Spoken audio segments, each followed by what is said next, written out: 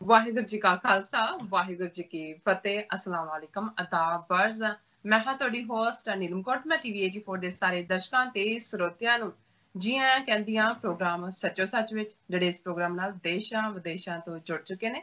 Khalsa affair centre ਦੇ ਸੰਚਾਲਕ doctor Amarjit Singh ji ਸਾਡੇ ਨਾਲ ਰੋਜ਼ਾਨਾ ਹੀ ਤਰ੍ਹਾਂ ਸਕਾਈਪ ਰਾਹੀਂ ਜੁੜ ਚੁੱਕੇ ਨੇ। ਆਓ ਉਹਨਾਂ ਨਾਲ ਗੱਲਬਾਤ ਕਰਕੇ ਅੱਜ ਦੇ ਅਹਿਮ ਇਸ਼ੂਜ਼ ਉੱਪਰ ਉਹਨਾਂ ਤੋਂ ਉਹਨਾਂ ਦਾ ਤਬਸਰਾ ਜਾਣਦੇ ਹਾਂ। ਜੀ ਡਾਕਟਰ ਸਾਹਿਬ, ਵਾਹਿਗੁਰੂ ਜੀ ਕਾ ਖਾਲਸਾ ਵਾਹਿਗੁਰੂ ਜੀ ਕੀ ਫਤਿਹ। ਹਾਂਜੀ ਨੀਲਮ ਕੌਰ ਜੀ, ਤੁਹਾਨੂੰ ਵੀ ਤੇ ਦੁਨੀਆ ਭਰ ਚ ਬੈਠੇ ਸਾਡੇ ਬਹੁਤ ਹੀ ਪਿਆਰੇ ਪਿਆਰੇ ਸੋਹਣੇ ਟੀਵੀ 84 ਦੇ ਦਰਸ਼ਕਾਂ ਨੂੰ ਵੀ ਵਾਹਿਗੁਰੂ ਜੀ ਕਾ ਖਾਲਸਾ ਵਾਹਿਗੁਰੂ ਜੀ ਕੀ ਫਤਿਹ। ਜੀ ਡਾਕਟਰ ਸਾਹਿਬ, ਜੀ ਆਇਆਂ ਨੂੰ ਪ੍ਰੋਗਰਾਮ ਸੱਚੋ ਸੱਚ ਵਿੱਚ। ਬਹੁਤ ਸ਼ੁਕਰੀਆ ਜੀ ਡਾਕਟਰ ਸਾਹਿਬ, ਅੱਜ 17 ਜੂਨ 2020 3 ਹੜ ਨਾਨਕਸ਼ਾਹੀ ਸੰਮਤ 552 ਦਾ ਦਿਨ ਹੈ ਤੇ ਡਾਕਟਰ ਸਾਹਿਬ ਪ੍ਰੋਗਰਾਮ ਸ਼ੁਰੂ ਕਰਨ ਤੋਂ ਪਹਿਲਾਂ ਅਸੀਂ ਆਪਣੇ ਦਰਸ਼ਕਾਂ ਤੇ ਸਰੋਤਿਆਂ ਨੂੰ ਹਮੇਸ਼ਾ ਤਰ੍ਹਾਂ ਦੱਸਦੇ ਵੀਅਰਸ, ਜੇ ਤੁਸੀਂ ਹੱਕ ਸੱਚ ਇਨਸਾਫ ਤੇ ਪੈਰਾ ਦਿੰਦਾ ਇੱਕੋ ਇੱਕ ਚੈਨਲ ਟੀਵੀ 84 ਨੂੰ ਦੇਖਣਾ ਚਾਹੁੰਦੇ ਹੋ ਤਾਂ ਤੁਸੀਂ ਦੇਖ ਸਕਦੇ ਹੋ ਸਪੈਕਟਰਮ ਕੇਬਲ, ਆਰਸੀਐਨ ਕੇਬਲ, ਬਲਫਰ ਕੇਬਲ ਇਨ ਕੈਨੇਡਾ, roku, ਚਾਤੂ ਬਾਕਸ, ਸ਼ਾਵਾ, ਫੇਸਬੁੱਕ ਟੀਵੀ 84 ਦੀ ਐਪ ਹੈ, online streaming and IP box ਤੇ ਤੁਸੀਂ ਟੀਵੀ 84 ਨੂੰ ਦੇਖ ਸਕਦੇ ਹੋ। ਵੀਅਰਸ, ਜੇ ਤੁਸੀਂ ਟੀਵੀ 84 ਨਾਲ ਜਾਂ ਪ੍ਰੋਗਰਾਮ ਸੱਚੋ ਸੱਚ ਨਾਲ ਫੇਸਬੁੱਕ ਰਾਹੀਂ ਜੁੜੇ ਹੋ ਤਾਂ ਇਸ ਨੂੰ ਵੱਧ ਤੋਂ ਵੱਧ ਲਾਈਕ ਕਰੋ ਤੇ ਸ਼ੇਅਰ ਕਰੋ ਅਤੇ ਨਾਲ ਹੀ YouTube ਤੇ ਸਬਸਕ੍ਰਾਈਬ ਵੀ ਕਰੋ। ਇਹ ਵੀ ਦੱਸਦੀ ਕਿ ਤੁਸੀਂ ਟੀਵੀ 84 ਦੀ ਐਪ ਨੂੰ ਐਂਡਰੋਇਡ ਐਂਡ ਐਪ ਸਟੋਰ ਤੇ ਡਾਊਨਲੋਡ ਕਰਕੇ ਜੋ ਟੀਵੀ 84 ਦੀ ਲਾਈਵ ਸਟ੍ਰੀਮ ਹੈ ਉਸ ਨੂੰ ਤੁਸੀਂ 24 ਆਵਰਸ ਦੇਖ ਸਕਦੇ ਹੋ। ਵੀਅਰਸ, ਹੁਣ ਅਸੀਂ ਆਪਣੇ ਪ੍ਰੋਗਰਾਮ ਦੀ ਸ਼ੁਰੂਆਤ ਕਰਨ ਜਾ ਰਹੇ ਹਾਂ। ਪ੍ਰੋਗਰਾਮ ਦੇ ਸ਼ੁਰੂ ਵਿੱਚ ਜੋ ਆਪਣੇ ਪ੍ਰੋਗਰਾਮ ਦੇ ਵਿੱਚ ਵਿਚਾਰੇ ਜਾਣ ਵਾਲੇ ਜੋ ਮੇਨ ਇਸ਼ੂ ਨੇ, ਜੋ ਮੁੱਦੇ ਨੇ, ਉਹਨਾਂ ਬਾਰੇ ਆਪਾਂ ਤੁਹਾਨੂੰ ਟੱਚ ਬੇਸ ਕਰ ਦਈਏ। ਸੋ ਪਹਿਲੇ ਸੈਗਮੈਂਟ ਦੇ ਵਿੱਚ ਆਪਾਂ ਚੀਨ ਭਾਰਤ ਨਾਲ ਜੋ ਟਕਰਾਅ ਦੀ ਲਾਈਨ ਉਸੇ ਤਰ੍ਹਾਂ ਜਾਰੀ ਹੈ ਜਿਸ ਤਰ੍ਹਾਂ ਕਿ ਜੰਗ ਦੇ ਮਾਹੌਲ ਬਣੇ ਹੋਏ ਹਨ, ਹਾਲਾਤ ਬਣੇ ਹੋਏ ਹਨ। ਸੋ ਇਸ ਬਾਰੇ ਆਪਾਂ ਪਹਿਲੇ ਸੈਗਮੈਂਟ ਦੇ ਵਿੱਚ ਗੱਲਬਾਤ ਕਰਾਂਗੇ ਕਿ ਕਿਸ ਤਰ੍ਹਾਂ ਗਾਲਵਾਨ ਵੈਲੀ ਵਿੱਚ ਚੀਨੀ ਫੌਜ ਤੇ ਭਾਰਤੀ ਫੌਜ ਦੇ 20 ਜਵਾਨ ਮਾਰੇ ਗਏ ਸਨ। ਮੀਡੀਆ ਰਿਪੋਰਟਾਂ ਅਨੁਸਾਰ ਅਜੇ ਵੀ ਦੋਵੇਂ ਪਾਸੇ ਘਾਟੀ ਵਿੱਚ 1000 ਤੋਂ ਜ਼ਿਆਦਾ ਜਵਾਨ ਇੱਕ ਦੂਸਰੇ ਦੀਆਂ ਅੱਖਾਂ 'ਚ ਅੱਖਾਂ ਪਾ ਕੇ ਇੱਕ ਦੂਸਰੇ ਨੂੰ ਵੰਗਾ ਰਹੇ ਹਨ। ਭਾਰਤ ਤੇ ਚੀਨ ਦੇ ਵਿਦੇਸ਼ ਮੰਤਰੀਆਂ ਨੇ ਇੱਕ ਦੂਸਰੇ ਨਾਲ ਫੋਨ ਤੇ ਗੱਲਬਾਤ ਵੀ ਕੀਤੀ ਹੈ। ਪ੍ਰਧਾਨ ਮੰਤਰੀ ਮੋਦੀ ਨੇ ਵੀ ਕਈ ਹਫ਼ਤਿਆਂ ਬਾਅਦ ਆਪਣਾ ਮੌਨ ਵਰਤ ਖੋਲਿਆ ਹੈ ਔਰ ਮਾਰੇ ਗਏ ਜਵਾਨਾਂ ਨੂੰ ਸ਼ਰਧਾਂਜਲੀ ਦੇਣ ਤੋਂ ਇਲਾਵਾ ਕਿਸੇ ਨੂੰ ਕੁਝ ਹੱਥ ਪੱਲੇ ਨਹੀਂ ਪਾਇਆ। ਸੋ ਇਸ ਉੱਪਰ ਆਪਾਂ ਗੱਲਬਾਤ ਕਰਾਂਗੇ। ਜਿਸ ਤਰ੍ਹਾਂ ਕਿ ਕਰੋਨਾ ਦਾ ਜੋ ਕਹਿਰ ਹੈ ਉਸੇ ਤਰ੍ਹਾਂ ਹੀ ਜਾਰੀ ਹੈ, ਕੇਸਾਂ ਦੀ ਜੋ ਗਿਣਤੀ ਹੈ ਦਿਨ ਬ ਦਿਨ ਵੱਧ ਰਹੀ ਹੈ। ਇਸ ਬਾਰੇ ਆਪਾਂ ਅਪਡੇਟ ਡਾਕਟਰ ਸਾਹਿਬ ਉਹਨਾਂ ਦੇ ਜਰੀਏ ਜਾਣਾਂਗੇ। ਸੋ ਦੂਸਰੇ ਸੈਗਮੈਂਟ ਦੇ ਵਿੱਚ ਆਪਾਂ ਗੱਲਬਾਤ ਕਰਨ ਜਾ ਰਹੇ ਹਾਂ ਕਿ ਮਾਹਰਾਂ ਵੱਲੋਂ ਕਿਹਾ ਜਾਂਦਾ ਹੈ ਕਿ ਭਾਰਤ ਨੇ ਚੀਨ ਨਾਲ ਟੱਕਰ ਅਮਰੀਕਾ ਨੂੰ ਖੁਸ਼ ਕਰਨ ਦੇ ਲਈ ਪਰ ਅਮਰੀਕਾ ਵੱਲੋਂ ਅਜੇ ਤੱਕ ਕੁਝ ਖਾਸ ਟਿੱਪਣੀ ਨਹੀਂ ਕੀਤੀ ਗਈ ਔਰ ਅਮਰੀਕਾ ਦੇ ਸਟੇਟ ਡਿਪਾਰਟਮੈਂਟ ਵੱਲੋਂ ਬਸ ਇੰਨਾ ਹੀ ਕਿਹਾ ਗਿਆ ਹੈ ਕਿ ਉਹ ਚੀਨ ਤੇ ਭਾਰਤ ਵਿਚਕਾਰ ਟਕਰਾਅ ਨੂੰ ਮੋਨੀਟਰ ਕਰ ਰਹੇ ਹਨ। ਇਸ ਤਰ੍ਹਾਂ ਲੱਗਦਾ ਹੈ ਕਿ ਭਾਰਤ ਇੰਟਰਨੈਸ਼ਨਲ ਕਮਿਊਨਿਟੀ ਦੇ ਵਿੱਚ ਅਲੱਗ ਥਲੱਗ ਹੋ ਗਿਆ ਹੈ। ਇਸ ਬਾਰੇ ਗੱਲਬਾਤ ਹੋਏਗੀ ਔਰ ਥਰਡ ਵਾਲੇ ਸੈਗਮੈਂਟ ਦੇ ਵਿੱਚ ਆਪਾਂ ਗੱਲਬਾਤ ਕਰਾਂਗੇ ਕਿ ਕਿਸ ਤਰ੍ਹਾਂ ਮੋਦੀ ਵੱਲੋਂ ਪਿਛਲੇ 6 ਸਾਲਾਂ ਵਿੱਚ ਚੀਨ ਦੇ ਪ੍ਰਧਾਨ ਸ਼ੀ ਜਿਨਪਿੰਗ ਨਾਲ 18 ਮੁਲਾਕਾਤਾਂ ਕੀਤੀਆਂ ਗਈਆਂ ਤੇ ਕਈ ਵਾਰ ਚੀਨ ਦੇ ਦੌਰੇ ਤੇ ਵੀ ਗਏ। ਪਰ ਕੀ ਕਾਰਨ ਹੈ ਕਿ ਚੀਨ ਨਾਲ ਭਾਰਤ ਦੀ ਨੀਤੀ ਪੂਰੀ ਤਰ੍ਹਾਂ ਫੇਲ ਹੋਈ? ਕੀ ਇਸ ਟਕਰਾਅ ਦੇ ਪੂਰੇ ਜੰਗ ਵਿੱਚ ਬਦਲਣ ਦੀਆਂ ਸੰਭਾਵਨਾਵਾਂ ਹਨ? ਇਸ ਬਾਰੇ ਆਪਾਂ ਡਾਕਟਰ ਕੋਲੋਂ ਤੋਂ ਉਹਨਾਂ ਦੀ ਜ਼ੁਬਾਨੀ ਜਾਣਾਂਗੇ ਔਰ ਫੋਰਥ ਵਾਲੇ ਸੈਗਮੈਂਟ ਦੇ ਵਿੱਚ ਆਪਾਂ ਗੱਲਬਾਤ ਕਰਾਂਗੇ ਕਿ ਭਾਰਤ ਵਿੱਚ ਕਿਵੇਂ ਦੂਸਰੇ ਧਰਮਾਂ ਖਾਸ ਕਰ ਇਸਲਾਮ ਬਾਰੇ ਨਫ਼ਰਤ ਫੈਲਾਈ ਜਾ ਰਹੀ ਹੈ। ਇਸ ਦੀ ਤਾਜ਼ਾ ਉਦਾਹਰਨ ਨਿਊਜ਼ 18 ਦੇ ਐਂਕਰ ਅਮੀਸ਼ ਦੇਵਗਨ ਵੱਲੋਂ ਹਜ਼ਰਤ ਖਵਾਜਾ ਮੋਇਨੁਦੀਨ ਚਿਸ਼ਤੀ ਸੰਬੰਧੀ ਕੀਤੀ ਗਈ ਨਾਪੱਖੀ ਟਿੱਪਣੀ ਹੈ। ਇਸ ਬਾਰੇ ਗੱਲਬਾਤ ਹੋਏਗੀ। ਉਸ ਤੋਂ ਬਾਅਦ ਰੂਹ ਦੀ ਖੁਰਾਕ ਗੁਰਬਾਣੀ ਵਿਚਾਰਾਂ ਦੀ ਸਾਂਝ ਤੋਂ ਨਾ ਪਾਈ ਜਾਏਗੀ। ਸੋ ਅਸੀਂ ਚਾਹਾਂਗੇ ਕਿ ਤੁਸੀਂ ਸਾਡੇ ਨਾਲ ਸਟਾਰਟਿੰਗ ਤੋਂ ਲੈ ਕੇ ਐਂਡ ਤੱਕ ਇਸੇ ਤਰ੍ਹਾਂ ਹੀ ਬਣੇ ਰਹਿਣਾ। ਦੇਖਣ ਸੁਣ ਲਈ ਤੁਹਾਡਾ ਸਭ ਦਾ ਬਹੁਤ ਬਹੁਤ ਸ਼ੁਕਰੀਆ। ਡਾਕਟਰ ਸਾਹਿਬ ਮੇਰੇ ਨਾਲ ਇਸ ਟਾਈਮ ਸਕਾਈਪ ਰਾਹੀਂ ਜੁੜ ਚੁੱਕੇ ਨੇ। ਆਓ ਉਹਨਾਂ ਨਾਲ ਗੱਲਬਾਤ ਕਰਕੇ ਆਪਣੇ ਪ੍ਰੋਗਰਾਮ ਦੀ ਸ਼ੁਰੂਆਤ ਕਰਦੇ ਹਾਂ। ਜੀ ਡਾਕਟਰ ਸਾਹਿਬ, ਕੀ ਵਿਚਾਰਾਂ ਨੇ ਤੁਹਾਡੀਆਂ? ਦੇਖੋ, ਸਭ ਤੋਂ ਪਹਿਲਾਂ ਤਾਂ ਅਸੀਂ ਆਪਣੇ ਉਹਨਾਂ ਸਾਰੇ ਵਿਊਅਰਸ ਦਾ ਜਿਹੜੇ ਦੁਨੀਆ ਭਰ 'ਚ ਨੇ ਔਰ ਖਾਸ ਤੌਰ ਤੇ ਆਪਣੇ ਪਾਕਿਸਤਾਨੀ ਭੈਣਾਂ ਭਰਾਵਾਂ ਦਾ ਸ਼ੁਕਰੀਆ ਅਦਾ ਕਰਦੇ ਜਿਨ੍ਹਾਂ ਨੇ ਸਾਡੇ ਕੱਲ੍ਹ ਦੇ ਪ੍ਰੋਗਰਾਮ ਨੂੰ ਬਹੁਤ ਸਰਾਹਿਆ। ਹਾਲਾਂਕਿ 1.5 ਘੰਟਾ ਇੱਕ ਲੰਬਾ ਅਰਸਾ ਹੁੰਦਾ ਹੈ ਲੇਕਿਨ ਪੂਰਾ ਪ੍ਰੋਗਰਾਮ ਵੀ ਜਿਹੜਾ ਹਜ਼ਾਰਾਂ ਲੋਕਾਂ ਨੇ ਪਿਛਲੇ 24 ਘੰਟੇ ਦੇ ਵਿੱਚ ਦੇਖਿਆ ਹੈ। ਸੈਂਕੜਿਆਂ ਉਸ ਤੇ ਕਾਮੈਂਟ ਨੇ, ਬਹੁਤ ਸਾਰਿਆਂ ਨੇ ਜਿਹੜਾ ਤਾਰੀਫ ਕੀਤੀ ਹੈ ਕਿ ਅਸੀਂ ਆਬਜੈਕਟਿਵਲੀ ਫੈਕਟਸ ਨੂੰ ਸਾਹਮਣੇ ਰੱਖ ਕੇ ਗੱਲ ਕਰਦੇ ਹਾਂ। ਸਾਡੀ ਕੋਸ਼ਿਸ਼ ਜ਼ਰੂਰ ਹੁੰਦੀ ਹੈ, ਹਾਲਾਂ ਇਹਦੇ 'ਚ ਵੀ ਕੋਈ ਸ਼ੱਕ ਨਹੀਂ ਕਿ ਥੋੜਾ ਬਹੁਤ ਬਾਇਸ ਵੀ ਜ਼ਰੂਰ ਹੈ, ਕਿਉਂਕਿ ਜਦੋਂ ਤੁਸੀਂ ਨਿਰਪੱਖ ਵੀ ਗੱਲ ਕਰ ਰਹੇ ਹੁੰਦੇ ਹੋ, ਫਿਰ ਵੀ ਤੁਹਾਡੇ ਇੰਟਰਸਟ ਕਿੱਥੇ ਜੁੜੇ ਹੋਏ ਨੇ, ਤੁਸੀਂ ਉਹ ਪਾਸਾ ਵੀ ਦੇਖਦੇ ਹੋ ਜਿਹੜਾ ਆਮ ਲੋਕ ਨਹੀਂ ਦੇਖਣਾ ਚਾਹੁੰਦੇ, ਕਿਉਂਕਿ ਉਹਨਾਂ ਦੇ ਅੰਦਰ ਇੱਕ ਖੌਫ ਹੈ ਕਿ ਉਹਨਾਂ ਦੇ ਉੱਤੇ ਦੇਸ਼ ਧਰੋਹ ਨਾ ਲੱਗ ਜਾਏ। ਔਰ ਮੈਂ ਦੇਖਦਾ ਕਿ ਭਾਰਤ ਦੇ ਜਿਹੜੇ ਕ੍ਰਿਟਿਕ ਕਿਸਮ ਦੇ ਜਰਨਲਿਸਟ ਵੀ ਨੇ, ਜਿਹੜੇ ਅਦਰਵਾਈਜ਼ ਮੋਦੀ ਜਾਂ ਹਿੰਦੂਤਵਾ ਨੂੰ ਹੈਡ ਔਨ ਲੈਂਦੇ ਨੇ, ਉਹ ਵੀ ਜਦੋਂ ਕੰਪੇਅਰ ਕਰ ਰਹੇ ਨੇ ਕਿ ਭਾਰਤ ਦੇ 20 ਜਵਾਨ ਸ਼ਹੀਦ ਹੋਏ, ਉੱਥੇ ਉਹ ਸ਼ਹੀਦ ਲਫ਼ਜ਼ ਇਸਤੇਮਾਲ ਕਰਦੇ ਨੇ, ਔਰ ਕਿੰਨੇ ਚੀਨ ਦੇ ਮਾਰੇ ਗਏ ਇਹਦਾ ਪਤਾ ਨਹੀਂ ਹੈ। ਸੋ ਜ਼ਾਹਿਰ ਹੈ ਕਿ ਇਹਦੇ ਬਾਵਜੂਦ ਕਿ ਉਹ ਕੋਸ਼ਿਸ਼ ਕਰਦੇ ਨੇ ਜੀ ਅਸੀਂ ਆਬਜੈਕਟਿਵ ਵਿਊ ਦੇ ਰਹੇ, ਤੇ ਉੱਥੇ ਉਹ ਜਿਹੜਾ ਉਹਨਾਂ ਦੇ ਆਪਣੇ ਸ਼ਹੀਦ ਬਣ ਜਾਂਦੇ ਨੇ। ਸੋ ਅਸੀਂ ਇਸ ਸਾਰੇ ਦੇ ਵਿੱਚ ਇੰਨਾ ਕੁ ਬਾਇਸ ਸਾਡੇ 'ਚ ਜ਼ਰੂਰ ਹੈ ਕਿ ਵੀ ਅਸੀਂ ਇਹ ਦੇਖਦੇ ਹਾਂ ਹਿੰਦੂਤਵਾ ਨੂੰ ਇਨ ਐਂਡ ਆਊਟ, ਔਰ ਉਹਨਾਂ ਦੇ ਫੇਕ ਪੈਟਰੀਓਟਿਜ਼ਮ ਦਾ ਸਾਨੂੰ ਕੋਈ ਜਿਹੜਾ ਉਹ ਖੌਫ ਨਹੀਂ ਹੈ ਕਿ ਉਹਨਾਂ ਨੇ ਸਾਨੂੰ ਦੇਸ਼ ਧਰੋਹੀ ਕਹਿਣਾ। ਔਰ ਜ਼ਾਹਿਰ ਹੈ ਕਿ ਅਸੀਂ ਆਪਣਾ ਇੰਟਰਸਟ ਵੀ ਦੇਖਦੇ ਹਾਂ ਕਿ ਇਸ ਸਾਰੇ ਕ੍ਰਾਈਸਿਸ ਚੋਂ ਸਿੱਖ ਕੌਮ ਆਪਣਾ ਘਰ ਖਾਲਿਸਤਾਨ ਕਿਵੇਂ ਕੱਢ ਸਕਦੀ ਹੈ, ਔਰ ਸਾਡਾ ਪਾਕਿਸਤਾਨ ਦੇ ਨਾਲ ਜਿਹੜਾ ਨੇੜਲਾ ਸੰਬੰਧ ਇਹ ਸਾਰੇ ਪੀਰੀਅਡ 'ਚ ਹੋਰ ਵੀ ਜਿਹੜਾ ਉਹ ਨਿੱਘਾ ਹੋਇਆ, ਉਸ ਦੇ ਵਿੱਚ ਅਸੀਂ ਇਹ friend in need is a friend indeed, ਕਿ ਦੋਸਤ ਉਹੀ ਹੁੰਦਾ ਜਿਹੜਾ ਉਹਦੇ ਲਈ ਮੁਸ਼ਕਿਲ ਵੇਲੇ ਕੰਮ ਆਏ। ਉਹਨਾਂ ਜ਼ਰੂਰ ਸਾਡਾ ਯਤਨ ਹੈ ਕਿ ਸਾਡੀਆਂ ਸਾਂਝਾਂ ਵੀ ਪੁਖਤਾ ਹੋਣ, ਔਰ ਭਵਿੱਖ ਦੇ ਵਿੱਚ ਮੁਸਤਕਬਲ ਦੇ ਵਿੱਚ ਖਾਲਿਸਤਾਨ ਪਾਕਿਸਤਾਨ ਗਵਾਂਢੀ ਦੇਸ਼ਾਂ ਵਾਂਗ ਜਿਵੇਂ ਅਮਰੀਕਾ ਕੈਨੇਡਾ ਦੇ ਰਿਸ਼ਤੇ ਨੇ, ਅਸੀਂ ਉਹਨਾਂ ਨੂੰ ਡਿਵੈਲਪ ਕਰ ਸਕੀਏ। ਔਰ ਇਸ ਅੱਜ ਦਾ ਪ੍ਰੋਗਰਾਮ ਵੀ ਲਗਭਗ ਇਸ ਸਾਰੇ ਕਨਫਲਿਕਟ ਦਾ ਇੰਟਰਨੈਸ਼ਨਲ ਰਿਐਕਸ਼ਨ ਕੀ ਹੈ, ਅਮਰੀਕਾ ਨੇ ਕਿਵੇਂ ਬਿਲਕੁਲ ਕੋਲਡ ਸ਼ੋਲਡਰ ਰਿਸਪੌਂਸ ਦਿੱਤਾ ਹੈ, ਔਰ ਇੱਕ ਪਾਸੇ ਉੱਥੇ ਪੂਰਾ ਟਕਰਾਅ ਹੈ। ਉੱਥੇ ਅੱਜ ਹਵਾਈ ਦੇ ਵਿੱਚ ਜਿਹੜਾ ਉਹਨਾਂ ਦੇ ਪੋਲਿਟ ਬਿਊਰੋ ਦਾ ਡੈਲੀਗੇਸ਼ਨ ਔਰ ਅਮਰੀਕਾ ਦੇ secretary of state Mike Pompeo ਮਿਲ ਰਹੇ ਨੇ, ਔਰ ਇਸ ਗੱਲ ਦੀ ਆਸ ਹੈ ਕਿ ਕੋਈ ਨਾ ਕੋਈ ਸਮਝੌਤਾ ਜਿਹੜਾ ਹੈ ਆਪਸ ਦੇ ਵਿੱਚ ਹੋਏਗਾ। ਇਸ ਬੈਕਡ੍ਰੌਪ 'ਚ ਇਹ ਵੀ ਇੰਪੋਰਟੈਂਟ ਹੈ ਕਿ ਚਾਈਨਾ ਨੇ ਨਾ ਸਿਰਫ ਭਾਰਤ ਨੂੰ ਜਿਹੜਾ ਹੈ ਉਹ ਟਿਕਾਣੇ ਲਾ ਕੇ ਮੈਸੇਜ ਦਿੱਤਾ ਹੈ ਅਮਰੀਕਾ ਨੂੰ, ਈਵਨ ਨਾਰਥ ਕੋਰੀਆ ਜਿਹੜਾ ਜ਼ਾਹਿਰ ਹੈ ਚਾਈਨਾ ਦਾ ਬੈਕਯਾਰਡ ਹੈ, ਉਹਨਾਂ ਨੇ ਜਿਵੇਂ ਉਸ ਬਿਲਡਿੰਗ ਨੂੰ ਜਿੱਥੇ ਕਿ ਟਰੰਪ ਗਏ ਔਰ ਉਹਨਾਂ ਦੇ ਨਾਰਥ ਕੋਰੀਅਨ ਸਦਰ ਦੇ ਨਾਲ ਮੁਲਾਕਾਤ ਹੋਈ, ਔਰ ਉਹਨਾਂ ਨੇ ਕਿਹਾ ਜੀ ਇਹ ਹਿਸਟੋਰੀਕਲ ਗੁੱਡਵਿਲ ਦਾ ਹੈ। ਉਹਨਾਂ ਨੇ ਆਲਰੇਡੀ ਨਾਰਥ ਕੋਰੀਆ ਪਿੱਛੇ ਹਟਦਾ ਗਿਆ ਅਮਰੀਕਾ ਤੋਂ, ਔਰ ਪਿਛਲੇ ਕੱਲ ਉਹਨਾਂ ਨੇ ਉਹ ਬਿਲਡਿੰਗ ਵੀ ਜਿਹੜੀ ਹੈ ਬਾਰਡਰ ਦੇ ਉੱਤੇ ਉਹਨੂੰ ਉਡਾ ਦਿੱਤਾ ਬੰਬਾਂ ਦੇ ਨਾਲ। ਇਹ ਦੱਸਦੇ ਆ ਕਿ ਅਸੀਂ ਕਿਸੇ ਨੂੰ ਵੀ ਕੋਈ ਜਿਹੜਾ ਆਨਸਰੇਬਲ ਤਾਂ ਦੂਰ ਦੀ ਗੱਲ ਵੀ ਸਾਡੇ 'ਚ ਕੋਈ ਗੁੱਡਵਿਲ ਨਹੀਂ। ਔਰ ਉਹਨਾਂ ਨੇ ਸਾਊਥ ਕੋਰੀਆ ਨੂੰ ਵਾਰਨ ਵੀ ਕੀਤਾ ਹੈ ਕਿ ਭਾਈ ਤੁਸੀਂ ਤਿਆਰ ਰਹੋ, ਤੁਸੀਂ ਇੱਥੇ ਸਾਡੇ ਲੀਫਲੈਟ ਭੇਜ ਰਹੇ ਹੋ, ਨਾ ਪੱਖੀ ਪ੍ਰੋਪੇਗੈਂਡਾ ਕਰ ਰਹੇ ਹੋ, ਅਸੀਂ ਤੁਹਾਨੂੰ ਸਬਕ ਸਿਖਾਵਾਂਗੇ। ਔਰ ਇੱਕ ਅੰਦਾਜ਼ੇ ਮੁਤਾਬਕ 20,000 ਤੋਂ 50,000 ਤੱਕ ਅਮਰੀਕਨ ਫੌਜੀ, ਇੱਕ ਵੇਲੇ 50,000 ਰਹੇ ਨੇ, ਹੁਣ ਮੈਂ ਕਿਤੇ ਨੰਬਰ 20 ਜਾਂ 30 ਵੀ ਸੁਣਿਆ। ਸੋ ਔਰ ਉਹ ਇਸ ਕਿਸਮ ਦੀ ਸਿਚੁਏਸ਼ਨ 'ਚ ਨੇ ਜੋਗ੍ਰਾਫਿਕਲੀ ਕਿ ਬਿਲਕੁਲ ਜਿਹੜਾ ਸਾਊਥ ਕੋਰੀਆ ਹੈ ਉਹ ਬਿਲਕੁਲ ਵਲਨਰੇਬਲ ਹੈ ਨਾਰਥ ਕੋਰੀਆ ਦੇ ਸਾਹਮਣੇ। ਸੋ ਇਹ ਵੀ ਚੀਨ ਨੇ ਅਮਰੀਕਾ ਦੇ ਨਾਲ ਇਸ ਲੈਵਲ ਦੀ ਗੱਲਬਾਤ ਜਿਹੜੀ ਹਵਾਈ 'ਚ ਹੋਣ ਜਾ ਰਹੀ ਹੈ, ਉਹ ਕਰਨ ਤੋਂ ਪਹਿਲਾਂ ਇਹ ਸਾਰੇ ਹੀ ਸਿਨੈਰੀਓ ਬੜੇ ਕਲੀਅਰ ਕਰ ਦਿੱਤੇ ਨੇ। ਹਾਂਗਕਾਂਗ ਦੇ ਮਾਮਲੇ 'ਚ ਵੀ ਉਹਨਾਂ ਨੇ ਅਸਰਟਿਵਨੈਸ ਰੱਖੀ, ਇੰਡੀਆ ਦੇ ਮਾਮਲੇ 'ਚ ਵੀ ਰੱਖੀ, ਔਰ ਜ਼ਾਹਿਰ ਤੌਰ ਦੇ ਉੱਤੇ ਨਾਰਥ ਕੋਰੀਆ ਰਾਹੀਂ ਵੀ ਇਹ ਮੈਸੇਜ ਦਿੱਤਾ। ਸੋ ਅਮਰੀਕਾ ਵੀ ਜਿਵੇਂ ਉਹਨੇ ਬਿਲਕੁਲ ਭਾਰਤ ਦੇ ਮੁੱਦੇ ਤੇ ਇੱਕ ਮੋਨੀਟਰਿੰਗ ਵਾਲੀ ਗੱਲ ਹੀ ਕੀਤੀ, ਅਸੀਂ ਦੂਸਰੇ ਸੈਗਮੈਂਟ 'ਚ ਗੱਲ ਕਰਾਂਗੇ ਕਿ ਭਾਰਤ ਨਾ ਸਿਰਫ ਆਪਣੇ ਗਵਾਂਢੀਆਂ ਤੋਂ ਅਲੱਗ-ਥਲੱਗ ਪਿਆ, ਇੰਟਰਨੈਸ਼ਨਲੀ ਵੀ ਕਿਵੇਂ ਆਈਸੋਲੇਟ ਹੋਇਆ, ਪਰ ਇਸ ਮੁੱਦੇ ਤੇ ਕਿੰਨੇ ਹੀ ਦਿਨਾਂ ਨਹੀਂ ਹਫ਼ਤਿਆਂ ਤੋਂ ਬਾਅਦ ਜਿਹੜੇ ਪ੍ਰਧਾਨ ਮੰਤਰੀ ਨਰਿੰਦਰ ਮੋਦੀ ਭਾਰਤ ਮਾਤਾ ਕੇ ਸੁਪੁੱਤਰ, ਉਹਨਾਂ ਨੇ ਵੀ ਜ਼ਬਾਨ ਖੋਲੀ ਹੈ। ਔਰ ਉਹਨਾਂ ਨੇ ਜਿਹੜੀ ਚੀਫ ਮਿਨਿਸਟਰਸ ਦੇ ਨਾਲ ਵਰਚੁਅਲ ਕਾਨਫਰੰਸ ਕੀਤੀ, ਉਸ ਤੋਂ ਪਹਿਲਾਂ 7-8 ਮਿੰਟ ਦਾ ਚੇਸਟ ਗੰਗਾ ਜਮਨੀ ਹਿੰਦੀ ਦੇ ਵਿੱਚ, ਜਿਸ ਹਿੰਦੀ ਨੂੰ RSS ਵਾਲੇ ਹੀ ਸਮਝ ਸਕਦੇ ਨੇ, ਆਪਣਾ ਭਾਸ਼ਣ ਵੀ ਦਿੱਤਾ। ਔਰ ਉਹਨਾਂ ਦੀ ਜ਼ਬਾਨ ਚੋਂ ਬੇਸ਼ੱਕ ਹਿੰਦੀ ਦਾ ਚੇਸਟ ਨਿਕਲ ਰਹੀ ਹੈ, ਪਰ ਉਹਨਾਂ ਦੇ ਚਿਹਰੇ ਤੇ ਹਵਾਈਆਂ ਉੱਡੀਆਂ ਹੋਈਆਂ ਨੇ। ਇਵੇਂ ਲੱਗਦਾ ਹੈ ਜਿਵੇਂ ਮੈਂ ਕਿਤੇ ਪੜ੍ਹ ਰਿਹਾ ਸੀ ਕਿ ਪੁਰਤਗਾਲ ਦਾ ਇੱਕ ਡਿਪਲੋਮੈਟ ਜਿੱਥੇ ਤਾਇਨਾਤ ਸੀ ਔਰ ਜਰਮਨ ਨੇ ਅਟੈਕ ਕੀਤਾ ਜਦੋਂ ਫਰਾਂਸ ਤੇ, ਔਰ ਯਹੂਦੀ ਉੱਥੋਂ ਕੱਢੇ ਔਰ ਉੱਥੇ ਆ ਗਏ। ਉਹਨਾਂ ਲਈ ਅੱਗੋਂ ਕੋਈ ਦਰਵਾਜ਼ਾ ਨਹੀਂ ਸੀ।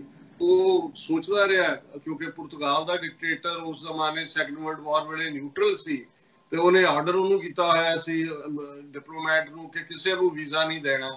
ਉਹ ਕਈ ਦਿਨ ਜਿਹੜਾ ਆਪਣੇ ਘਰ ਦੇ ਅੰਦਰ ਚੁੱਪਚਾਪ ਰਿਹਾ। ਫਿਰ ਜਦੋਂ ਨਿਕਲਿਆ ਤੇ ਜਿਵੇਂ ਕਿਹਾ ਜਾਂਦਾ ਹੈ ਕਿ ਉਹਦੇ ਸਿਰ ਦੇ ਵਾਲ ਚਿੱਟੇ ਹੋ ਗਏ ਸੀ। ਔਰ ਇਸ ਸਾਰੇ 'ਚ ਉਹਨੇ ਫੈਸਲਾ ਕੀਤਾ ਕਿ ਨਹੀਂ, ਮੇਰੇ ਸਾਹਮਣੇ, ਔਰ ਉਹਨੇ ਆਪਣੀ ਕਿਸੇ ਡਾਇਰੀ ਦੇ ਵਿੱਚ ਲਿਖਿਆ ਕਿ ਇੱਕ ਕੈਥੋਲਿਕ ਦੀ ਵਜ੍ਹਾ ਕਰਕੇ ਲੱਖਾਂ ਯਹੂਦੀ ਮਾਰੇ ਜਾ ਰਹੇ ਨੇ। ਉਹਦਾ ਜਿਹੜਾ ਇਸ਼ਾਰਾ ਉਹ ਹਿਟਲਰ ਵੱਲ ਸੀ। ਔਰ ਉਹਨੇ ਕਿਹਾ ਵੀ ਹੁਣ ਇੱਕ ਕੈਥੋਲਿਕ ਜਿਹੜਾ ਹੈ ਉਸ ਗੁਨਾਹ ਦਾ ਜ਼ਰੂਰ ਜਿਹੜਾ ਹੈ ਉਸ ਨੂੰ ਪੁੰਨ 'ਚ ਬਦਲਣ ਦੀ ਕੋਸ਼ਿਸ਼ ਕਰੇਗਾ। ਔਰ ਉਹਨੇ ਫਿਰ ਹਜ਼ਾਰਾਂ ਦੀ ਗਿਣਤੀ 'ਚ ਧੜਾ-ਧੜ ਵੀਜ਼ੇ ਦਿੱਤੇ ਯਹੂਦੀਆਂ ਨੂੰ, ਕਿਉਂਕਿ ਪੁਰਤਗਾਲ ਤੱਕ ਪਹੁੰਚਣ ਤੋਂ ਬਾਅਦ ਜੇ ਉਹ ਪੁਰਤਗਾਲ ਪਹੁੰਚ ਜਾਂਦੇ ਸੀ, ਅੱਗੋਂ ਉਸ ਤੋਂ ਪਹਿਲਾਂ ਸਪੇਨ ਆਉਂਦੇ ਸੀ ਪੁਰਤਗਾਲ, ਤੇ ਉੱਥੋਂ ਦੁਨੀਆ 'ਚ ਕਿਤੇ ਨਾ ਕਿਤੇ ਪਹੁੰਚ ਸਕਦੇ ਸੀ। ਔਰ ਜ਼ਾਹਰ ਹੈ ਕਿ ਘੱਟੋ ਘੱਟ 50,000 ਤੋਂ ਜ਼ਿਆਦਾ ਯਹੂਦੀਆਂ ਨੂੰ ਉਹਨੇ ਉੱਥੇ ਕੱਢਿਆ, ਜਿਹਨਾਂ ਦੇ ਅੱਗੋਂ ਟਰੰਬਰ ਅੱਜ ਲੱਖਾਂ ਦੇ ਵਿੱਚ ਨੇ। ਔਰ ਈਵਨ ਉਹਨੂੰ ਪਹਿਲੀ ਵਾਰ ਪੁਰਤਗਾਲ ਦੀ ਪਾਰਲੀਮੈਂਟ ਨੇ ਰੈਕਗਨਾਈਜ਼ ਕੀਤਾ। ਹਾਲਾਂਕਿ ਜਦੋਂ ਉਹ ਵਾਪਸ ਮੁੜਿਆ ਉਹਨੂੰ ਡਿਸਮਿਸ ਕਰ ਦਿੱਤਾ ਗਿਆ ਨੌਕਰੀ ਤੋਂ, ਉਸ ਨੂੰ ਪੈਨਸ਼ਨ ਵੀ ਨਹੀਂ ਦਿੱਤੀ ਗਈ। ਔਰ ਉਹ ਇੱਕ ਬੜਾ ਗਰੀਬ ਦੇ ਤੌਰ ਤੇ ਜਿਹਨੂੰ ਕਹਿੰਦੇ ਨੇ ਕਿ ਵੀ ਬਿਲਕੁਲ ਪੈਨੀਲੈਸ ਉਮਰ ਹੈ, ਲੇਕਿਨ ਇਹ ਵੀ ਗੱਲ 60-70 ਸਾਲ ਬਾਅਦ ਉਹਨੂੰ ਰੈਕਗਨਾਈਜ਼ ਕੀਤਾ ਗਿਆ। ਪਰ ਮੈਂ ਗੱਲ ਬੁਢਾਪੇ ਦੀ ਕਰਦਾ ਕਿ ਜਦੋਂ ਤੁਸੀਂ ਕਿਸੇ ਐਸੇ ਇਸ਼ੂ ਦੇ ਉੱਤੇ ਚਿੰਤਨ 'ਚ ਚਲੇ ਜਾਂਦੇ ਹੋ, ਤੁਹਾਨੂੰ ਪਤਾ ਨਹੀਂ ਲੱਗਦਾ ਕਿ ਹਨੇਰਾ ਕੀ ਹੈ ਤੇ ਚਾਨਣ ਕੀ ਹੈ। ਤੇ ਮੈਂ ਉਹਨੂੰ ਤਾਂ ਨਹੀਂ ਦੇਖਿਆ ਕਿ ਵੀ ਉਹ ਪੁਰਤਗਾਲ ਦੇ ਡਿਪਲੋਮੈਟ ਦਾ ਕਿਵੇਂ ਸਿਰ ਚਿੱਟਾ ਹੋਏਗਾ ਜਾਂ ਉਹਦਾ ਚਿਹਰਾ ਉਹਨੂੰ ਕਿਵੇਂ 20 ਸਾਲ ਉਹ ਬੁੱਢਾ ਹੋ ਗਿਆ। ਲੇਕਿਨ ਮੋਦੀ ਦੀ ਸ਼ਕਲ ਤੋਂ ਨਜ਼ਰ ਆ ਰਿਹਾ ਕਿ ਭਾਈ ਇਹ ਜਿਹੜਾ ਇਹਨਾਂ ਨੇ ਝੂਠ ਪਰੋਸਿਆ ਹੈ, ਝੂਠ ਵੇਚਦੇ ਰਹੇ ਨੇ, ਹੁਣ ਇਹ ਕਿਵੇਂ ਐਕਸਪੋਜ਼ ਹੋਏ ਨੇ। ਔਰ ਇਹ ਉਸ ਦੀ ਜਿਹੜੀ ਹੈ ਪ੍ਰੈਜੈਂਟੇਸ਼ਨ ਤੇ ਤਬਸਰਾ ਕਰਨ ਤੋਂ ਪਹਿਲਾਂ ਮੈਂ ਅਫਸੋਸ ਦਾ ਇਜ਼ਹਾਰ ਕਰਦਾ ਕਿ ਸਾਡੇ ਇੱਕ ਬੜੇ ਫੇਵਰਿਟ ਸੱਜਣ ਜਿਹੜੇ ਕਦੇ ਅਸੀਂ ਆਪਣੇ ਬਚਪਨ ਦੇ ਵਿੱਚ, ਜਦੋਂ ਕਿ ਇਹਨਾਂ ਦੇ ਹੁਣ 900 ਚੈਨਲ ਨੇ ਭਾਰਤ ਦੇ ਵਿੱਚ ਜਿਹੜੇ ਦਿਨ ਰਾਤ ਨਫ਼ਰਤ ਵੀ ਪਰੋਸਦੇ ਨੇ ਔਰ ਗੰਦ ਵੀ ਪਰੋਸਦੇ ਨੇ, ਉਦੋਂ ਅਜੇ ਭਾਰਤੀ ਦੂਰਦਰਸ਼ਨ ਦੀ ਰੀਚ ਪੰਜਾਬ ਤੱਕ ਨਹੀਂ ਸੀ। ਔਰ ਪਾਕਿਸਤਾਨ ਟੀਵੀ ਜਿਸ ਦੇ ਬਹੁਤ ਚੰਗੇ ਡਰਾਮੇ ਜਿਹੜੇ ਤੁਸੀਂ ਪਰਿਵਾਰਾਂ ਨਾਲ ਬੈਠ ਕੇ ਦੇਖ ਸਕਦੇ ਸੀ, ਔਰ ਉਹਨਾਂ 'ਚ ਵੀ ਜਿਹੜਾ ਇੱਕ ਖਾਸ ਸ਼ੋਅ ਨਿਲਾਮਕਾਰ, ਜਿਸ ਨੂੰ ਤਾਰਿਕ ਅਜ਼ੀਜ਼, ਜਿਨ੍ਹਾਂ ਦੀ ਆਵਾਜ਼ ਆਪਣੇ ਆਪ ਦੇ ਵਿੱਚ ਮੈਂ ਸਮਝਦਾ ਵੀ ਬੜੀ ਯੂਨੀਕ ਆਵਾਜ਼ ਸੀ। ਜਦੋਂ ਤੁਸੀਂ ਅੱਜ ਵੀ ਭਾਵੇਂ ਹਜ਼ਾਰਾਂ ਲੋਕਾਂ ਦੀ ਆਵਾਜ਼ ਤੁਸੀਂ ਬੈਕਗ੍ਰਾਉਂਡ ਸੁਣਾਓ, ਜਦੋਂ ਤਾਰਿਕ ਅਜ਼ੀਜ਼ ਬੋਲੇਗਾ ਤੇ ਸਾਹਮਣੇ ਆ ਜਾਂਦਾ ਹੈ ਕਿ ਭਾਈ ਸ਼ੇਰ ਦੀ ਮਾਨੰਦ ਆਵਾਜ਼ ਵੀ। ਔਰ ਬੇਸ਼ੱਕ ਜਿਵੇਂ ਉਹਨਾਂ ਦਾ ਸੰਬੰਧ ਦੁਆਬੇ ਨਾਲ ਸੀ, ਇਧਰੋਂ ਹੀ ਉਹ ਗਏ ਸੀ, ਪਰ ਉਹਨਾਂ ਦਾ ਉਰਦੂ ਕਿਸੇ ਵੀ ਲਖਨਵੀ ਉਰਦੂ ਅੰਦਾਜ਼ ਨੂੰ ਮਾਤ ਪਾਉਂਦਾ। ਔਰ ਉਹਨਾਂ ਦਾ ਨਿਲਾਮਕਾਰ ਦੇ ਥੱਲੇ ਜਿਵੇਂ ਉਹਨਾਂ ਨੇ ਕੁਐਸਚਨਸ ਫਰੇਮ ਕਰਨੇ, ਔਰ ਜਿਵੇਂ ਅੱਗੋਂ ਜਿਹੜੇ ਨੇ ਔਰ ਉਹਦੇ 'ਚ ਇਨਾਮ ਹੁੰਦੇ ਸੀ, ਕਿਸੇ ਨੂੰ ਕਾਰ ਇਨਾਮ 'ਚ ਹੈ, ਕਿਸੇ ਨੂੰ ਦੂਜਾ। ਔਰ ਉਹਨਾਂ ਦਾ ਇੱਕ ਜੁਮਲਾ ਜਦੋਂ ਕਿਸੇ ਨੇ ਜਵਾਬ ਦੇਣਾ ਔਰ ਜਿਹੜਾ ਠੀਕ ਜਵਾਬ ਹੈ ਤਾਂ ਉਹਨਾਂ ਨੇ ਕਹਿਣਾ ਜਵਾਬ ਦਰੁਸਤ ਹੈ। ਔਰ ਖਾਸ ਕਿਸਮ ਦਾ ਮਿਊਜ਼ਿਕ, ਔਰ ਇਹ ਉਹਨਾਂ ਜ਼ਮਾਨਿਆਂ ਦੇ ਵਿੱਚ ਬਹੁਤ ਸਾਰਿਆਂ ਦਾ ਤਕੀਆ ਕਲਾਮ ਬਣ ਗਿਆ ਸੀ ਕਿ ਜਵਾਬ ਦਰੁਸਤ ਹੈ। ਔਰ ਉਹ ਇਸ ਫਾਨੀ ਸੰਸਾਰ ਨੂੰ ਅਲਵਿਦਾ ਕਹਿ ਗਏ ਨੇ। ਹਾਲਾਂਕਿ ਮੇਰਾ ਨਿੱਜੀ ਤੌਰ ਤੇ ਉਹਨਾਂ ਦੇ ਨਾਲ ਨਾ ਕੋਈ ਜਾਣ ਨਾ ਪਛਾਣ, ਪਰ ਕੁਝ ਉਹ ਇਨਸਾਨ ਹੁੰਦੇ ਨੇ ਜਿਨ੍ਹਾਂ ਦੇ ਨਾਲ ਤੁਸੀਂ ਕਿਤੇ ਨਾ ਕਿਤੇ ਆਇਡੈਂਟੀਫਾਈ ਕਰ ਰਹੇ ਹੁੰਦੇ। ਔਰ ਉਹਨਾਂ ਦੇ ਕੁਝ ਪ੍ਰੋਗਰਾਮ ਜਿਨ੍ਹਾਂ 'ਚ ਉਹ ਸਿੱਖ ਕਪਲਸ ਨੂੰ, ਜਦੋਂ ਹੁਣ ਵੀ ਭਾਵੇਂ ਉਹ ਬੁਢਾਪੇ 'ਚ ਆ ਗਏ ਸੀ, ਇੱਕ ਪ੍ਰੋਗਰਾਮ ਉਹ PTV ਤੇ ਫਿਰ ਚਲਾਉਂਦੇ ਸੀ, ਔਰ ਉਹਦੇ 'ਚ ਵੀ ਇੱਕ ਅੱਧਾ ਪ੍ਰੋਗਰਾਮ ਜਿਹਦੇ 'ਚ 3-4 ਕਪਲਸ ਨੇ, ਉਹਨਾਂ ਨੂੰ ਬਿਠਾਇਆ। ਇੱਕ ਸਿੱਖ ਕਪਲ ਵੀ ਚੇਚਾ ਪਿਸ਼ਾਵਰ ਤੋਂ ਆਏ ਜਿਨ੍ਹਾਂ ਦੇ ਨਾਲ, ਔਰ ਉਸ ਤੋਂ ਪਹਿਲਾਂ ਵੀ ਜਦੋਂ ਉਹਨਾਂ ਦੇ ਪਹਿਲੇ ਪ੍ਰੋਗਰਾਮ ਵੀ ਰਹੇ ਨੇ, ਜਿਵੇਂ ਜਗਜੀਤ ਲਾਇਲਪੁਰੀਆ, ਔਰ ਦੂਸਰਾ ਉਹਨਾਂ ਦਾ ਮੇਰਾ ਸੋਹਣਾ ਪਾਕਿਸਤਾਨ, ਉਹਨਾਂ ਦਾ ਸੌਂਗ, ਔਰ ਆਪਣੇ ਪ੍ਰੋਗਰਾਮ ਦੇ ਵਿੱਚ ਉਹਨੂੰ ਬੜਾ ਹਾਈਲਾਈਟ ਕਰਨਾ। ਸੋ ਮੈਂ ਸਮਝਦਾ ਵੀ ਇਹ ਜਿਹੜੇ 47 ਤੋਂ ਪਹਿਲਾਂ ਦੀ ਜਨਰੇਸ਼ਨ, ਜਿਨ੍ਹਾਂ ਦਾ ਇਧਰ ਦੇ ਨਾਲ ਤਾਲੁਕ ਵੀ ਸਿੱਖਾਂ ਦੇ ਨਾਲ ਸੀ, ਔਰ ਉਹਨਾਂ ਨੇ ਇਨੀਸ਼ੀਅਲੀ ਪਾਕਿਸਤਾਨ ਜਿਹੜਾ ਸਕ੍ਰੈਚ ਤੋਂ ਸ਼ੁਰੂ ਹੋਇਆ, ਜਿਨ੍ਹਾਂ ਦੇ ਕੋਲ ਪਿੰਨਾ ਵੀ ਨਹੀਂ ਸੀ, ਉਹਨਾਂ ਨੂੰ ਜਿਹੜਾ ਕਾਗਜ਼ ਜੋੜਨ ਦੇ ਲਈ, ਔਰ ਕਿਵੇਂ ਇਹ ਉਹ ਸ਼ਖਸੀਅਤਾਂ ਨੇ ਜਿਨ੍ਹਾਂ ਨੇ ਸੱਚਮੁੱਚ ਇੱਕ ਆਪਣੇ ਲੋਕਾਂ ਨੂੰ ਉਹ ਪਲੇਟਫਾਰਮ ਮੁਹੱਈਆ ਕਰਵਾਇਆ ਜਿੱਥੇ ਕਿ ਉਹ ਆਪਣੇ ਜਜ਼ਬਾਤਾਂ ਦਾ ਵੀ ਇਜ਼ਹਾਰ ਕਰਦੇ ਸੀ। ਉਹਨਾਂ 'ਚੋਂ ਬੈਸਟ ਟੈਲੈਂਟ ਵੀ ਨਿਕਲਦਾ ਰਿਹਾ, ਔਰ ਜਿਹੜੇ ਇਸ ਕਿਸਮ ਦੇ ਪ੍ਰੋਗਰਾਮ ਸੀ, ਅੱਜ ਤਾਂ ਅਨਫੋਰਚੂਨੇਟਲੀ ਇਹ ਸਾਰਾ ਜਿਹੜਾ ਸੋਸ਼ਲ ਮੀਡੀਆ ਦੇ ਨਾਂ ਥੱਲੇ ਵੀ ਔਰ ਇਹ TRP ਦੇ ਨਾਂ ਥੱਲੇ ਵੀ ਜਿਹੜੀ ਕੁਆਲਿਟੀ ਹੈ ਜਾਂ ਕੰਟੈਂਟ ਹੈ ਇਹ ਮੈਟਰ ਹੀ ਨਹੀਂ ਕਰਦਾ। ਗੱਲ ਤਾਂ ਇਹ ਹੈ ਵੀ ਤੁਸੀਂ ਕਿਹੜਾ ਗੰਦ ਪਰੋਸਦੇ ਹੋ ਜਿਹਦੇ ਥੱਲੇ ਤੁਹਾਡੀ TRP ਵੱਧਦੀ ਹੈ ਜਾਂ ਤੁਹਾਡੀਆਂ ਜਿਹੜੀਆਂ ਨੇ ਉਹ ਲੋਕਾਂ ਦੇ ਵਿੱਚ ਤੁਸੀਂ ਜਾਣਦੇ ਹੋ। ਪਰ ਉਹ ਜ਼ਮਾਨਾ ਅਸ਼ਫਾਕ ਅਹਿਮਦ ਜਿਨ੍ਹਾਂ ਦੇ ਡਰਾਮੇ ਅੱਜ ਵੀ ਜਦੋਂ ਤੁਸੀਂ ਉਸ ਜ਼ਮਾਨੇ ਦੇ ਨੂੰ ਦੇਖੋ ਤਾਂ ਮੈਨੂੰ ਤਾਂ ਇਵੇਂ ਹੀ ਲੱਗ ਰਿਹਾ ਹੁੰਦਾ ਹੈ ਕਿ ਜਿਵੇਂ ਇਹ ਕਿੱਥੇ ਚਲਾ ਗਿਆ ਸਾਰਾ ਜ਼ਮਾਨਾ। ਸੋ ਜ਼ਾਹਰ ਹੈ ਕਿ ਤਾਰਿਕ ਅਜ਼ੀਜ਼ ਸਾਹਿਬ ਦਾ ਜਾਣਾ ਉਸ ਦੇ ਉੱਤੇ ਅਸੀਂ ਅਫਸੋਸ ਦਾ ਇਜ਼ਹਾਰ ਕਰਦੇ ਔਰ ਇਹੀ ਰੱਬ ਦੇ ਅੱਗੇ ਦੁਆ ਹੈ, ਅਰਦਾਸ ਹੈ ਕਿ ਉਹਨਾਂ ਨੂੰ ਰੱਬ ਅੱਲਾਹ ਤਾਲਾ ਵਾਹਿਗੁਰੂ ਜन्नत नसीब कराए और पाकिस्तान TV PTV वापस अपनिया ਜਿਹੜੀਆਂ ਨੇ ਬੁਲੰਦੀਆਂ ਵੱਲ ਮੁੜੇ ਕਿਉਂਕਿ over a period of time talent ਵੀ ਔਰ ਕਿਉਂਕਿ ਕੰਪੀਟੀਸ਼ਨ ਕਈ ਪਾਸਿਓਂ ਹੀ ਆਇਆ ਔਰ ਜਿਵੇਂ ਮੈਂ ਕਿਹਾ ਕਿ ਜਦੋਂ ਪਾਕਿਸਤਾਨ 'ਚ ਮੁਸ਼ਰਫ ਦੇ ਜ਼ਮਾਨੇ ਦੇ ਵਿੱਚ ਮੀਡੀਆ ਦੀ ਖੁੱਲ੍ਹ ਹੋਈ ਤਾਂ ਫਿਰ ਬਹੁਤ ਚੈਨਲ ਆਏ ਨੇ, ਬਹੁਤ ਸਾਰਾ ਕੁਝ ਹੁੰਦਾ ਹੈ। ਪਰ ਮੈਂ ਬਹੁਤ ਵਾਰ ਦੇਖਦਾ ਹੈ ਕਿ ਈਵਨ ਉੱਥੇ ਜਿਹੜਾ ਮਸ਼ਹੂਰੀ ਜਾਂ ਪਪੂਲਰ ਹੋਈ ਨੇ ਜਿੱਥੇ ਬਹੁਤ ਸਾਰੀ ਈਵਨ ਉਹਨਾਂ ਦਾ ਸੀਰੀਅਸ ਐਨਾਲਿਸਿਸ ਜਾਂ ਜਿਹੜੇ ਫਿਲਸਫੀਕਲ ਪ੍ਰੋਗਰਾਮ ਨੇ ਉਹਨਾਂ ਦੀ ਥਾਂ ਤੇ ਵੀ ਐਂਟਰਟੇਨਮੈਂਟ ਜਾਂ ਚੁਟਕਲੇ ਜਾਂ ਉਸ ਕਿਸਮ ਦਾ ਜਿਹੜਾ ਹੈ, ਠੀਕ ਹੈ ਸਾਡੇ ਉਸ ਤਬਕੇ ਨੂੰ ਜਿਹੜਾ ਐਂਟਰਟੇਨਮੈਂਟ ਨਾਲ ਸੀ ਉਹਨਾਂ ਦਾ ਰਿਸਪੈਕਟ ਵੀ ਵਧਿਆ, ਰੁਜ਼ਗਾਰ ਵੀ ਮਿਲਿਆ। ਪਰ ਜਿੱਥੇ ਮੁਲਕ ਜਾਂ ਕੋਈ ਤਹਿਜ਼ੀਬ ਸੀਰੀਅਸਨੈਸ ਦੇ ਨਾਲ ਆਪਣਾ ਮੁਸਤਕਬਲ ਕੱਢਦੀ ਹੈ, ਜੇ ਹਰ ਚੀਜ਼ ਜੋਕ ਦੇ ਵਿੱਚ ਹੀ ਹੋਏ ਜਾਂ ਹਰ ਚੀਜ਼ ਨੂੰ ਤੁਸੀਂ ਇੱਕ ਚੁਟਕਲਾ ਹੀ ਬਣਾ ਦੇਣਾ ਤੇ ਫਿਰ over a period of time ਜਿਵੇਂ ਸਾਡਾ ਵੀ ਇਧਰ ਭਾਰਤੀ ਕਬਜ਼ੇ ਵਾਲੇ ਪੰਜਾਬ ਦੇ ਅਸੀਂ ਦੇਖੀਏ ਕਿ ਲੈ ਦੇ ਕੇ ਉਸ ਕਿਸਮ ਦੇ ਹੀ ਸਿੰਗਰ ਜਿਹੜੇ ਗੋਲੀਆਂ ਦੀ, ਸ਼ਰਾਬ ਦੀ ਔਰ ਮਾਰ ਧਾੜ ਦੀ ਗੱਲ ਕਰਦੇ ਨੇ, ਲੱਚਰਪੁਣਾ ਸਾਰਾ ਔਰ ਭੰਗੜੇ ਦੇ ਨਾਂ ਥੱਲੇ ਔਰ ਦੂਸਰਾ ਤੀਸਰਾ ਕੀ ਪਰੋਸਿਆ ਜਾ ਰਿਹਾ।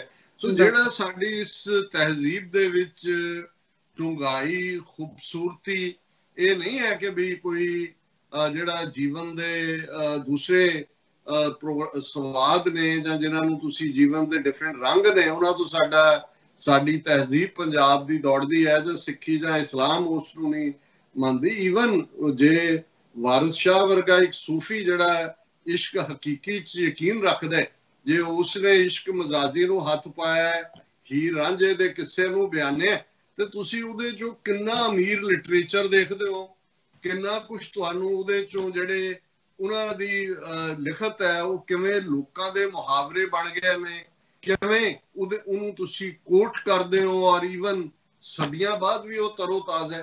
ਇਹ ਹੈ ਕਿਸੇ ਵੀ ਖਿੱਤੇ ਦੀ ਤਹਿਜ਼ੀਬ। ਰੂਹਾਨੀਅਤ ਦੇ ਤੌਰ ਤੇ ਗੁਰੂ ਗ੍ਰੰਥ ਸਾਹਿਬ ਦੀ ਬਾਣੀ, ਗੁਰੂ ਨਾਨਕ ਸਾਹਿਬ ਦਾ ਕਲਾਮ, ਬਾਬਾ ਫਰੀਦ ਦੀ ਬਾਣੀ ਉਹ ਸਾਡਾ ਅਮੀਰ ਵਿਰਸਾ ਹੈ। ਪਰ ਜੇ ਅਸੀਂ ਇਸ ਸਾਰੇ ਦੌਰ 'ਚ ਦੇਖੀਏ ਖਾਸ ਤੌਰ ਤੇ ਪਿਛਲੀ ਅੱਧੀ ਸਦੀ ਦੇ ਵਿੱਚ ਤੇ ਫਿਰ ਕਾਫੀ ਕੁਛ ਥੱਲੇ ਨੂੰ ਗਿਆ। ਸੋ ਮੈਂ ਇਸ ਹਵਾਲੇ ਨਾਲ ਸਮਝਦਾ ਕਿ ਵੀ ਸਾਨੂੰ ਜਿਹੜੇ ਸਾਡੇ ਚਿੰਤਕ ਨੇ ਉਹਨਾਂ ਨੂੰ ਵਿਦ ਆਲ ਸੀਰੀਅਸਨੈਸ ਇਸ ਦੇ ਉੱਤੇ ਕੰਮ ਕਰਨ ਦੀ ਲੋੜ ਹੈ। ਔਰ ਇਹ ਜਿਹੜਾ ਰੁਝਾਨ ਹੈ ਸਾਡੀ ਸੁਸਾਇਟੀ 'ਚ, ਸਮਾਜ 'ਚ, ਜਿਹਦੇ 'ਚ ਕਿ ਕੋਈ ਗੰਭੀਰਤਾ ਨਹੀਂ ਹੈ, ਕੋਈ ਖਾਸ ਨਜ਼ਰੀਆ ਨਹੀਂ ਹੈ ਔਰ ਲੈ ਦੇ ਕੇ ਇੱਕ ਗਵਾਚਿਆਪਨ ਹੈ, ਇੱਕ ਕਨਫਿਊਜ਼ਨ ਹੈ, ਭੰਬਲ ਭੂਸ ਹੈ, ਸਸਤੀ ਸ਼ੌਹਰਤ ਦੀ ਦੌੜ ਹੈ, ਪੈਸੇ ਦੀ ਦੌੜ ਹੈ। ਹੁਣ ਅਸੀਂ ਮੁੜਦੇ ਮੋਦੀ ਜਿਹੜੇ ਆਪਣੀ ਗੁਫਾ 'ਚੋਂ ਨਿਕਲੇ 10 ਸਾਲ 20 ਸਾਲ ਹੋਰ ਭਾਵੇਂ ਅੰਦਰ ਬੈਠ ਕੇ ਉਹਨਾਂ ਨੇ ਕਿਹੜਾ ਕਾੜਾ ਪੀਤਾ ਹੈ ਜਾਂ ਨਹੀਂ ਪੀਤਾ, ਪਰ ਇਹਦੇ 'ਚ ਕੋਈ ਸ਼ੱਕ ਨਹੀਂ ਹੈ ਕਿ ਬਿਲਕੁਲ ਉਹ ਸ਼ੌਕ ਵਾਲੀ ਹਾਲਤ ਹੈ। ਔਰ ਜਿਹੜੀ ਜਦੋਂ ਉਹ ਵਰਚੁਅਲ ਕਾਨਫਰੰਸ ਦੇ ਵਿੱਚ ਐਡਰੈਸ ਵੀ ਕਰ ਰਹੇ ਨੇ ਉਹਨਾਂ ਨੂੰ, ਚੀਫ ਮਿਨਿਸਟਰਸ ਨੂੰ, ਤੁਹਾਨੂੰ ਕੋਈ ਉਹਦੇ 'ਚੋਂ ਨਾ ਚੀਨ ਲਫ਼ਜ਼ ਉਹਨਾਂ ਨੇ ਇਸਤੇਮਾਲ ਕੀਤਾ। ਹਾਂ, ਜਿਵੇਂ ਪੁਲਵਾਮਾ ਦੀ ਆੜ ਦੇ ਵਿੱਚ ਉਹਨਾਂ ਜਵਾਨਾਂ ਨੂੰ 40 CRPF ਵਾਲਿਆਂ ਨੂੰ ਸ਼ਹੀਦ ਬਣਾ ਕੇ 2019 ਦੀਆਂ ਚੋਣਾਂ ਇਹਨਾਂ ਨੇ ਕੱਢੀਆਂ ਨੇ, ਇਸ ਬਾਰੇ ਜ਼ਰੂਰ ਜਿਹੜੀਆਂ ਕ੍ਰਿਟੀਕਲ ਟਿੱਪਣੀਆਂ ਨੇ ਉਹ ਇਹ ਕਹਿ ਰਹੇ ਨੇ ਕਿ ਭਾਈ ਇੱਕ ਪਾਸੇ ਤਾਂ ਇਹਨਾਂ ਦੇ ਮੀਡੀਆ ਦੇ ਉੱਤੇ ਬੈਠ ਕੇ ਮੋਦੀ ਮੀਡੀਆ ਤੇ ਉਹ ਲੋਕ ਸੀ ਜਿਹੜੇ ਕਹਿ ਰਹੇ ਸੀ ਜੀ ਸਿਆਸੀ ਮੋਦੀ ਸਰਕਾਰ ਦਾ ਕੀ ਕਸੂਰ ਹੈ ਜੇ ਉੱਥੇ ਉਹਨਾਂ ਨੇ ਕਬਜ਼ਾ ਕਰ ਲਿਆ, ਇਹ ਤਾਂ ਫੌਜ ਦਾ ਹੈ ਜਾਂ ਇੰਡੋ ਤਿੱਬਤਨ ਬਾਰਡਰ ਫੋਰਸ ਜਿਹੜੇ ਗਸ਼ਤ ਕਰਦੇ ਸੀ ਕਿ ਉਹਨਾਂ ਨੇ ਕੰਮ ਨਹੀਂ ਕੀਤਾ। ਹਾਲਾਂਕਿ ਜਦੋਂ ਕ੍ਰੈਡਿਟ ਲੈਣ ਦਾ ਵੇਲਾ ਸੀ ਪੁਲਵਾਮਾ ਦੇ ਵੇਲੇ ਜਾਂ ਦੂਜਾ, ਉਦੋਂ ਉਹ ਕਹਿ ਰਿਹਾ ਉੱਥੇ ਗੰਗਾ ਦੇ ਕੰਢੇ ਇੰਟਰਵਿਊ ਦਿੰਦੇ ਆ अपने चहेते टीवी चैनल्स ਨੂੰ कि मैंने ऑर्डर किया इसका, मैंने सर्जिकल स्ट्राइक का किया। हालांकि सर्जिकल का दे वो सर्जिकल स्ट्राइक ही है, पर हुण ये लगदा है ਜਦੋਂ ਤੁਸੀਂ ਦੀ ਟਾਈਮਿੰਗ ਜਾਂ ਦੂਸਰਾ ਦੇਖਦੇ ਹੋ, ਹੁਣ ਜਿਹੜੇ 20 ਮਾਰੇ ਗਏ ਨੇ ਉਹਨਾਂ ਦੇ ਵਿੱਚ 4 ਸਿੱਖ ਫੌਜੀ ਨੇ ਪੰਜਾਬ ਦੇ, ਗੁਰਦਾਸਪੁਰ ਮਾਨਸਾ ਸੰਗਰੂਰ ਦੇ ਨਾਲ ਉਹਨਾਂ ਦਾ ਸੰਬੰਧ ਹੈ। 5 ਜਿਹੜੇ ਨੇ ਬਿਹਾਰ ਦੇ ਨੇ, ਗੁਜਰਾਤ ਚੋਂ ਤਾਂ ਕੋਈ ਹੈ ਹੀ ਨਹੀਂ, ਜਾਂ ਅਦਰਵਾਈਜ਼ ਹੁਣ ਬਿਹਾਰ 'ਚ ਵੀ ਚੋਣਾਂ ਹੋਣ ਵਾਲੀਆਂ ਨੇ। ਔਰ ਜਿਹੜੇ ਲੋਕ ਉੱਥੇ ਬੈਠੇ ਨੇ ਉਹ ਦੇਖਦੇ ਨੇ ਕਿ ਬਈ ਇਹ ਆਮ ਲੋਕ ਤਾਂ ਉਹਨਾਂ ਨੂੰ ਜਿਹੜਾ ਵਿਚਾਰੇ ਸਫਰ ਕਰ ਰਹੇ ਨੇ, ਉਹਨਾਂ 'ਚੋਂ ਕਿਸੇ ਦਾ ਵਿਆਹ ਹੋਣਾ ਸੀ, ਕਿਸੇ ਦੇ ਘਰ 'ਚ ਬੱਚਾ ਜਾਂ ਬੱਚੀ ਪੈਦਾ ਹੋਇਆ, ਵਿਆਹ 2 ਸਾਲ ਪਹਿਲਾਂ, ਇਹ ਇੱਕ ਹਿਊਮਨ ਪੇਨ ਸਟੋਰੀਜ਼ ਨੇ। ਔਰ ਤੁਸੀਂ ਕਿਸੇ ਦੀ ਵੀ ਗੱਲ ਕਰ ਰਹੇ ਹੋ ਦੁਨੀਆ ਦੇ ਵਿੱਚ, ਇੱਕ ਇਨਸਾਨ ਹੋਣ ਦੇ ਨਾਤੇ ਤੁਸੀਂ ਉਸ ਇਨਸਾਨੀ ਦਰਦ ਤੋਂ ਆਪਣੇ ਆਪ ਨੂੰ ਵੱਖ ਨਹੀਂ ਕਰ ਸਕਦੇ। ਲੇਕਿਨ ਜਿਨ੍ਹਾਂ ਸਿਆਸਤਦਾਨਾਂ ਨੇ, ਜਿਨ੍ਹਾਂ ਦੀਆਂ ਨੀਤੀਆਂ, ਜਿਸ ਕਿਸਮ ਦਾ ਮੋਦੀ ਰਜੀਮ ਔਰ ਹਿੰਦੂਤਵੀ ਰਜੀਮ, ਜਿਵੇਂ ਇਹਨਾਂ ਨੇ ਫੌਜ ਦਾ ਬੇਕਰਕੀ ਨਾਲ ਇਸਤੇਮਾਲ ਕੀਤਾ। ਪਹਿਲਾਂ ਅਸੀਂ ਇੰਦਰਾ ਗਾਂਧੀ ਵੱਲ ਦੇਖਦੇ ਹਾਂ ਕਿ ਕਿਵੇਂ ਟੈਂਕਾਂ ਤੋਪਾਂ ਦੇ ਨਾਲ ਗੁਰਦੁਆਰੇ ਤੇ ਟੈਂਕ ਤੋਪ ਚਾੜੇ।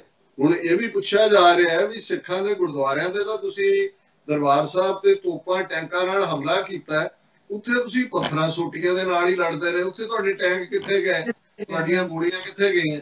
ਫਿਰ ਦੂਸਰਾ ਪੱਖ ਇਹ ਸਾਹਮਣੇ ਆਉਂਦਾ ਹੈ ਕਿ ਕੀ ਹੁਣ ਇਸ ਸਾਰੇ ਨੂੰ ਇਹਨਾਂ ਦਾ ਚੀਨ ਵੱਲ ਮੂੰਹ ਨਾ ਕਰਨਾ, ਕੁਛ ਨਾ ਕਹਿਣਾ, ਕਿ ਇਹ ਅਮਰੀਕਾ ਦੀ ਖੁਸ਼ਨੁਦੀ ਹਾਸਲ ਕਰਨ ਲਈ ਸੀ ਕਿ ਵੀ ਅਸੀਂ ਜਿਹੜਾ ਦੇਖੋ ਉਹਨਾਂ ਦੇ ਵਿੱਚ ਵੱਜੇ। ਕਿਉਂਕਿ ਕਿਸੇ ਨੇ ਵੀ, ਹਾਲਾਂ ਇਹ ਨੇ ਖਬਰਾਂ ਕਿ ਜੀ ਜਿਹੜੇ ਉਹਨਾਂ ਦੇ ਦੋਨੋਂ ਦੇ ਹੀ, ਜੈ ਸ਼ੰਕਰ ਉਹਨਾਂ ਦਾ ਫੋਰਨ ਮਿਨਿਸਟਰ ਔਰ ਚਾਈਨਾ ਦਾ, ਉਹਨਾਂ ਨੇ ਟੈਲੀਫੋਨਿਕ ਗੱਲਬਾਤ ਕੀਤੀ ਹੈ ਔਰ ਇਹ ਕਿਹਾ ਕਿ ਜੀ ਉਹਨਾਂ ਨੇ ਇੱਕ ਦੂਜੇ ਨੂੰ ਦੋਸ਼ ਦਿੱਤਾ। ਹਾਲਾਂ ਚੀਨ ਨੇ ਬੜਾ ਕਲੀਅਰ ਕੀਤਾ ਹੈ, ਉਹਨਾਂ ਨੇ ਕਿਹਾ ਜੀ ਇਹਨਾਂ ਨੇ ਸ਼ਰਾਰਤ ਕੀਤੀ। ਔਰ ਇਹ ਸਾਹਮਣੇ ਆ ਰਿਹਾ ਕਿ ਇੱਕ ਪਾਸੇ ਲੈਫਟੀਨੈਂਟ ਕਰਨਲ ਲੈਵਲ ਦੇ ਉੱਤੇ ਗੱਲਬਾਤ ਹੋ ਰਹੀ ਹੈ ਜਿਹੜਾ ਸੁਭਾਸ਼ ਬਾਬੂ ਹੈ ਉਹਦੇ ਨਾਲ, ਦੂਸਰੇ ਪਾਸੇ ਸ਼ਾਮ ਨੂੰ ਜਾ ਕੇ ਇਹਨਾਂ ਦੇ ਫੌਜੀ ਜਿੱਥੇ ਉਹਨਾਂ ਨੇ ਆਪਣਾ ਟੈਂਟ ਲਾਇਆ ਹੋਇਆ ਸੀ ਉੱਥੇ ਅਟੈਕ ਕਰਕੇ ਉਹਨੂੰ ਅੱਗ ਲਾ ਦਿੰਦੇ ਨੇ। ਔਰ ਇਹਦੇ ਵਿੱਚ ਕੋਈ ਸ਼ੱਕ ਨਹੀਂ ਹੈ ਕਿ ਜਦੋਂ ਚਾਈਨਾ ਹੁਣ ਗੁੱਸੇ ਨਾਲ ਕਹਿ ਰਿਹਾ ਹੈ, ਉਹਨਾਂ ਨੇ ਕਿਹਾ ਉਹਨਾਂ ਦੇ ਮਿਨਿਸਟਰੀ ਨੇ ਕਿ ਇਹਦੀ ਇਨਕੁਆਇਰੀ ਕਰਾਓ ਵੀ ਤੁਸੀਂ ਕਿਉਂ ਜਿਹੜਾ ਅਟੈਕ ਕੀਤਾ, ਔਰ ਸੀਰੀਅਸ ਇਨਕੁਆਇਰੀ ਕਰਾਓ। ਔਰ ਨਾਲ ਦੀ ਨਾਲ ਉਹਨਾਂ ਨੇ ਕਿਹਾ ਵੀ ਅਸੀਂ ਡਿਫੈਂਡ ਕਰਾਂਗੇ ਆਪਣਾ ਹਰ ਇੰਚ, ਜਿਹੜਾ ਚੀਨ ਦਾ ਬਿਆਨ। ਸੋ ਇਹਦੇ ਤੋਂ ਇਹ ਲੱਗਦਾ ਹੈ ਕਿ ਵੀ ਇੱਕ ਪਾਸੇ ਜਦੋਂ ਇਹਨਾਂ ਨੇ ਗੱਲਬਾਤ ਤੋਰੀ ਹੋਈ ਸੀ, ਐਸਾ ਕੀ ਕਾਰਨ ਸੀ ਕਿ ਇਹਨਾਂ ਨੇ ਇਸ ਕਿਸਮ ਦਾ ਕੀਤਾ, ਔਰ ਇਹਦੇ ਬਾਵਜੂਦ ਕਿ ਜ਼ਾਹਰ ਹੈ ਕਿ ਇਹਨਾਂ ਨੂੰ ਫਿਰ ਇਸ ਗੱਲ ਦਾ ਪਤਾ ਹੋਣਾ ਚਾਹੀਦਾ ਸੀ ਕਿ ਜੇ ਤੁਸੀਂ ਚਾਈਨਾ ਦੀ ਟੈਰੀਟਰੀ ਜਿਹਨੂੰ ਉਹਨਾਂ ਨੇ ਆਕੂਪਾਈ ਕੀਤਾ ਹੈ, ਉਹਨਾਂ ਦੇ ਤੰਬੂ ਨੂੰ ਅੱਗ ਲਾਉਂਦੇ ਹੋ, ਤੇ ਉਹਨਾਂ ਨੇ ਤਾਂ ਫਿਰ ਜਵਾਬੀ ਕਾਰਵਾਈ ਕਰਨੀ ਹੈ। ਔਰ ਉਹਨਾਂ ਨੇ ਇਹੀ ਨਹੀਂ, ਫਿਰ ਉਹਨਾਂ ਨੇ ਡਰੋਨਸ ਦਾ ਇਸਤੇਮਾਲ ਵੀ ਕੀਤਾ ਹੈ, ਲੱਭ ਕੇ ਉਹਨਾਂ ਨੇ ਇਹਨਾਂ ਦੇ ਜਿਹੜੇ ਮਾਰੇ ਨੇ। ਔਰ ਇਹਨਾਂ ਦਾ ਹਾਲ ਇਹ ਔਰ ਇਹ ਵੀ ਆ ਰਿਹਾ ਕਿ ਵੀ 20 ਕੈਜੁਅਲਟੀਜ਼ ਤਾਂ ਬਹੁਤ ਘੱਟ ਗਈਆਂ ਜਾ ਰਹੀਆਂ ਨੇ।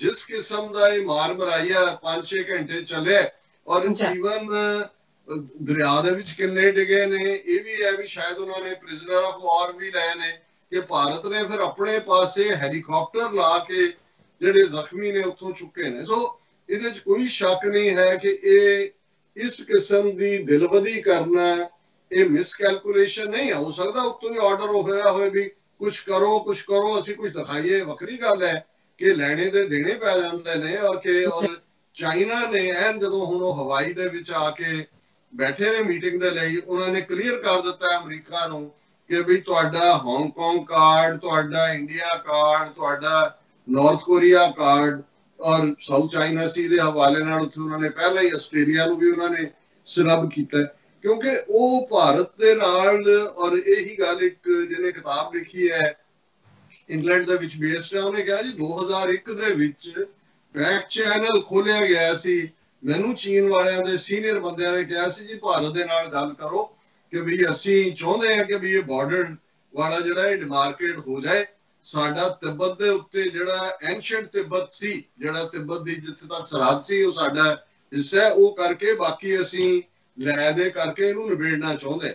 ਉਹਨੇ ਕਿਹਾ ਜੀ ਮੈਂ ਇਹ ਕਨਵੇ ਵੀ ਕਰਵਾਇਆ, ਮੇਨਕਾ ਗਾਂਧੀ ਰਾਹੀਂ ਉਸ ਵੇਲੇ ਦੇ ਫੋਰਨ ਮਿਨਿਸਟਰ ਜਸਵੰਤ ਸਿੰਘ ਨੂੰ, ਜਿਹਨੇ ਵਾਜਪਾਈ ਦਾ ਪਰ ਕੋਈ ਜਵਾਬ ਨਹੀਂ ਦਿੱਤਾ। ਸੋ ਇਹਦੇ 'ਚ ਕੋਈ ਸ਼ੱਕ ਨਹੀਂ ਹੈ ਕਿ ਹੁਣ ਜਦੋਂ ਇੰਡੀਅਨ ਜਰਨਲਿਸਟ ਬੈਠ ਕੇ ਆਪਣੀ ਇਹ ਦੱਸਦੇ ਨੇ ਕਿ ਜੀ ਇੰਨੇ ਸਾਲ ਬਾਅਦ, ਪਤਾ ਨਹੀਂ 35 ਸਾਲ ਬਾਅਦ ਪਹਿਲੀ ਵਾਰ ਭਾਰਤ ਦਾ ਨੁਕਸਾਨ ਹੋਇਆ ਕਿ ਜੀ ਜਦੋਂ 62 ਤੋਂ ਬਾਅਦ 67 ਦੇ ਵਿੱਚ ਇੰਦਰਾ ਗਾਂਧੀ ਦੇ ਵੇਲੇ ਨਥੂਲਾ ਦੇ ਵਿੱਚ ਚੀਨ ਨੇ ਕੀਤਾ ਸੀ, ਭਾਰਤ ਨੇ ਜਵਾਬੀ ਕਾਰਵਾਈ ਕਰਕੇ ਠੋਕਿਆ ਸੀ। ਫਿਰ ਕੋਈ ਹੋਰ ਦੀ ਗੱਲ ਹੋ ਰਹੀ ਹੈ, ਫਿਰ ਰਾਜੀਵ ਗਾਂਧੀ ਦੇ ਵੇਲੇ ਦਾ ਆ ਰਿਹਾ ਜੀ 89 ਪੀਰੀਅਡ 'ਚ ਜਦੋਂ ਹੋਇਆ ਤੇ ਰਾਜੀਵ ਗਾਂਧੀ ਨੇ ਡਿਪਲੋਮੈਟਿਕਲੀ ਰਿਜ਼ੋਲਵ ਕੀਤਾ ਸੀ।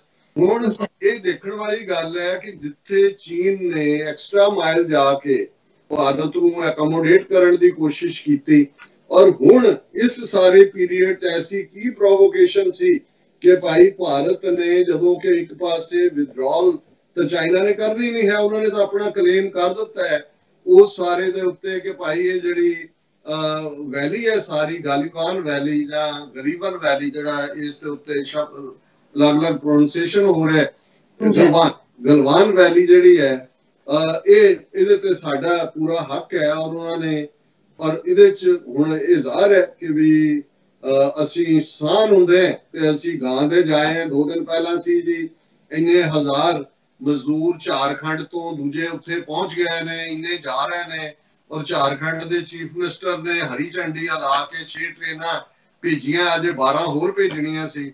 ਹੁਣ ਆ ਗਿਆ ਝਾਰਖੰਡ ਵਾਲੇ ਦਾ ਚੀਫ ਮਿਨਿਸਟਰ ਕਿ ਉੱਤੋਂ ਆ ਗਿਆ ਜੀ ਟ੍ਰੇਨਾਂ ਕੈਂਸਲ, ਹੁਣ ਹੋਰ ਮਜ਼ਦੂਰ ਨਹੀਂ ਜਾਣਗੇ। ਸੋ ਮਤਲਬ ਇਹਨਾਂ ਨੇ ਹਰ ਉਹ ਕੰਮ ਕੀਤਾ ਹੈ ਜਿਹੜਾ ਚਾਈਨਾ ਨੂੰ ਪ੍ਰਵੋਕ ਕਰਨਾ ਸੀ। ਇਹਦਾ ਮਤਲਬ ਹੈ ਵੀ ਇਹਨਾਂ ਨੂੰ ਜਦੋਂ ਬੰਦਾ ਤਾਕਤ ਦੇ ਨਸ਼ੇ 'ਚ ਹੁੰਦਾ ਹੈ, ਜਾਂ ਇਹਨਾਂ ਨੂੰ ਤਾਂ ਹਿੰਦੂਤਵਾ ਦਾ ਨਸ਼ਾ ਵੀ ਹੈ, ਕੋਈ ਗਊ ਮੂਤਰ ਦਾ ਵੀ ਨਸ਼ਾ ਚੜਿਆ ਹੋਣਾ, ਪਤਾ ਨਹੀਂ, ਹੁਣ ਇਹ ਵੀ ਟੈਸਟ ਕਰਨਾ ਚਾਹੀਦਾ ਵੀ ਉਹਦੇ 'ਚ ਵੀ ਕੋਈ ਅਲਕੋਹਲ ਲੈਵਲ ਨਾ ਹੁੰਦਾ ਹੋਵੇ ਗਾਂ ਦੇ ਮੂਤਰ 'ਚ ਵੀ, ਕਿ ਜਿਹੜਾ ਇਹਨਾਂ ਦਾ ਦਿਮਾਗ ਖਰਾਬ ਹੋ ਗਿਆ ਕਿ ਇਹਨਾਂ ਨੂੰ ਨਜ਼ਰ ਨਹੀਂ ਆਇਆ ਵੀ ਚਾਈਨਾ 5 ਗੁਣਾ ਜ਼ਿਆਦਾ ਵੱਡੀ ਇਕਨੋਮੀ ਹੈ, ਮੋਰ ਉਹਨਾਂ ਦੀ ਟ੍ਰੇਨਡ ਆਰਮੀ, ਮੋਰ ਇਕਵਿਪਮੈਂਟ हर पक्ष तो ठीक है। ये वही कहते ने अब भारत वो नहीं जो 1962 में था। कोई 65 ਦੇ ਵਿੱਚ ਵੀ ਤੁਹਾਡਾ ਨਜ਼ਰ ਆ ਗਿਆ ਸੀ ਕਿ ਵੀ ਤੁਸੀਂ ਕਲੇਮ ਕਰੀ ਜਾਓ ਕਿ ਵੀ ਪਾਕਿਸਤਾਨ ਤੋਂ ਤੁਸੀਂ ਜਿੱਤੇ ਸੀ, ਤੁਸੀਂ ਇੰਡੀਪੈਂਡੈਂਟ ਰਾਈਵਲਸ ਜਿਹੜੇ ਨੇ ਉਹਨਾਂ ਦੇ ਐਕਸਪਰਟ, ਉਹਨਾਂ ਦਾ ਵਿਊ ਦੇਖੋ। 에ਅਰ ਫੋਰਸ ਪਾਕਿਸਤਾਨ ਦਾ ਅਪਰ ਹੈਂਡ ਸੀ, ਗਰਾਊਂਡ ਦੇ ਉੱਤੇ ਕਿਤੇ ਉਹਨਾਂ ਦਾ ਸੀ, ਕਿਤੇ ਇੰਡੀਆ ਦਾ ਸੀ। ਸੋ ਕੁੱਲ ਮਿਲਾ ਕੇ ਠੀਕ ਹੈ 71 ਦੇ ਵਿੱਚ 1000 ਮੀਲ ਤੋਂ ਜ਼ਿਆਦਾ ਦੂਰ ਜਿਹੜਾ ਮਸ਼ਰਕੀ ਬੰਗਾਲ ਔਰ ਜਿਸ ਕਿਸਮ ਦੀ ਲੀਡਰਸ਼ਿਪ ਉਦੋਂ ਸੀ ਯਹੀਆ ਖਾਨ ਦੇ ਥੱਲੇ, ਜਾਂ ਮੌਕੇ ਤੇ ਉਹਦੀ ਫੇਲਿਅਰ ਸੀ, ਔਰ ਉਹਨੂੰ ਤੁਸੀਂ ਬਹੁਤ ਵੱਡਾ ਸਮਝ ਲਿਆ ਕਿ ਜੀ ਅਸੀਂ ਹੁਣ ਜਿੱਤ ਲਿਆ। ਔਰ ਉਸ ਸਾਰੇ ਤੋਂ ਬਾਅਦ ਇਵਨ ਕਾਰਗਿਲ ਦੇ ਵੇਲੇ ਤੁਹਾਡੀ ਕਿੰਨੀ ਸਕਸੈਸ ਸੀ। ਇਹ ਜ਼ਾਹਰ ਹੈ ਵੀ ਅਮਰੀਕਾ ਦੇ ਪ੍ਰੈਸ਼ਰ ਥੱਲੇ ਵਿਦਡਰਾ ਹੋਇਆ ਸੀ, ਉਦੋਂ ਵੀ ਇੰਟੈਲੀਜੈਂਸ ਕਲੈਪਸ ਵੀ ਸੀ, ਸਟ੍ਰੈਟੇਜਿਕ ਪਾਕਿਸਤਾਨ ਦੀ ਜਿਹੜੀ ਹੈ ਉਹ ਅਪਰ ਹੈਂਡ ਵਾਲੀ ਗੱਲ ਵੀ ਸੀ। ਔਰ ਇਹੀ ਗੱਲ ਅਸੀਂ ਹੁਣ ਦੇਖ ਰਹੇ ਹਾਂ ਕਿ ਭਾਈ ਕਈ ਹਫ਼ਤਿਆਂ ਤੋਂ ਜੇ ਅਪ੍ਰੈਲ ਦੇ ਸ਼ੁਰੂਆਤ ਦੇ ਵਿੱਚ ਉਹਨਾਂ ਨੇ ਤੁਹਾਡੀ ਸੈਟੇਲਾਈਟ ਕਿੱਥੇ ਨੇ, ਇੰਟੈਲੀਜੈਂਸ ਫੇਲਿਅਰ ਹੈ, ਜੇ ਉਹਨਾਂ ਨੇ ਆਲਮੋਸਟ 7 ਜਾਂ 8 ਫਿਗਰਸ ਤੱਕ ਲੈ ਲਿਆ 60,000 ਸਕੁਅਰ ਕਿਲੋਮੀਟਰ ਟੈਰੀਟੋਰੀ। ਔਰ ਹੁਣ ਵੀ ਤੁਹਾਡੀ ਜਿਹੜੀ ਹੈ ਫੇਲਿਅਰ ਜੇ ਤੁਸੀਂ ਦਿਲਵਦੀ ਵੀ ਕਰਕੇ ਦੇਖ ਲਈ ਹੈ ਤੇ ਕੀ ਨਤੀਜਾ ਕੱਢਿਆ ਆਪਣਾ, ਤੁਸੀਂ ਬੇਇੱਜ਼ਤੀ ਕਰਾ ਕੇ ਵਾਪਸ ਮੁੜੇ ਹੋ। ਹੁਣ ਉਹਨਾਂ ਫੌਜੀਆਂ ਦੇ ਖਾਤੇ 'ਚ ਤੁਹਾਡੇ ਬੈਠੇ ਐਂਕਰ ਪਾ ਰਹੇ ਨੇ ਜੀ ਫੌਜ ਦਾ ਕਸੂਰ ਹੈ ਜੇ ਇਵੇਂ ਨਹੀਂ ਹੋਇਆ। ਲੇਕਿਨ ਮੋਦੀ ਨੇ ਆਪਣੇ ਉਸ ਸਾਰੇ ਪੀਰੀਅਡ 'ਚ ਉਹ ਇਹੀ ਕਹਿ ਰਿਹਾ ਓਮ ਸ਼ਾਂਤੀ ਸ਼ਾਂਤੀ ਸ਼ਾਂਤੀ, ਉਹਨਾਂ ਨੂੰ ਫੌਜੀਆਂ ਨੂੰ ਟ੍ਰਿਬਿਊਟ ਦੇ ਰਿਹਾ ਕਿ ਬਹਾਦਰ ਹਮਾਰੀ ਪ੍ਰਭੂ ਸਤਾ ਸੰਪੰਨਤਾ, ਔਰ ਇਹ ਸਾਰੇ ਇਸ ਕਿਸਮ ਦੇ ਜਿਹਨੂੰ ਸੋਵਰਨਿਟੀ ਨੂੰ ਕਹਿੰਦੇ ਨੇ ਕਿ ਉਹਦੀ ਰੱਖਿਆ ਹਮ 1 ਇੰਚ ਜ਼ਮੀਨ ਵੀ ਨਹੀਂ ਦੇਂਗੇ। ਔਰ ਸਾਰੇ ਨੂੰ ਇਵੇਂ ਹੀ ਹੈ इब की बार मार तो देखूं। हालांकि इस कोई शक नहीं है कि राजनाथ सिंह डिफेंस मिनिस्टर ਉਹਦੀ ਵੀ ਜਿਹੜੀ ਹੈ ਉਹ ਨਾਨੀ ਮਰੀ ਹੋਈ ਹੈ, ਉਹ ਟਵੀਟ ਕਰਨ ਤੇ ਹੀ ਨੇ ਕਿ ਜੀ ਅਸੀਂ ਬਹੁਤ ਸ਼ਰਧਾਂਜਲੀ ਦਿੰਦੇ ਹਾਂ ਬਹਾਦਰ ਸਪੂਤ ਫੌਜੀ ਜਿਨ੍ਹਾਂ ਨੇ ਇਹ ਸਾਰਾ ਪਾਠ ਕੀਤਾ। ਪਰ ਮੈਂ ਇਹ ਦੱਸਦੇ ਹਾਂ ਕਿ ਵੀ ਇਹਨਾਂ ਨੂੰ ਜਿੰਨੀ ਇਸ ਵੇਲੇ ਇਹਨਾਂ ਦੀ ਤੋਈ ਹੋ ਰਹੀ ਹੈ ਲੋਕਾਂ ਦੇ ਵਿੱਚ ਵੀ, ਈਵਨ ਆਪੋਜੀਸ਼ਨ ਜਿਹੜਾ ਰਾਹੁਲ ਜਾਂ ਸੋਨੀਆ ਜਿਹਨਾਂ ਨੂੰ ਚੱਜ ਨਾਲ ਹਿੰਦੀ ਬੋਲਣੀ ਵੀ ਨਹੀਂ ਆਉਂਦੀ, ਉਹ ਵੀ ਸੋਨੀਆ ਨੇ 5 ਪੁਆਇੰਟ ਦਿੱਤੇ, ਪੁੱਛੇ ਨੇ ਕਿ 5 ਸਵਾਲ ਦੱਸ ਬਈ ਹੋ ਕੀ ਰਿਹਾ ਹੈ, ਕਿੰਨੀ ਟੈਰੀਟਰੀ ਤੁਹਾਡੀ ਲਈ ਹੈ, ਇਹ ਤੁਹਾਡੀ ਫੌਜ ਉੱਥੇ ਉਹਦਾ ਕੀ ਕਿਰਦਾਰ ਹੈ, ਤੁਹਾਡੀ ਕੀ ਨੀਤੀ ਹੈ।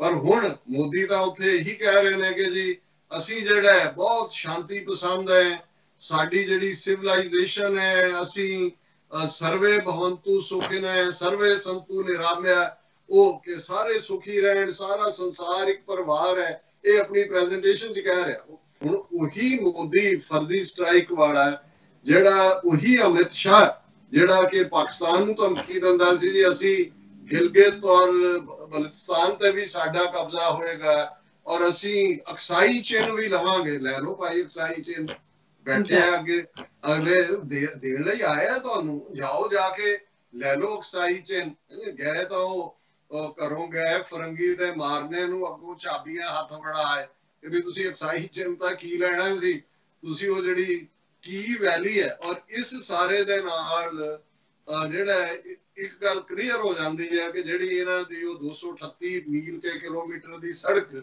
ਜਿਹੜੀ ਕੋਰਾਕਰਮ ਦੇ ਉਸ ਪਾਸ ਦੇ ਬੇਸ ਤੱਕ, ਉਹ ਵੀ ਨਕਾਰਾ। ਇਹਦਾ ਮਤਲਬ ਇਹ ਹੈ ਵੀ ਉਹਨਾਂ ਦੇ ਲਈ ਇਸ ਸੜਕ ਨੂੰ ਕੱਟਣਾ, ਕਿਤੇ ਵੀ ਕੱਢਣਾ, ਜਿਹੜਾ ਪਾਸੇ ਕਰ ਦੇਣਾ ਕੋਈ ਨਹੀਂ। ਔਰ ਚਾਈਨਾ ਨੇ ਆਪਣਾ ਸਖਤ ਪੋਸਚਰਿੰਗ ਰੱਖੀ ਹੋਈ ਹੈ ਔਰ ਕੋਈ ਨੋਰਮੈਲਸੀ ਦੀ ਲਾਈਨ ਨਹੀਂ ਹੈ। ਕਿਉਂਕਿ ਮੈਂ ਜਦੋਂ ਇਹ ਗੱਲ ਕਰਦੇ ਕਰਦੇ ਲਾਸਟ ਖਬਰ ਵੀ ਦੇਖ ਰਹੇ ਹਾਂ ਕਿ meeting of India China commanders at Galwan valley ends in stalemate, over 1000 troops of each side are still in the valley ridges।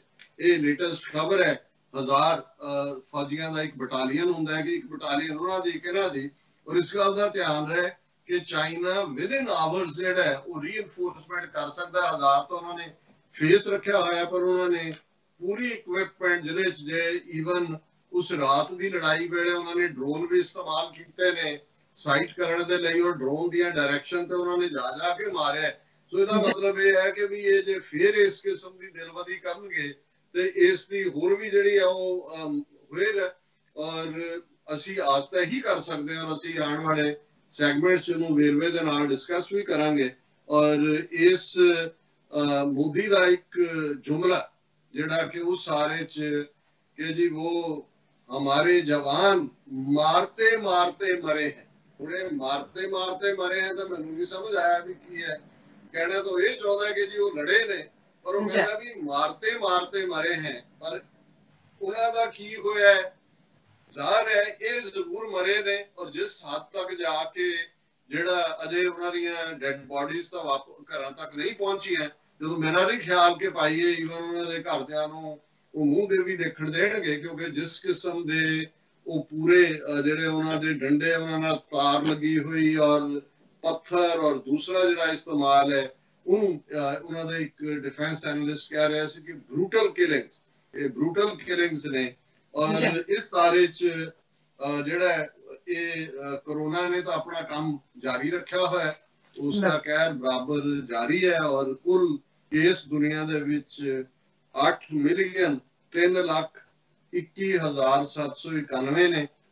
ਕੁੱਲ ਮੌਤਾਂ 4,47,662 ਨੇ। ਅਮਰੀਕਾ ਉਹਦੇ ਵਿੱਚ ਕੇਸ ਲਗਾਤਾਰ ਵੱਧ ਰਹੇ ਨੇ।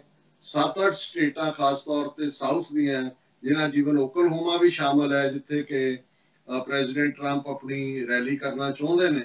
ਔਰ ਅਮਰੀਕਾ 'ਚ ਇਸ ਵੇਲੇ 2,02,17,714 ਟੋਟਲ ਕੇਸ ਨੇ ਔਰ 1,19,322 ਮੌਤਾਂ ਨੇ। ਜਿਹੜੀ ਡਰੱਗ ਦਾ ਅਸੀਂ ਜ਼ਿਕਰ ਕੀਤਾ ਸੀ ਉਹ ਕਾਫੀ ਇਫੈਕਟਿਵ ਹੈ ਔਰ ਖੁਸ਼ੀ ਦਾ ਇਜ਼ਹਾਰ ਕੀਤਾ ਜਾ ਰਿਹਾ ਹੈ ਕਿ ਜਿਹੜੇ ਲੋਕ ਵੈਂਟੀਲੇਟਰ ਜਾਂ ਆਕਸੀਜਨ ਤੱਕ ਨੇ ਉਹਨਾਂ ਦੇ ਜਿਹੜੀ ਹੈ ਸੇਫਟੀ ਲੈਵਲ ਵਧਿਆ, ਉਹਨਾਂ 'ਚ ਸਰਵਾਈਵਲ ਹੋਏਗੀ। ਭਾਰਤ ਜਿੱਥੇ ਜਿਹੜਾ ਚੌਥੇ ਨੰਬਰ ਤੇ ਹੈ ਔਰ 3,59,506 ਟੋਟਲ ਕੇਸ ਨੇ ਔਰ ਮੌਤਾਂ ਦੀ ਗਿਣਤੀ ਇਸ ਵੇਲੇ 12,029 ਤੇ ਪਹੁੰਚ ਗਈ ਹੈ। ਪਾਕਿਸਤਾਨ 15ਵੇਂ ਨੰਬਰ ਤੇ ਹੈ ਔਰ 1,54,760 ਕੇਸ ਨੇ ਔਰ 2,975 ਡੈਥਸ ਨੇ। ਸੋ ਕੁੱਲ ਮਿਲਾ ਕੇ ਦੁਨੀਆ ਆਪਣੀ ਪੁਰਾਣੀ ਖੇਡ ਦੇ ਉੱਤੇ ਇਸ ਚੋਂ ਕ੍ਰਾਈਸਿਸ ਚੋਂ ਪੋਲੀਟੀਕਲ ਮਫਾਦ ਚੁੱਕਣਾ। ਔਰ ਅਸੀਂ ਸਮਝਦੇ ਹਾਂ ਵੀ ਜਿਨ੍ਹਾਂ ਪਰਿਵਾਰਾਂ ਦੇ ਕਿਤੇ ਵੀ ਜਿਹੜੇ ਇੱਕ ਪਾਸੇ ਸਫ਼ਰ ਕਰ ਰਹੇ ਨੇ, ਹਸਪਤਾਲ ਭਰੇ ਹੋਏ ਨੇ, ਕੋਈ ਪਰਵਾਹ ਕਿਸੇ ਨੂੰ ਨਹੀਂ ਹੈ, ਉੱਥੇ ਵੀ ਇਹਨਾਂ ਨੇ ਆਪਣੀ ਉਹੀ ਘਟੀਆ ਸਿਆਸਤ, ਘਟੀਆ ਬਿਆਨਬਾਜ਼ੀ, ਪੰਜਾਬ ਦੇ ਵੀ ਉਹ ਕੈਪਟਨ ਅਮਰਿੰਦਰ ਹੋਏ, ਸੁਖਬੀਰ ਬਾਦਲ ਹੋਏ, ਜਿਨ੍ਹਾਂ ਨੂੰ ਕੋਈ ਪਤਾ ਨਹੀਂ ਹੈ ਕਿ ਉੱਥੇ ਮੌਕੇ ਤੇ ਕੀ ਚੱਲ ਰਿਹਾ ਹੈ। ਧਮਕੀਆਂ ਵੀ ਦੇ ਰਹੇ ਨੇ ਚੀਨ ਕੋ ਸਬਕ ਸਿਖਾ ਦੋ ਪਰ ਅਸੀਂ ਇਹੀ ਕਹਿਣਾ ਚਾਹੁੰਦੇ ਸਿੱਖ ਫੌਜੀਆਂ ਦੇ ਹਵਾਲੇ ਨਾਲ, ਹੁਣ ਅਸੀਂ ਇਹ ਮਹਿਸੂਸ ਕਰਦੇ ਹਾਂ ਕਿ ਵੀ ਪੰਜਾਬ ਦੇ ਵਿੱਚ ਬੇਸ਼ੱਕ 84 ਤੋਂ ਬਾਅਦ ਸਿੱਖਾਂ ਨੇ ਫੌਜ ਦੀ ਆਪਸ਼ਨ ਨੂੰ ਬਹੁਤ ਘਟਾਇਆ, ਔਰ ਕਿਸੇ ਵੇਲੇ ਜਿਹੜਾ ਇੱਕ ਵੱਡਾ ਹਿੱਸਾ ਫੌਜ ਦੇ ਵਿੱਚ ਸਿੱਖਾਂ ਦਾ ਸੀ, ਹੁਣ ਉਵੇਂ ਤਾਂ ਨਹੀਂ ਹੈ, ਪਰ ਅਜੇ ਵੀ ਜਿਹੜੇ ਨੇ ਰੋਟੀ ਰੋਜ਼ੀ ਦੇ ਲਈ ਫੌਜ ਨੂੰ ਜੁਆਇਨ ਕਰਦੇ ਨੇ। ਅਸੀਂ ਸਮਝਦੇ ਹਾਂ ਕਿ ਭਾਈ ਇਹ ਜਿਹੜੀ ਭਾਰਤ ਦਾ ਫੌਜੀ ਤੰਤਰ ਬਣਾ ਦਿੱਤਾ ਹੈ, ਇਹ ਘੱਟ ਗਿਣਤੀਆਂ ਦਾ ਵੀ ਘਾਣ ਇਹਨਾਂ ਤੋਂ ਕਰਵਾਉਂਦੇ ਨੇ, ਇਹਨਾਂ ਨੂੰ ਵਰਤਦੇ ਨੇ। ਹੁਣ ਵੀ ਚੀਨ ਦੇ ਖਿਲਾਫ ਆਪਣਾ ਇਹ ਸਿਆਸੀ ਜਿਹੜੀ ਆ ਉਹ ਦਾ ਪੇਜ ਦੇ ਥੱਲੇ ਮਰਵਾ ਰਹੇ ਨੇ ਬੇਗੁਨਾਹ ਨੂੰ। ਸੋ ਅਸੀਂ ਇਹੀ ਕਵਾਂਗੇ ਕਿ ਭਾਈ ਆਪਣੇ ਰਿਸ਼ਤੇਦਾਰਾਂ ਨੂੰ ਜਾਂ ਦੂਸਰਿਆਂ ਨੂੰ, ਹੋਰ ਬਹੁਤ ਸਾਰੇ ਫੀਲਡ ਨੇ ਜਿਨ੍ਹਾਂ ਦੇ ਵਿੱਚ ਤੁਸੀਂ ਰੋਟੀ ਰੋਜ਼ੀ ਉਹਦਾ ਜਾਮਨ ਰੱਬ ਹੈ, ਤੁਸੀਂ ਲੱਭ ਸਕਦੇ ਹੋ, ਉਸ ਨੂੰ ਕਮਾ ਸਕਦੇ ਹੋ। ਫੌਜ ਨੂੰ ਦਾ ਜਿਹੜਾ ਇਸ ਤੋਂ ਭਾਰਤੀ ਫੌਜ ਦੇ ਵਿੱਚ ਮਤ ਜੁਆਇਨ ਕਰੋ ਇਸ ਨੂੰ, ਔਰ ਜਿਹੜੇ ਹੈ ਵੀ ਨੇ ਉਹਨਾਂ ਨੂੰ ਵੀ ਅਸੀਂ ਕਹਾਂਗੇ ਕਿ ਭਾਈ ਉਹ ਬੇਗੁਨਾਹ ਦੇ ਖਿਲਾਫ, ਔਰ ਜਿੱਥੇ ਇਹ ਕੋਈ ਜਿਹੜਾ ਭਾਰਤ ਦਾ ਏਜੰਡਾ ਕੋਈ ਪਿਓਰ ਨਹੀਂ ਹੈ, ਪਿਓਰ ਤਾਂ ਦੂਰ ਦੀ ਗੱਲ, ਇਹ ਤਾਂ ਇੱਕ ਰਾ ਮਟੀਰੀਅਲ ਸਮਝ ਕੇ ਫੌਜ ਨੂੰ ਵਰਤਦੇ ਨੇ, ਉੱਥੇ ਜੇ ਡਿਸਓਬੇ ਵੀ ਕਰਨਾ ਪੈਂਦਾ ਭਾਵੇਂ ਉਹਦੇ ਲਈ ਉਹਨਾਂ ਨੂੰ ਉਹਦੇ ਕਨਸੀਕੁਐਂਸ ਵੀ ਭੋਗਣੇ ਪੈਣ, ਇਹੀ ਅਸੀਂ ਲਾਈਨ ਦੇ ਸਕਦੇ ਹਾਂ। ਬਾਕੀ ਹੁਣ ਇਹ ਤਾਂ ਨਹੀਂ ਹੈ ਵੀ ਸਾਡੀ ਕਮਾਂਡ 'ਚ ਅਸੀਂ ਭਾਰਤੀ ਫੌਜ ਵਿਚਲੇ ਸਿੱਖਾਂ ਨੂੰ ਕਹੀਏ ਕਿ ਭਾਈ ਤੁਸੀਂ ਰਿਜ਼ਾਈਨ ਕਰ ਦਿਓ ਜਾਂ ਬਗਾਵਤ ਕਰ ਦਿਓ। ਸ਼ਾਇਦ ਉਹ ਵਕਤ ਆਏਗਾ ਜਿਸ ਕਿਸਮ ਦੀ ਇਹਨਾਂ ਦੀ ਨੀਤੀ ਚੱਲ ਰਹੀ ਹੈ ਕਿ ਉਹਨਾਂ ਨੇ ਬਿਨਾਂ ਕਹੇ ਹੀ, ਜਿਵੇਂ ਜੂਨ 84 ਦੇ ਹਮਲੇ ਵੇਲੇ 8 ਤੋਂ 10 ਹਜ਼ਾਰ ਸਿੱਖ ਫੌਜੀ ਬੈਰਕਾਂ ਚੋਂ ਨਿਕਲੇ ਸੀ, ਪਰ ਹੁਣ ਜਿਹੜਾ ਉਹਨਾਂ ਦਾ ਇੱਕ ਪਰਪਸ ਹੋਏਗਾ ਨਿਕਲਣ ਦਾ ਕਿ ਉਹ ਆਪਣੇ ਆਜ਼ਾਦ ਮੁਲਕ ਖਾਲਿਸਤਾਨ ਦੇ ਲਈ ਜਿਹੜਾ ਉਹ ਲੜਨ। ਇਹ ਜ਼ਰੂਰ ਅਸੀਂ ਇਸ ਮਾਧਿਅਮ ਰਾਹੀਂ ਆਪਣੇ ਸਿੱਖ ਫੌਜੀ ਭਰਾਵਾਂ ਤੱਕ ਇਹ ਸੁਨੇਹਾ ਦੇਣਾ ਚਾਹੁੰਦੇ। ਜੀ ਡਾਕਟਰ ਸਾਹਿਬ, ਤੁਹਾਡਾ ਬਹੁਤ ਬਹੁਤ ਸ਼ੁਕਰੀਆ ਸਾਰੀ ਜਾਣਕਾਰੀ ਤੋਂ ਸਾਡੇ ਦਰਸ਼ਕਾਂ ਨਾਲ ਸਾਂਝੀ ਕੀਤੀ। ਸੋ ਇੱਥੇ ਨੇ ਬ੍ਰੇਕ ਵਿਊਅਰਸ ਤੋਂ ਸਾਨੂੰ ਇਸੇ ਤਰ੍ਹਾਂ ਹੀ ਬਣੇ ਰਹਿਣਾ। ਮਿਲਦੇ ਹਾਂ ਛੋਟੇ ਜਿਹੇ ਵਕਫੇ ਤੋਂ ਬਾਅਦ।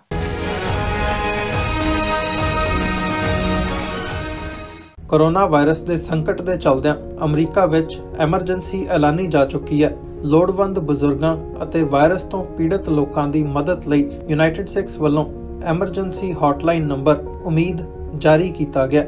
ਖਾਣ ਪੀਣ ਦੇ ਸਮਾਨ ਤੋਂ ਲੈ ਕੇ ਦਵਾਈਆਂ ਤੱਕ ਆਪ ਸਭ ਅਮਰੀਕਾ ਭਰ ਵਿੱਚੋਂ ਕਾਲ ਕਰਕੇ ਮਦਦ ਲੈ ਸਕਦੇ ਹੋ। ਆਓ ਇਸ ਔਖੇ ਸਮੇਂ ਵਿੱਚ ਗੁਰੂ ਨਾਨਕ ਸਾਹਿਬ ਦੇ ਫਲਸਫੇ ਨੂੰ ਅੱਗੇ ਤੋਰਦਿਆਂ ਮਨੁੱਖਤਾ ਦੇ ਭਲੇ ਲਈ ਇਕਮੁੱਠ ਹੋਈਏ। ਉਮੀਦ 8558786333। ਕੀ ਤੁਸੀਂ ਆਪਣੇ ਟੈਕਸਿਸ ਨੂੰ ਲੈ ਕੇ ਚਿੰਤਤ ਹੋ? ਤੁਸੀਂ ਆਪਣੀ ਕਮਾਈ ਲਈ ਮਿਹਨਤ ਕਰਦੇ ਹੋ, ਭਾਵੇਂ ਤੁਸੀਂ ਨੌਕਰੀ ਵਿੱਚ ਹੋਵੋ ਜਾਂ ਆਪਣਾ ਬਿਜ਼ਨਸ ਚਲਾਉਂਦੇ ਹੋ। ਜਦੋਂ ਟੈਕਸ ਭਰਨ ਦਾ ਸਮਾਂ ਆਉਂਦਾ ਤਾਂ ਤੁਹਾਨੂੰ ਇੱਕ ਭਰੋਸੇਯੋਗ ਟੈਕਸ ਅਕਾਊਂਟੈਂਟ ਦੀ ਲੋੜ ਹੈ ਜੋ ਟੈਕਸ ਬੈਲੈਂਸ ਦਾ ਤੁਹਾਡੇ ਪੱਖ ਵਿੱਚ ਜਾਣਾ ਯਕੀਨੀ ਬਣਾਵੇ। ਸਿਆਟਲ ਦੀ ਜਾਣੀ ਪਹਿਚਾਣੀ company accurate accountants and taxes ਤੁਹਾਡੀ ਸੇਵਾ ਵਿੱਚ ਹਾਜ਼ਰ ਹੈ। ਅਸੀਂ ਹਰ ਤਰ੍ਹਾਂ ਦੇ ਟੈਕਸ ਭਰਨ ਵਿੱਚ ਤੁਹਾਡੀ ਮਦਦ ਕਰਾਂਗੇ। ਟੈਕਸ ਸੰਬੰਧੀ ਕਿਸੇ ਵੀ ਤਰ੍ਹਾਂ ਦੇ ਸਵਾਲ ਲਈ ਅੱਜ ਹੀ ਸਾਡੇ ਤੱਕ ਪਹੁੰਚ ਕਰੋ। Accurate accountants and Texas.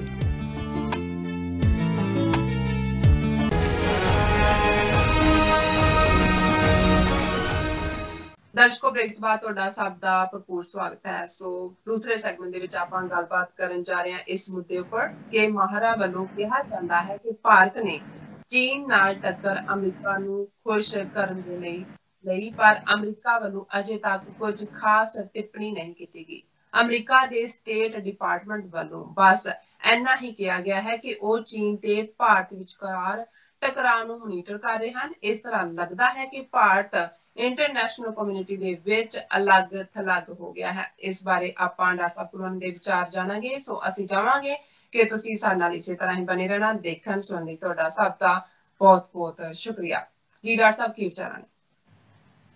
ਦੇਖੋ, ਇਹ ਗੱਲ ਤਾਂ ਬਿਲਕੁਲ ਜ਼ਾਹਰ ਹੈ ਕਿ ਭਾਰਤ ਇੱਕ ਪਾਸੇ ਆਪਣੇ ਗੁਆਂਢੀਆਂ ਦੇ ਨਾਲ ਇੱਕ ਭੂਟਾਨ ਨੂੰ ਛੱਡ ਕੇ, ਪਰ ਉਹ ਭੂਟਾਨ ਵੀ ਹੁਣ ਚੀਨ ਦੇ ਨਾਲ ਕਿਸੇ ਲੈਵਲ ਦੇ ਉੱਤੇ ਗੱਲਬਾਤ ਕਰ ਰਿਹਾ, ਕਿਉਂਕਿ ਡੋਕਲਾਮ ਦੇ ਮੁੱਦੇ ਤੇ ਜਿਵੇਂ ਭਾਰਤ ਨੇ ਦਿਲਵਦੀ ਕਰਨ ਦੀ ਕੋਸ਼ਿਸ਼ ਕੀਤੀ। ਹਾਲਾਂਕਿ ਡੋਕਲਾਮ 'ਚ ਭਾਰਤ ਦਾ ਬਾਰਡਰ ਨਹੀਂ ਲੱਗਦਾ ਚੀਨ ਦੇ ਨਾਲ, ਪਰ ਇਹ ਭੂਟਾਨ ਦੇ ਉੱਤੇ ਆਪਣੀ ਛਤਰੀ ਬਣਨ ਦੀ ਕੋਸ਼ਿਸ਼ ਕੀਤੀ। ਸੋ ਚੀਨ ਨੇ ਨਾ ਸਿਰਫ ਭਾਰਤ ਨੂੰ ਪਿੱਛੇ ਧੱਕਿਆ, ਲੇਕਿਨ ਜਿਹੜੀ ਈਵਨ ਡਿਸਪਿਊਟਡ ਥਾਂ ਸੀ ਉਹਦੇ ਤੇ ਵੀ ਉਹਨਾਂ ਨੇ ਆ ਕੇ ਪਰਮਾਨੈਂਟ ਆਪਣੀਆਂ ਛਾਉਣੀਆਂ ਗੱਡ ਲਈਆਂ ਨੇ ਔਰ ਪੂਰੀ ਹੈਵੀ ਆਰਟਿਲਰੀ ਔਰ ਪੂਰਾ ਸਟਫ ਆਰਮਾਮੈਂਟ ਉਹ ਲੈ ਆਏ ਨੇ। ਸੋ ਭੂਟਾਨ ਨੂੰ ਵੀ ਨਜ਼ਰ ਆ ਗਿਆ ਵੀ ਭਾਰਤ ਕਿਸੇ ਜੋਗਾ ਨਹੀਂ। ਬੰਗਲਾਦੇਸ਼ ਜਿਹੜਾ ਇਹਨਾਂ ਨੇ ਖੁਦ ਫੌਜ ਦੇ ਨਾਲ ਕ੍ਰੀਏਟ ਕੀਤਾ, ਉਹ ਜਿਹੜਾ China the belt and road initiative ਹੈ BRI, ਉਸ ਦਾ ਹਿੱਸਾ ਹੈ। ਮਿਆਂਮਾਰ ਆਲਰੇਡੀ ਚੀਨ ਦੇ ਪ੍ਰਭਾਵ 'ਚ ਹੈ, ਉਹ ਵੀ BRI ਦਾ ਹਿੱਸਾ ਹੈ। ਔਰ ਸ੍ਰੀਲੰਕਾ ਜਿਹੜਾ ਬੇਸ਼ੱਕ ਹੁਣ ਉੱਥੇ ਹਕੂਮਤ ਬਦਲਣ ਦੇ ਨਾਲ ਥੋੜਾ ਬਹੁਤ ਉਨਾ ਵੋਕਲ ਨਹੀਂ, ਲੇਕਿਨ ਉੱਥੇ ਵੀ ਚਾਈਨਾ ਦੀ ਬਹੁਤ ਸਾਰੀ ਇਨਵੈਸਟਮੈਂਟ ਹੈ ਔਰ ਉਹਨਾਂ ਨੂੰ ਵੀ ਲੱਗਦਾ ਵੀ ਚਾਈਨਾ ਤੋਂ ਬਿਨਾਂ ਸਾਡਾ ਨਹੀਂ। ਲੇਕਿਨ ਇੰਟਰਨੈਸ਼ਨਲੀ ਮੋਦੀ ਦਾ ਜੇ ਤੁਸੀਂ ਪਹਿਲਾ ਪੀਰੀਅਡ ਦੇਖੋ 5 ਸਾਲ ਦਾ, ਤੇ ਉਹ ਇੰਡੀਆ 'ਚ ਤੇ ਰਿਹਾ ਹੀ ਨਹੀਂ ਹੈ। ਮੇਰਾ ਨਹੀਂ ਖਿਆਲ ਭਾਰਤ ਦੇ ਜਿੰਨੇ ਪ੍ਰਾਈਮ ਮਿਨਿਸਟਰ ਉਸ ਤੋਂ ਪਹਿਲਾਂ ਹੋਏ ਨੇ ਉਹਨਾਂ ਸਾਰਿਆਂ ਦਾ ਬਾਹਰਲੇ ਦੌਰੇ ਇਕੱਠੇ ਕਰ ਲਓ ਕਿ ਕਿੰਨੇ ਦੇਸ਼ਾਂ ਦੀ ਉਹਨਾਂ ਨੇ ਯਾਤਰਾ ਕੀਤੀ, ਤੇ ਉਹ ਸਾਰੇ ਕਲੈਕਟਿਵ ਜਿਹੜੇ ਆਲਮੋਸਟ 66-67 ਸਾਲ, ਉਹਨਾਂ ਨਾਲੋਂ ਵੀ ਜ਼ਿਆਦਾ ਮੋਦੀ ਨੇ ਜਿਹੜਾ ਹੈ ਉਹ ਬਾਹਰ ਟਰੈਵਲ ਕੀਤਾ। ਔਰ ਇਹ ਦੱਸਣ ਦੇ ਲਈ ਬਹੁਤ ਸਾਰਿਆਂ ਦੀ ਕਿ ਜੀ ਪਹਿਲਾਂ ਕੀ ਹੈ, ਪਹਿਲੇ ਤਾਂ ਮਨਮੋਹਨ ਸਿੰਘ ਉਹ ਚੁੱਪਚਾਪ ਸੀ, ਉਹਦੀ ਕੋਈ ਨੀਤੀ ਨਹੀਂ ਸੀ ਔਰ ਨਹਿਰੂ ਨੂੰ ਵੀ ਹਰ ਗੱਲ ਦੇ ਲਈ ਜ਼ਿੰਮੇਵਾਰ। ਇੰਦਰਾ ਗਾਂਧੀ ਬਾਰੇ ਕੁਝ ਨਹੀਂ ਕਹਿੰਦੇ ਕਿਉਂਕਿ ਉਹ ਇਹਨਾਂ ਦੀ ਦੁਰਗਾ ਮਾਤਾ ਨੇ ਸਿੱਖਾਂ ਨੂੰ ਸਬਕ ਸਿਖਾਉਣ ਦੇ ਨਾਂ ਥੱਲੇ ਹਮਲਾ ਕੀਤਾ। ਤੁਸੀਂ ਕਦੇ ਵੀ ਦੇਖੋਗੇ ਨਹਿਰੂ ਨੂੰ ਕ੍ਰਿਟਿਸਾਈਜ਼ ਕਰ ਰਹੇ ਹੋਣਗੇ ਕਿਉਂਕਿ ਉਹਨੂੰ ਸਮਝਦੇ ਨੇ ਕਿ ਇਹ ਸਾਡਾ ਹਿੰਦੂਤਵਾਦ ਦਾ ਪਹਿਲਾ ਦੁਸ਼ਮਣ ਸੀ, ਕਿਉਂਕਿ ਪਟੇਲ ਇਹਨਾਂ ਨੇ ਆਪਣਾ ਆਈਡਲ ਬਣਾਇਆ ਹੋਇਆ। ਪਟੇਲ ਔਰ ਨਹਿਰੂ ਡਿਫਰੈਂਟ ਪੋਲਸ ਦੇ ਇਹਨਾਂ ਦੇ ਕਹਿਣ ਮੁਤਾਬਕ ਸੀ। ਰਾਜੀਵ ਗਾਂਧੀ ਨੂੰ ਦੋਸ਼ੀ ਦੇਣਗੇ ਕਿਉਂਕਿ ਬੋਫਰਸ ਕਾਂਡ ਚੋਂ ਇਹਨਾਂ ਦਾ ਪਾਰਟ ਨਿਕਲਿਆ, ਲੇਕਿਨ ਇੰਦਰਾ ਗਾਂਧੀ ਬਾਰੇ ਇਹਨਾਂ ਚੋਂ ਕੋਈ ਜ਼ਬਾਨ ਨਹੀਂ ਖੋਲਦਾ।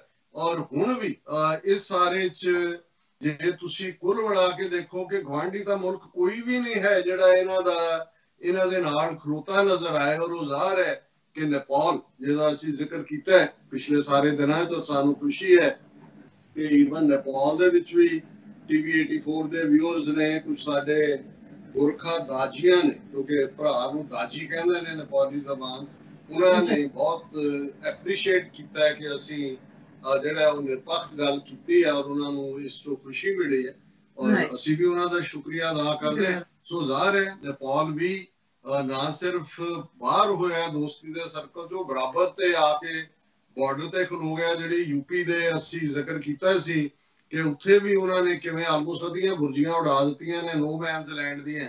ਹੁਣ BBC ਦੀ ਹਿੰਦੀ ਸਰਵਿਸ ਨੇ ਕੱਲ੍ਹ ਇਹ ਖਬਰ ਦਿੱਤੀ, ਜਦੋਂ ਕਿ ਅਸੀਂ ਜਾਗਰਣ ਬੇਸ ਖਬਰ ਇਹ 2 ਦਿਨ ਪਹਿਲਾਂ ਡਿਸਕਸ ਕੀਤੀ ਸੀ, ਪਰ ਹੁਣ ਜਿਹੜਾ ਅਸੀਂ ਡਿਸਕਸ ਕਰ ਰਹੇ ਇੰਟਰਨੈਸ਼ਨਲ ਲੈਵਲ ਦੇ ਉੱਤੇ। ਜ਼ਾਹਰ ਹੈ ਅਮਰੀਕਾ, ਭਾਰਤ ਨੇ ਇਸ ਪੀਰੀਅਡ 'ਚ ਕਿੰਨੇ ਹਥਿਆਰ ਖਰੀਦੇ ਅਮਰੀਕਾ ਤੋਂ। ਅਮਰੀਕਾ ਨੇ ਵੀ ਉਹ ਹਿਊਸਟਨ ਦੇ ਵਿੱਚ ਮੋਡੀ ਰੋਡੀ ਹੋਏ, ਜਾਂ ਟਰੰਪ ਦਾ ਅਹਿਮਦਾਬਾਦ ਜਦੋਂ ਕਿ 4 ਦਫੇਰੇ ਕੋਰੋਨਾ ਦਾ ਸ਼ੁਰੂਆਤ ਹੋ ਚੁੱਕੀ ਹੈ, ਉੱਥੇ ਜਾ ਕੇ ਮਾਈ ਫਰੈਂਡ ਮੋਦੀ ਉਹ ਕਹਿਣਾ, ਔਰ ਮੋਦੀ ਨੂੰ ਈਵਨ ਇੱਥੋਂ ਦੇ ਦਾਇਰੇ 'ਚ ਵੀ ਕਿਸੇ ਪ੍ਰੈਸ ਕਾਨਫਰੰਸ ਕੋਈ ਇੰਡੀਅਨ ਚਲਾ ਜਾਏ ਤੇ ਉਹ ਟਰੰਪ ਦਾ ਚੇਚਾ ਕਹਿਣਾ ਕਿ Modi is a good man, my friend good man. ਇਸ ਗੱਲ ਨੂੰ ਯਕੀਨੀ ਬਣਾਉਣਾ ਵੀ ਇਹ ਇੰਡੀਅਨ ਇੰਨੇ ਕੁ ਨੂੰ ਹੀ ਲੈ ਕੇ ਬਹੁਤ ਦੌੜਨਗੇ, ਜਾ ਕੇ ਫਿਰ ਉਹਨਾਂ ਦਾ ਪੂਰਾ ਮੀਡੀਆ ਦੱਸੇਗਾ ਵੀ ਕੀ ਹੈ ਇੱਥੇ। ਜਿਵੇਂ ਉਹਦੀ ਪੂਜਾ ਹਿੰਦੂ ਫੈਡਰੇਸ਼ਨ ਵੱਲੋਂ ਜਿਹੜਾ ਉਹਦਾ ਜਨਮ ਦਿਨ, ਮੂੰਹ ਨੂੰ ਕੇਕ ਲਾਣਾ, millions of dollars the collection. ਔਰ ਇੱਥੋਂ ਦੀ ਰਿਪਬਲਿਕਨ ਵਾਲੇ ਵੀ ਕਹਿਣ ਲੱਗ ਗਏ ਸੀ ਇੰਡੀਅਨ ਵੋਟ ਬੈਂਕ 'ਚ ਅਸੀਂ ਇੱਕ ਵੱਡਾ ਪਾੜ ਪਾ ਦਿੱਤਾ, ਜਿਹੜੇ ਸਾਰੇ ਡੈਮੋਕ੍ਰੇਟਾਂ ਵੱਲ ਜਾਂਦੇ ਸੀ ਹੁਣ ਸਾਰੇ, ਕਿਉਂਕਿ ਮੋਦੀ ਦੇ ਹਮਾਇਤੀ ਬਹੁਤ ਨੇ ਅਮਰੀਕਾ 'ਚ, ਸਾਰੀਆਂ ਵੋਟਾਂ ਸਾਡੀਆਂ ਹੀ। ਹੁਣ ਇਹ ਜਦੋਂ ਤੁਸੀਂ ਇਸ ਸਾਰੇ ਨੂੰ ਦੇਖਦੇ ਹੋ ਕਿ ਇੱਕ ਪੁਰਾਣਾ ਦੋਸਤ ਰਸ਼ੀਆ, ਜਿਸ ਦੇ ਨਾਲ ਸੋਵੀਅਤ ਯੂਨੀਅਨ ਦਾ ਹੀ ਬਚਿਆ ਖੁਚਿਆ, ਉਹਦੇ ਨਾਲ ਭਾਰਤ ਦੇ ਸਬੰਧ, ਇਜ਼ਰਾਈਲ ਨੇਤਨਯਾਹੂ ਰੈੱਡ ਕਾਰਪੇਟ ਇਹ ਗਿਆ, ਉਧਰ ਰੈੱਡ ਕਾਰਪੇਟ, ਇਧਰ ਮਾਈ ਫਰੈਂਡ। ਹੋਰ ਕਿਹੜੀਆਂ ਤਾਕਤਾਂ ਨੇ? ਹੁਣ ਤੁਸੀਂ ਇਸ ਪਾਰਟ ਨੂੰ ਦੇਖੋ ਕਿ ਭਾਈ ਇੱਕ ਤਾਂ ਟਕਰਾਅ ਚੱਲ ਹੀ ਰਿਹਾ ਸੀ ਅਪ੍ਰੈਲ ਤੋਂ। ਇਹਨਾਂ ਦੀ ਵੈਲੀ ਦੇ ਵਿੱਚ ਜਿਹੜੀ ਮੰਡੇ ਨਾਈਟ ਜੋ ਵਾਪਰਿਆ, ਜਿਸ ਕਿਸਮ ਦਾ ਇਹਨਾਂ ਦੇ ਫੌਜੀ ਮਾਰੇ ਗਏ ਦੂਜੇ, ਤੁਸੀਂ ਇੱਕ ਲਾਈਨ ਵੀ ਕਿਤੇ ਨਹੀਂ ਦੇਖ ਸਕਦੇ ਕਿ ਕਿਸੇ ਦੇਸ਼ ਨੇ ਹਾਂ ਦਾ ਨਾਰਾ ਤਾਂ ਦੂਰ ਦੀ ਗੱਲ, ਭਾਰਤ ਦਾ ਹੱਕ ਤਾਂ ਇਹਦੇ ਤੇ ਕਮੈਂਟ ਵੀ ਕੀਤਾ ਹੋਇਆ। ਰਸ਼ੀਆ ਨੇ ਵੀ ਚੁੱਪ ਵੱਟ ਲਈ, ਇਜ਼ਰਾਈਲ ਵੀ, ਇੰਗਲੈਂਡ ਜਿਹੜਾ ਹਮੇਸ਼ਾ ਹੀ ਵਪਾਰੀ ਨੇ, ਉਹਨਾਂ ਨੂੰ ਵੀ ਲੱਗਦਾ ਵੀ ਸਾਡਾ ਜਿਹੜਾ ਇਹਦੇ 'ਚ ਕੋਈ ਅਮਰੀਕਾ ਜਿਸ ਦੇ ਉੱਤੇ ਬਹੁਤ ਇਹ ਕਾਊਂਟ ਕਰਦੇ ਸੀ। ਔਰ ਜੇ ਇਸ ਨੂੰ ਮੈਂ ਇੱਕ ਲਾਈਨ 'ਚ ਕਹਿਣਾ ਹੋਏ ਤੇ ਅਮਰੀਕਾ ਦੀ ਮੈਂ ਸਟੇਟਮੈਂਟ ਦੀ ਹੈਡਲਾਈਨ ਪੜ੍ਹ ਦੇਣਾ, closely monitoring India China situation says US। America ਨੇ ਇੰਨਾ ਕਿਹਾ, ਕੋਈ ਕੰਡੈਮਨੇਸ਼ਨ ਨਹੀਂ, ਕੋਈ ਕਿਸੇ ਤੇ ਦੋਸ਼ ਨਹੀਂ। ਉਹਨਾਂ ਨੇ ਇਹ ਕਿਹਾ ਕਿ we are closely monitoring the situation between Indian and Chinese forces along the line of actual control. We note the Indian military has announced that 20 soldiers have died and we offer our condolences to their families. बस जी भारतीय फौज ने कहा कि ये ਜਿਹੜੇ 20 ਮਾਰੇ ਗਏ ਨੇ ਅਸੀਂ ਦੁੱਖ ਦਾ ਇਜ਼ਹਾਰ ਕਰਦੇ ਹਾਂ ਔਰ ਅਸੀਂ ਸਿਚੁਏਸ਼ਨ ਨੂੰ ਮੋਨੀਟਰ ਕਰ ਰਹੇ ਹਾਂ। ਹੁਣ ਇਹਨਾਂ ਨੂੰ ਕੋਈ ਪੁੱਛੇ ਕਿ ਭਾਈ ਇਹ ਇਹਨਾਂ ਦੇ ਪਿੱਛੇ ਲੱਗ ਕੇ ਤੁਸੀਂ ਜਿਹੜਾ ਚਾਈਨਾ ਆਲ ਦਾ ਵੇ ਜਾ ਕੇ ਤੁਹਾਡੇ ਨਾਲ ਸੰਬੰਧ ਇੰਪਰੂਵ ਕਰਨਾ ਚਾਹੁੰਦਾ ਸੀ, ਅਸੀਂ ਪਿਛਲੇ ਸੈਗਮੈਂਟ 'ਚ ਦੱਸਿਆ ਕਿ ਭਾਈ ਕਿਵੇਂ ਉਹ ਲਗਾਤਾਰ ਪਿਛਲੇ 50 ਸਾਲ ਜਦੋਂ ਵਾਜਪਾਈ ਈਵਨ 77 ਦੇ ਵਿੱਚ ਫੋਰਨ ਮਿਨਿਸਟਰ ਬਣਿਆ ਸੀ ਵਿਸਾਈ ਦੀ ਗਵਰਨਮੈਂਟ ਵੇਲੇ, ਔਰ ਉਹ ਬੀਜਿੰਗ ਦੇ ਦੌਰੇ ਤੇ ਵੀ ਗਿਆ ਸੀ। ਉਹਨਾਂ ਨੇ ਕਿਹਾ ਕਿ ਵੀ ਇਹਨੂੰ ਨਿਬੇੜੋ, ਅਸੀਂ ਜਿਹੜਾ ਗਵਾਂਢੀ ਹੈ we want to live in peace. ਔਰ ਇਹ ਜਿਹੜੀ 3500 kilometre line of actual control ਹੈ ਇਹਨੂੰ ਕਰੋ, ਜਿਹੜਾ 올ਡ ਤਿੱਬਤ ਬਾਰਡਰ ਹੈ ਉਹਦਾ ਰੀਸਟੋਰ ਕਰੋ। ਅਸੀਂ ਪਹਿਲਾਂ ਵੀ ਨਹੀਂ ਮੰਨਿਆ ਇਸ ਮੈਕਮੋਨ ਲਾਈਨ ਨੂੰ, ਅਸੀਂ ਨਹੀਂ ਮੰਨਦੇ, ਔਰ ਇਹਨੂੰ ਸੌਰਟ ਆਊਟ ਕਰੋ। ਔਰ ਇਸ ਪੀਰੀਅਡ ਦੇ ਵਿੱਚ ਕਿੰਨੀ ਵਾਰ ਉਹਨਾਂ ਨੇ ਟਰਾਈ ਕੀਤੀ। ਸ਼ੀ ਜਿਨਪਿੰਗ ਉਹ ਵੀ ਇਹ ਕਹਿੰਦਾ ਰਿਹਾ ਕਿ ਭਾਈ ਤੁਸੀਂ ਇਹਨੂੰ ਨਿਬੇੜੋ। ਔਰ ਇਹਨਾਂ ਨੂੰ ਹੁਣੇ ਲੱਗਦਾ ਸੀ ਇਹ ਸੜਕ ਬਣਾਉਣ ਤੇ ਲੱਗੇ ਸੀ ਉਹਦੇ ਪਿੱਛੇ ਕਿ ਜੀ ਅਸੀਂ ਜਾ ਕੇ ਗਿਲਗਿਤ ਨੂੰ ਦਬੋਚ ਲੈਣਾ, ਕੋਰਾਕੋਰਮ ਹਾਈਵੇ ਨਹੀਂ ਚੱਲਣ ਦੇਣਾ, ਰੋਡ ਇਨੀਸ਼ੀਏਟਿਵ। ਫਿਰ ਵੀ ਚਾਈਨੀਜ਼ ਦਾ ਇੱਕ ਤਰੀਕਾ ਹੈ, ਉਹ ਪੋਲਾਈਟਲੀ ਕਹਿਣਗੇ ਕਿ ਵੀ ਨਾ ਕਰੋ। ਤੇ ਵੰਸ ਉਹ ਕੋਈ ਪੋਸਚਰ ਲੈ ਲੈਣ ਤੇ ਫਿਰ ਉਹ ਜਿੱਥੇ ਆ ਕੇ ਖਲੋ ਜਾਂਦੇ ਨੇ, ਫਿਰ ਉਹਨਾਂ ਨੂੰ ਕੋਈ ਵੀ ਜਿਹੜਾ ਜਿਵੇਂ ਫ੍ਰੈਂਚ ਦਾ ਵੀ ਇਹ ਪਾਰਟ ਹੈ ਕਿ ਵੀ ਫ੍ਰੈਂਚ ਵੀ ਇੱਕ ਵਾਰ ਜਿੱਥੇ ਅੜ ਜਾਂਦੇ ਨੇ। ਜੇ ਹੁਣ 2003 ਦੇ ਵਿੱਚ ਜਦੋਂ ਜੂਨੀਅਰ ਬੁਸ਼ ਨੇ ਇਰਾਕ ਦੇ ਉੱਤੇ ਹਮਲਾ ਬੋਲਿਆ, ਪਹਿਲਾਂ ਉਹੀ ਫਰਾਂਸ ਜਿਹੜਾ ਅਮਰੀਕਾ ਨੂੰ ਫੋਲੋ ਕਰਦਾ ਹੈ ਹਮੇਸ਼ਾ ਫੋਰਨ ਪਾਲਿਸੀ ਚ, ਔਰ ਅਮਰੀਕਾ ਦਾ ਸ਼ੁਕਰਗੁਜ਼ਾਰ ਹੈ ਕਿ ਸੈਕੰਡ ਵਰਲਡ ਵਾਰ ਚ ਲਿਬਰੇਟ ਕਰਾਇਆ ਇਹਨਾਂ ਨੇ ਨਾਜ਼ੀਆਂ ਤੋਂ। ਔਰ ਉਹਦੇ ਚ ਜਦੋਂ ਉਹਨੇ ਕਿਹਾ ਸ਼ਰਾਕ ਸੀ ਸ਼ਾਇਦ ਉਹਨਾਂ ਦਾ ਪ੍ਰੈਜ਼ੀਡੈਂਟ, ਉਹਨੇ ਕਿਹਾ ਵੀ ਨਹੀਂ ਇਹ ਗਲਤ ਹੈ ਤੁਹਾਡਾ ਜੋ ਤੁਸੀਂ ਕਰ ਰਹੇ। ਅਮਰੀਕਾ ਨੇ ਢਿੱਲ ਲਾ ਲਿਆ, ਉਹਨਾਂ ਨੇ ਇੱਥੋਂ ਫ੍ਰੈਂਚ ਵਿਸਕੀਆਂ ਚੁਕਾਤੀਆਂ, ਈਵਨ US ਕਾਂਗਰਸ ਕੈਂਟੀਨ ਤੇ ਫ੍ਰੈਂਚ ਫਰਾਈਜ਼ ਤੇ ਵੀ ਪਾਬੰਦੀ ਲੱਗ ਗਈ, ਔਰ ਬਹੁਤ ਕੁਝ ਨਫ਼ਰਤ ਵੀ ਉਹਨਾਂ ਨੇ ਕਿਹਾ ਵੀ ਨੋ, ਜਿਹੜੀ ਗਲਤ ਹੈ ਗੱਲ ਗਲਤ ਹੈ। ਸੋ ਅਸੀਂ ਸਮਝਦੇ ਹਾਂ ਵੀ ਇਹ ਜਿਹੜੇ ਸਿਆਣੇ ਹੁੰਦੇ ਨੇ ਉਹ ਉਹਨਾਂ ਸਿਵਲਾਈਜੇਸ਼ਨਸ ਦੀ ਗੱਲ ਨੂੰ ਦੇਖਦੇ ਨੇ ਕਿ ਵੀ ਇਹਨਾਂ ਦੀ ਜੜ੍ਹਾਂ 'ਚ ਕੀ ਹੈ। ਸੋ ਇਹ ਚਾਈਨੀਜ਼ ਦਾ ਤੁਸੀਂ ਦੇਖੋ, ਉਹ ਇੱਕ ਫਿਲਸੋਫੀਕਲ ਸਿਵਲਾਈਜੇਸ਼ਨ ਵੀ ਹੈ। ਉਹਨਾਂ ਨੇ ਕਨਫਿਊਸ਼ੀਅਸ ਵਰਗਾ ਬੰਦਾ, ਸੁਨ ਜ਼ੂ ਵਰਗੇ ਜਿਹੜੇ ਕਮਾਂਡਰ, ਔਰ ਫਿਰ ਤੁਸੀਂ ਉਹਨਾਂ ਦੀਆਂ ਡਾਇਨੈਸਟੀਜ਼ ਦੇਖੋ, ਉਸ ਪੀਰੀਅਡ ਦਾ ਆਰਟ ਦੇਖੋ, ਉਹਨਾਂ ਦੀਆਂ ਕਾਢਾਂ ਦੇਖੋ, ਇਨੋਵੇਸ਼ਨਸ ਦੇਖੋ, ਔਰ ਉਹਨਾਂ ਦੀ ਜਿਹੜੀ ਰੈਜ਼ਿਲੀਅੰਸ ਹੈ, ਔਰ ਉਹ ਫਿਰ ਮਾਫ ਨਹੀਂ ਕਰਦੇ। ਉਹ ਹਿਸਟੋਰੀਕਲੀ ਹਿਸਟਰੀ ਬਾਰੇ ਉਹ ਬਹੁਤ ਕੌਨਸ਼ੀਅਸ ਨੇ।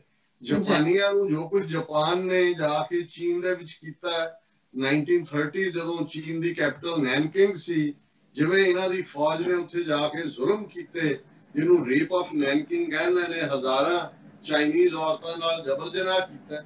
ਚਾਈਨੀਜ਼ ਚ ਬਿਲਟ ਇਨ ਹੇਟਰੇਡ ਹੈ ਜਾਪਾਨੀਆਂ ਦੇ ਲਈ, ਔਰ ਜਾਪਾਨੀ ਵੀ ਹੁਣ ਜਿੱਥੇ ਅਮਰੀਕਾ ਕਮਜ਼ੋਰ ਹੋ ਰਿਹਾ ਉਹਨਾਂ ਨੂੰ ਲੱਗ ਰਿਹਾ ਵੀ ਇਹ ਚੀਨੇ ਜਿਹੜੇ ਨੇ, ਔਰ ਇਸੇ ਤਰ੍ਹਾਂ ਆਪਣੇ ਦੋਸਤ ਨੂੰ ਵੀ ਚੀਨੇ ਕਦੇ ਨਹੀਂ ਭੁੱਲਦੇ। ਜੇ ਹੁਣ ਉਹ ਪਾਕਿਸਤਾਨ ਦੇ ਲਈ ਦੇ ਬਾਵਜੂਦ ਕਈ ਵਾਰ ਪਾਕਿਸਤਾਨ ਦੇ ਵਿੱਚ ਉਸ ਲੈਵਲ ਦਾ ਨਾ ਵੀ ਹੋਏ ਸੈਂਸਿਟੀਵਿਟੀ, ਪਰ ਉਹ ਸਮਝਦੇ ਨੇ ਕਿ ਭਾਈ ਸਾਨੂੰ ਸਭ ਤੋਂ ਪਹਿਲਾਂ ਇਹਨਾਂ ਨੇ ਰੈਕਗਨਾਈਜ਼ ਕੀਤਾ ਸੀ। ਔਰ ਜਦੋਂ ਆਲ ਵੈਦਰ ਫਰੈਂਡ ਕਿਹਾ ਜਾਂਦਾ ਹੈ ਤਾਂ ਉਹਨਾਂ ਦਾ ਮਤਲਬ ਹੁੰਦਾ ਵੀ ਠੀਕ ਹੈ, ਉਹ ਆਪਣੇ ਦੋਸਤ ਦੀ ਮਦਦ ਕਰਦੇ ਨੇ। ਔਰ ਇਹੀ, ਔਰ ਜਿਹਨੂੰ ਐਨਮੀ ਸਮਝਦੇ ਨੇ, ਮੈਂ ਕੁਦਰਤੀ ਜਿਵੇਂ ਮੈਂਸ਼ਨ ਕੀਤਾ ਸੀ ਕਿ ਵੀਕਐਂਡ ਮੈਨੂੰ ਥੋੜੇ ਬਹੁਤ ਜਿਹੜੇ ਐਕਸਰਪਟ ਪੜ੍ਹਨ ਦਾ ਮੌਕਾ ਮਿਲਿਆ।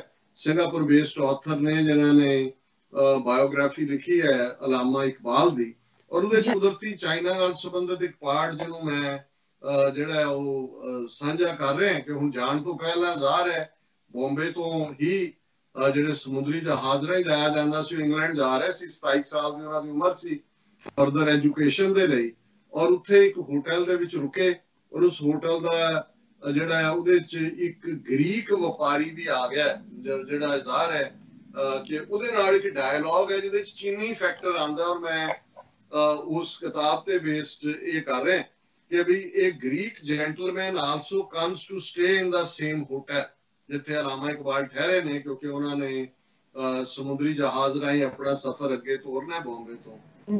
ਹੁਣ ਇਹ ਗ੍ਰੀਕ ਆ ਗਿਆ, he can speak a little bit of English, ਥੋੜੀ ਬਹੁਤ ਅੰਗਰੇਜ਼ੀ ਉਹਨੂੰ ਬੋਲਣੀ ਆਉਂਦੀ ਹੈ। Iqbal and he strike up a conversation, ਉਹਨਾਂ ਦੀ ਆਪਸੀ ਗੱਲਬਾਤ ਸ਼ੁਰੂ ਹੁੰਦੀ ਹੈ। The Greek tells Iqbal that he used to do trading in China, but the Chinese don't buy his goods anymore, ਕਿ ਜੀ ਮੈਂ ਚੀਨੀਆਂ ਨਾਲ ਵਪਾਰ ਕਰਦਾ ਸੀ ਪਰ ਹੁਣ ਚੀਨੇ ਮੇਰੀਆਂ ਚੀਜ਼ਾਂ ਨਹੀਂ ਖਰੀਦਦੇ। On hearing this, Iqbal's thoughts veer towards nationalistic sentiments, ਕਿ ਵੀ ਜਦੋਂ ਉਹਨੇ ਸੁਣਿਆ ਕਿ ਵੀ ਚੀਨੇ ਹੁਣ ਨਹੀਂ ਕਰਦੇ ਤੇ ਇਕਬਾਲ ਨੇ ਸੁਣਿਆ ਤੇ ਉਹਦੇ ਵਿੱਚ ਆਪਣਾ ਜਿਹੜਾ ਨੈਸ਼ਨਲਿਜ਼ਮ ਹੈ ਉਹ ਥਾਟ ਆਏ। He thinks that the Chinese opium eaters are cleverer than us Indians। ਉਦੋਂ ਅਜੇ ਕਿਉਂਕਿ ਪਾਕਿਸਤਾਨ ਦਾ ਕਨਸੈਪਟ ਨਹੀਂ ਸੀ, ਉਹਨੇ ਕਿਹਾ ਵੀ ਇਹ ਫੀਮ ਖਾਨ ਵਾਲੇ ਚੀਨੇ ਜਿਹੜੇ ਨੇ ਇਹ ਸਾਡੇ ਹਿੰਦੁਸਤਾਨੀਆਂ ਨਾਲੋਂ ਜ਼ਿਆਦਾ ਚਲਾਕ ਨੇ। He thinks that the Chinese opium eaters are cleverer than us Indians, as they are protective of their own industry। ਕਿ ਵੀ ਕਿਵੇਂ ਚਾਈਨੀਜ਼ ਜਿਹੜੇ ਨੇ ਉਹ ਪ੍ਰੋਟੈਕਟਿਵ ਨੇ ਆਪਣੀ ਇੰਡਸਟਰੀ ਦੀ। ਫਿਰ ਉਹ ਕਹਿੰਦਾ ਬ੍ਰੈਵੋ ਓਪੀਅਮ ਈਟਰਸ ਬ੍ਰੈਵੋ, ਇਹ ਆਪਣੀ ਡਾਇਰੀ 'ਚ ਲਿਖਦੇ ਨੇ ਕਿ ਵੀ ਫੀਮ ਖਾਣ ਵਾਲੇ ਚੀਨਿਓ ਬਹਾਦਰੀ ਦੇ ਲਈ ਤੁਹਾਨੂੰ ਮੈਂ, ਤੁਸੀਂ ਬਹਾਦਰ ਹੋ। ਬ੍ਰੈਵੋ opium ਈਟਰਸ ਬ੍ਰੈਵੋ। He jotted down in his diary admiring the gutsy Chinese। ਫਿਰ ਉਹ ਕਹਿੰਦੇ ਨੇ wake up from your slumber, you have just started to rub your eyes and that has made other nations worried about themselves। ਹੁਣ ਜਦੋਂ ਜਿਹੜੇ opium eater ਹੁੰਦੇ ਨੇ ਸੌਂਦੇ ਨੇ ਜ਼ਿਆਦਾ ਸਲੰਬਰ, ਉੱਠਦੇ ਨੇ ਅੱਖਾਂ 'ਚ ਗਿੱਧ ਵੀ ਹੁੰਦੀ ਹੈ, ਅੱਖਾਂ ਮਲਦੇ ਨੇ। ਉਹਨੇ ਕਿਹਾ ਵੀ ਅਜੇ ਤਾਂ ਬਹਾਦਰ ਚੀਨਿਓ, ਅਜੇ ਤਾਂ ਤੁਸੀਂ ਉਸ ਓਪੀਅਮ ਦੀ ਸਲੰਬਰ 'ਚ ਉੱਠਣਾ ਸ਼ੁਰੂ ਕੀਤਾ ਹੈ, ਅੱਖਾਂ ਮਲਣੀਆਂ ਸ਼ੁਰੂ ਕੀਤੀਆਂ। Wake up from your slumber, you have just started to rub your eyes and that has made other nations worried about themselves। ਕਿ ਅਜੇ ਤਾਂ ਤੁਸੀਂ ਅੱਖਾਂ ਮਲੀਆਂ ਨੇ ਤੇ ਜਿਹੜੇ ਦੂਸਰੇ ਨੇਸ਼ਨ ਨੇ ਇਹਨਾਂ ਨੂੰ ਫਿਕਰ ਪੈ ਗਿਆ। ਔਰ ਇਹ ਗੱਲ ਅਲਾਮਾ ਇਕਬਾਲ ਨੇ ਤਾਂ ਆਪਣੇ ਖੂਬਸੂਰਤ ਅੰਦਾਜ਼ ਕਹੀ। ਅਕਸਰ ਇਹ ਕਿਹਾ ਜਾਂਦਾ ਸੀ, ਕਿਸੇ ਬ੍ਰਿਟਿਸ਼ ਨੂੰ ਕੋਟ ਕੀਤਾ ਜਾਂਦਾ ਹੈ, ਉਹ ਇਹ ਚਾਈਨੀਜ਼ ਨੂੰ ਕਹਿੰਦੇ ਸੀ ਯੈਲੋ ਪੈਰਲ, ਕਿਉਂਕਿ ਯੈਲੋ ਰੇਸ ਹੈ ਉਹਨਾਂ ਦੀ, ਸਕਿਨ ਕਲਰ ਯੈਲੋ ਹੁੰਦਾ ਹੈ, ਕਿ ਇਹ ਆਫਤ ਹੈ ਯੈਲੋ। ਉਹਨੇ ਕਿਹਾ ਇਹਨੂੰ ਸੁੱਤੇ ਰਹਿਣ ਦਿਓ, ਜਿੱਦਣ ਇਹ ਜਾਗ ਪਏ ਇਹਨਾਂ ਨੇ ਦੁਨੀਆ ਨੂੰ ਨਹੀਂ ਸੌਣ ਦੇਣਾ। ਜ਼ਾਹਰ ਹੈ ਕਿ ਵੀ ਇਹੀ ਗੱਲ ਅਲਾਮਾ ਇਕਬਾਲ ਨੇ, ਹੁਣ ਮੈਂ ਦੇਖਦਾ ਕਿ ਜਿਹੜੀ ਵਿਜ਼ਡਮ ਹੁੰਦੀ ਹੈ, ਹੁਣ ਉਹ ਗ੍ਰੀਕ ਵਪਾਰੀ ਹੈ, ਉਹ ਆਪਣੀ ਗੱਲ ਕਰ ਰਿਹਾ ਹੈ। ਅਲਾਮਾ ਇਕਬਾਲ ਕਿਸ ਲੈਵਲ ਦਾ ਫਰਟਿਲ ਮਾਈਂਡ ਹੈ, ਉਹ ਇੱਕਦਮ ਦੇਖ ਰਿਹਾ, ਕਹਿੰਦਾ ਹਿੰਦੁਸਤਾਨੀਆਂ ਨੂੰ ਇਹ ਅਕਲ ਕਿੱਥੋਂ ਆਣੀ ਹੈ। ਇਹ ਨੇ ਚੀਨੇ ਜਿਹੜੇ ਹੁਣ ਜਾਗੇ ਨੇ ਓਪੀਅਮ ਈਟਰ, ਔਰ ਉਹਨਾਂ ਨੂੰ ਉਹ ਸ਼ਾਬਾਸ਼ ਦੇ ਰਿਹਾ ਕਿ ਵੀ ਤੁਸੀਂ ਕਰ ਰਹੇ। ਸੋ ਕੁੱਲ ਮਿਲਾ ਕੇ ਅਸੀਂ ਇਹ ਦੇਖਦੇ ਹਾਂ ਕਿ ਵੀ ਅੱਜ ਦੀ ਤੁਸੀਂ ਜ਼ਿਕਰ ਕਰ ਰਹੇ ਹਾਂ, ਇਹ ਵੀ ਖਬਰ ਹੈ ਕਿ ਵੀ ਚੀਨੀ ਕੰਪਨੀ ਜਿਹੜੀ ਸਮਾਰਟਫੋਨ ਕੰਪਨੀ ਓਪੋ, ਉਹਨੇ ਅੱਜ ਲਾਈਵ ਲਾਂਚ ਕਰਨੀ ਸੀ ਆਪਣੀ X2 ਜਿਹੜੀ ਹੈ ਸਮਾਰਟਫੋਨ ਦੀ ਲਾਂਚਿੰਗ ਲਾਈਵ ਇੰਡੀਆ 'ਚ, ਔਰ ਉਹਨਾਂ ਦਾ ਬਹੁਤ ਸਾਰਾ ਰਾ ਮੈਟੀਰੀਅਲ ਇੰਡੀਆ। ਹੁਣ ਇੰਡੀਆ ਦਾ ਹਾਲ ਇਹ ਵੀ ਨਹੀਂ ਕਹਿ ਸਕਦੇ ਕਿ ਵੀ ਚਾਈਨਾ ਦਾ ਬਾਈਕਾਟ ਕਰੋ, ਕਿਉਂਕਿ ਉਹਨਾਂ ਦੇ ਘਰ ਦੇ ਕੱਪੜਿਆਂ ਤੋਂ, ਕਿਚਨ ਤੋਂ ਲੈ ਕੇ ਤੇ ਪਤੀਲੇ ਲੋਕ ਸੁੱਟ ਦੇਣ ਬਾਹਰ, ਨਾ ਰੋਟੀ ਪੱਕੇ ਨਾ ਕੋਈ ਕੱਪੜਾ ਪਾਏ। ਜਿੰਨਾ ਰਾ ਮਟੀਰੀਅਲ ਹੈ, ਈਵਨ ਇਹਨਾਂ ਦੀਆਂ ਜਿੰਨੀਆਂ ਮੈਡੀਸਿਨਸ ਨੇ, ਭਾਵੇਂ ਹਾਈਡਰੋਕਲੋਰੋਕੁਇਨ ਔਰ ਦੂਜਾ ਬੜਾ ਰੋਹ ਬੜਾ, ਸਾਰਾ ਰਾ ਮਟੀਰੀਅਲ ਚੀਨ ਤੋਂ ਆਉਂਦਾ। ਇਸ ਲਈ ਤੁਸੀਂ ਕਿਤੇ ਇਹ ਨਹੀਂ ਦੇਖਿਆ ਵੀ ਬਾਈਕਾਟ ਕਰੋ ਚਾਈਨਾ ਦਾ। ਜਿਹੜਾ ਫਰੋਡੀਆ ਜਿਹਾ ਭੈਂਗਾ ਜੋਗੀ ਰੱਖਿਆ ਹੋਇਆ ਰਾਮਦੇਵ, ਪਤੰਜਲੀ ਨੇ 2 ਸਾਲ ਪਹਿਲਾਂ ਇਹਦਾ ਜਿਹੜਾ ਐਗਰੀਮੈਂਟ ਚਾਈਨਾ ਦੇ ਨਾਲ ਹੋਇਆ, ਇਹਦੀ ਕੰਪਨੀ ਦਾ, ਉੱਥੋਂ ਹੀ ਕਈ ਚੀਜ਼ਾਂ ਉਹਨਾਂ ਤੋਂ ਲੈਂਦੇ ਨੇ। ਤਕਰੀਬਨ ਨੇਪਾਲ ਦੇ ਹਵਾਲੇ ਨਾਲ ਇਹਦਾ ਰਾਮਦੇਵ ਦਾ ਜਿਹੜਾ ਪਾਰਟਨਰ ਹੈ, ਮੇਨ ਜਿਹੜਾ ਬਿਜ਼ਨਸ ਐਗਜ਼ੈਕਟਿਵ ਹੈ ਬਾਲ ਮੁਕੰਦ, ਉਹ ਨੇਪਾਲੀ ਗੋਰਖ ਹੈ। ਉਹ ਕਹਿੰਦਾ ਵੀ ਨੇਪਾਲੀਆਂ ਦਾ ਵੀ ਕਰੋ ਇਹਨੂੰ ਬਾਹਰ। ਰਾਮਦੇਵ ਨੂੰ ਕਿਹਾ ਵੀ ਹੁਣ ਕੱਢ ਇਹਨੂੰ, ਨੇਪਾਲੀ ਨੂੰ ਵੀ ਕੱਢ, ਇੱਥੋਂ ਚੀਨ ਨਾਲ ਵੀ ਕੈਂਸਲ, ਕੌਣ ਕਰੇਗਾ। ਸੋ ਕੁੱਲ ਮਿਲਾ ਕੇ ਮੈਂ ਸਮਝਦਾ ਕਿ ਵੀ ਇਹ ਜਿਹੜੀ ਭਾਰਤ ਦੇ ਹਾਕਮਾਂ ਨੇ ਇੱਕ ਐਗਰੈਸਿਵ, ਜਿਹਨੂੰ ਨਹਿਰੂ ਦੀ ਪਾਲਿਸੀ ਵੀ ਚੀਨ ਬਾਰੇ ਉਹਨੂੰ ਫਾਰਵਰਡ ਲੁਕਿੰਗ ਪਾਲਿਸੀ ਕਹਿੰਦੇ ਸੀ ਕਿ ਜੀ ਫਾਰਵਰਡ, ਤੇ ਇਹਨੂੰ ਫਾਰਵਰਡ ਤਾਂ ਪਤਾ ਨਹੀਂ ਅੰਗਰੇਜ਼ੀ ਦਾ ਮਤਲਬ ਪਤਾ ਹੈ ਕਿ ਨਹੀਂ, ਪਰ ਇਹਨਾਂ ਦੇ ਦਿਮਾਗ 'ਚੋਂ ਅਖੰਡ ਭਾਰਤ ਇੰਨਾ ਚੜਿਆ ਹੋਇਆ ਸੀ ਕਿ ਭਾਈ ਅਸੀਂ ਇੱਥੋਂ ਚੜ੍ਹ ਕੇ ਜਾ ਕੇ ਮਾਨਸਰੋਵਰ ਦੇ ਤਲਾਬ ਦੇ ਵਿੱਚ ਹੀ ਨਹਾਉਣਾ ਹੈ।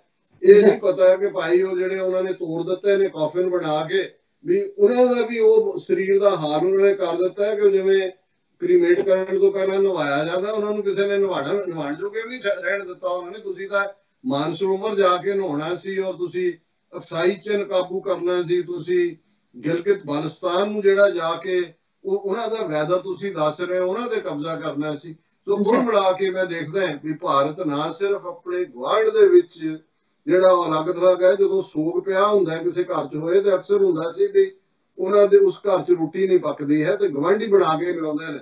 ਮੈਨੂੰ ਲੱਗਦਾ ਵੀ ਇਹਨਾਂ ਦੇ ਸੋਗ ਪਿਆ, ਇਹਨੂੰ ਤਾਂ ਕੋਈ ਰੋਟੀ ਪਕਾ ਕੇ ਵੀ ਦੇਣ ਵਾਲਾ ਨਹੀਂ ਹੈ, ਨਾ ਕੋਈ ਗਵਾਂਢੀ ਛੱਡਿਆ। ਤੇ ਇਹਨਾਂ ਨੂੰ ਸੀ ਵੀ ਸ਼ਾਇਦ ਜਹਾਜ਼ ਦੇ ਉੱਤੇ ਟਰੰਪ ਸਾਹਿਬ ਜਾਂ ਕੋਈ ਪੀਜ਼ਾ ਪੂਜ਼ਾ ਭੇਜ ਦੇਣ, ਤੇ ਉਹਨਾਂ ਨੇ ਕੋਈ ਖਬਰ ਵੀ ਨਹੀਂ ਲਈ ਹੈ। ਉਹਨਾਂ ਨੇ ਕਿਹਾ ਜੀ ਅਸੀਂ ਮੋਨੀਟਰ ਕਰ ਰਹੇ, ਬਸ ਠੀਕ ਠਾਕ ਰਹੋ, ਜਿੱਥੇ ਹੋ ਰਾਜੀ ਰਹੋ। Good my friend, take care. ਤੇ ਉਹ ਜਿਹੜਾ ਉਹ ਟੇਕ ਕੇਅਰ ਵਾਲਾ ਵਿਚਾਰਾ ਫਰੈਂਡ ਹੈ, ਉਹ ਜਿਹੜਾ ਉਹ ਪੁੱਠਾ ਹੋਇਆ ਉਹਨੂੰ ਇਹ ਪਤਾ ਨਹੀਂ ਲੱਗਦਾ ਕਿ ਭਾਈ ਉਹ ਹਨੇਰਾ ਕਿੱਥੇ ਹੈ ਤੇ ਚਾਨਣ ਕਿੱਥੇ ਹੈ। ਜੀ ਡਾਕਟਰ ਸਾਹਿਬ ਤੁਹਾਡਾ ਬਹੁਤ ਬਹੁਤ ਸ਼ੁਕਰੀਆ। ਸੋ ਇੱਥੇ ਲੈਣੇ ਬ੍ਰੇਕ। ਵਿਊਅਰਸ ਤੁਸੀਂ ਇਸੇ ਤਰ੍ਹਾਂ ਹੀ ਬਣੇ ਰਹਿਣਾ, ਮਿਲਦੇ ਹਾਂ ਛੋਟੇ ਜਿਹੇ ਬ੍ਰੇਕ ਤੋਂ ਬਾਅਦ।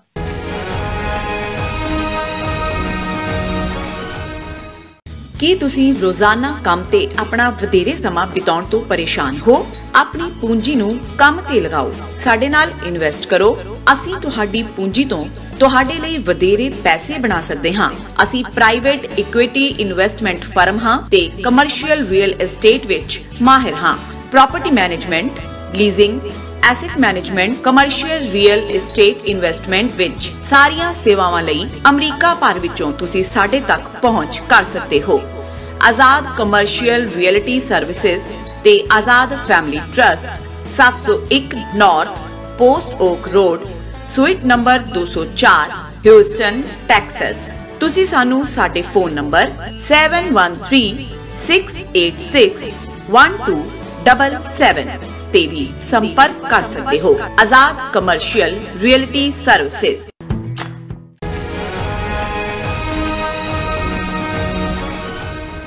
ਦਰਸ਼ਕੋ ਬ੍ਰੇਕ ਤੋਂ ਬਾਅਦ ਤੁਹਾਨੂੰ ਸਭ ਨੂੰ ਆਪਾਂ ਜੀ ਆਇਆਂ ਕਹਿੰਦੇ ਆ। ਸੋ ਹੁਣ ਆਪਾਂ ਥਰਡ ਵਾਲੇ ਸੈਗਮੈਂਟ ਦੇ ਵਿੱਚ ਗੱਲਬਾਤ ਕਰਨ ਜਾ ਰਹੇ ਹਾਂ ਇਸ ਇਸ਼ੂ ਬਾਰੇ ਕਿ ਮੋਦੀ ਵੱਲੋਂ ਪਿਛਲੇ 6 ਸਾਲਾਂ ਵਿੱਚ ਚੀਨ ਦੇ ਪ੍ਰਧਾਨ ਸ਼ੀ ਜਿਨਪਿੰਗ ਨਾਲ 18 ਮੁਲਾਕਾਤਾਂ ਕੀਤੀਆਂ ਗਈਆਂ ਤੇ ਕਈ ਵਾਰ ਚੀਨ ਦੇ ਦੌਰੇ ਤੇ ਵੀ ਗਏ। ਪਰ ਕੀ ਕਾਰਨ ਹੈ ਕਿ ਚੀਨ ਨਾਲ ਭਾਰਤ ਦੀ ਨੀਤੀ ਪੂਰੀ ਤਰ੍ਹਾਂ ਫੇਲ ਹੋਈ? ਕੀ ਇਹ ਟਕਰਾਅ ਦੇ ਪੂਰੇ ਜੰਗ ਵਿੱਚ ਬਦਲਣ ਦੀਆਂ ਸੰਭਾਵਨਾਵਾਂ ਹਨ? ਸੋ ਇਸ ਬਾਰੇ ਆਪਾਂ ਵਿਚਾਰ ਚਰਚਾ ਕਰਨ ਜਾ ਰਹੇ ਹਾਂ। ਸੋ ਅਸੀਂ ਚਾਹਾਂਗੇ ਕਿ ਤੁਸੀਂ ਸਾਡੇ ਨਾਲ ਇਸੇ ਤਰ੍ਹਾਂ ਹੀ ਬਣੇ ਰਹੋ। ਦੇਖਣ ਸੁਣਨ ਲਈ ਤੁਹਾਡਾ ਬਹੁਤ ਬਹੁਤ ਸ਼ੁਕਰੀਆ। ਦੇਖੋ, ਸਿਰਫ ਇਹ ਨਹੀਂ ਕਿ ਮੋਦੀ ਨੇ ਪ੍ਰਧਾਨ ਮੰਤਰੀ ਦੇ ਨਾਤੇ ਦੁਨੀਆ ਭਰ ਚ ਪਹਿਲੇ ਸਾਰੇ ਪ੍ਰਧਾਨ ਮੰਤਰੀਆਂ ਦੀ ਵਿਜ਼ਿਟ ਇਕੱਠੀ ਕਰ ਲਓ ਤਾਂ ਉਸ ਤੋਂ ਜ਼ਿਆਦਾ ਦੌਰਾ ਕੀਤਾ ਹੈ। ਰਾਦਰ ਉੱਥੇ ਭਾਰਤ ਚ ਘੱਟ ਹੀ ਰਿਹਾ, ਪਰ ਚੀਨ ਦੇ ਹਵਾਲੇ ਨਾਲ, ਕਿਉਂਕਿ ਇਸ ਵੇਲੇ ਸਾਰੀ ਖਿੱਤੇ ਦੀ ਪੋਲਿਟਿਕਸ ਵੀ ਔਰ ਗਲੋਬਲ ਵੀ ਉਸ ਪਾਸੇ ਹੀ ਫੋਕਸਡ ਹੈ।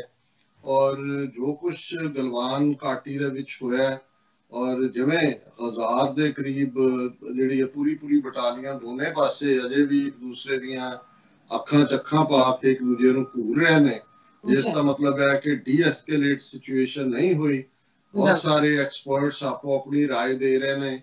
ਇਹ ਵੀ ਪੁੱਛਿਆ ਜਾ ਰਿਹਾ ਕਿ ਵਾਟ ਵੈਂਟ ਰੋਂਗ, ਕਿਉਂਕਿ ਮੋਦੀ ਨੇ ਜਦੋਂ 2014 ਦੇ ਵਿੱਚ ਪਹਿਲੀ ਵਾਰ ਪ੍ਰਧਾਨ ਮੰਤਰੀ ਬਣਿਆ, ਉਹਦੇ ਤੋਂ ਲੈ ਕੇ ਹੁਣ ਤੱਕ ਇਹਨਾਂ 6 ਸਾਲਾਂ ਚ ਲਗਭਗ 18 ਮੁਲਾਕਾਤਾਂ ਜਿਹੜੀਆਂ ਨੇ ਉਹ ਸ਼ੀ ਜਿਨਪਿੰਗ ਦੇ ਨਾਲ ਕੀਤੀਆਂ।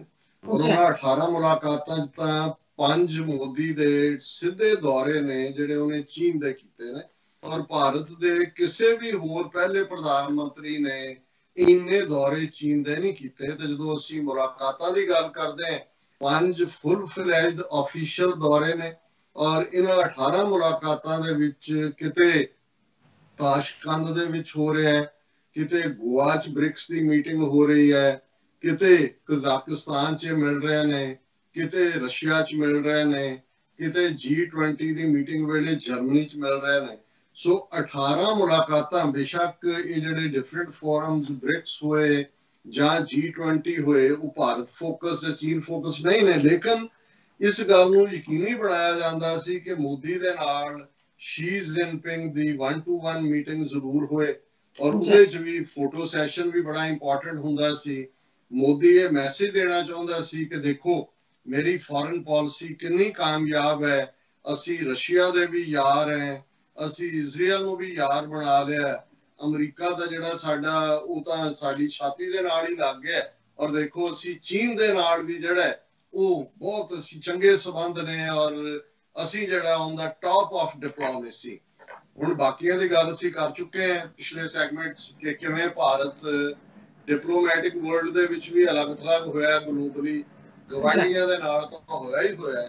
ਚੀਨ ਦੇ ਹਵਾਲੇ ਨਾਲ ਜਿਵੇਂ ਇਹ ਗੱਲ ਦੇਖਣ ਵਾਲੀ ਹੈ ਕਿ ਪਹਿਲੀ ਮੁਲਾਕਾਤ ਜਿਹੜੀ ਸ਼ੀ ਜਿਨਪਿੰਗ ਦੀ, ਕਿਉਂਕਿ ਸ਼ੀ ਜਿਨਪਿੰਗ ਖਾਸ ਤੌਰ ਤੇ ਭਾਰਤ ਦੇ ਦੌਰੇ ਤੇ ਆਉਂਦਾ, ਔਰ ਉਹ ਜਿਹੜੀ ਮੀਟਿੰਗ ਜਿਹੜੀ ਇੰਨੀ ਕਾਰਡੀਅਲ ਰੱਖੀ ਗਈ, ਲੇਕਿਨ ਉਸ ਮੀਟਿੰਗ ਤੋਂ ਠੀਕ ਪਹਿਲਾਂ ਜਿਹੜਾ ਭਾਰਤ ਦਾ ਜਦੋਂ ਅਸੀਂ ਨਾਰਥ ਈਸਟ ਦੇ ਵਿੱਚ ਦੇਖਦੇ ਹਾਂ, ਅਰੁਣਾਚਲ ਦੇ ਹਵਾਲੇ ਨਾਲ, ਲਦਾਖ ਦੇ ਹਵਾਲੇ ਨਾਲ, ਹੁਣ ਗਲਵਾਨ ਵੈਲੀ ਦਾ ਜ਼ਿਕਰ ਹੈ, ਔਰ ਇੱਕ ਜਿਹੜਾ ਉਹਨਾਂ ਦਾ ਖਾਸ ਤੌਰ ਤੇ ਚੁਮਾਰ ਸੈਕਟਰ ਜਿਹਨੂੰ ਕਿਹਾ ਜਾਂਦਾ ਹੈ, ਔਰ ਜਿਹੜੀ ਪਹਿਲੀ ਵਿਜ਼ਿਟ ਸ਼ੀ ਜਿਨਪਿੰਗ ਦੀ ਭਾਰਤ 'ਚ ਹੋਈ ਜੁਲਾਈ ਦੇ ਮਹੀਨੇ, ਉਸ ਤੋਂ ਠੀਕ ਪਹਿਲਾਂ ਸਤੰਬਰ ਦੇ ਮਹੀਨੇ, ਪਰ ਉਸ ਤੋਂ ਪਹਿਲਾਂ ਇਹ ਮੁੜ ਚੁੱਕੇ ਸੀ ਬ੍ਰਾਜ਼ੀਲ ਦੇ ਬ੍ਰਿਕਸ ਦੇ ਵਿੱਚ, ਕਿ ਉਦੋਂ ਚੁਮਾਰ ਸੈਕਟਰ ਦੇ ਵਿੱਚ ਵੀ ਚੀਨ ਔਰ ਭਾਰਤ ਦੀ ਤਨਾਤਨੀ ਸੀ। ਲਗਭਗ 3 ਹਫ਼ਤੇ ਜਿਹੜਾ ਹੈ ਉਹ ਆਪਸ ਦੇ ਵਿੱਚ ਆਈ ਬਾਲ ਟੂ ਆਈ ਬਾਲ ਸੀ।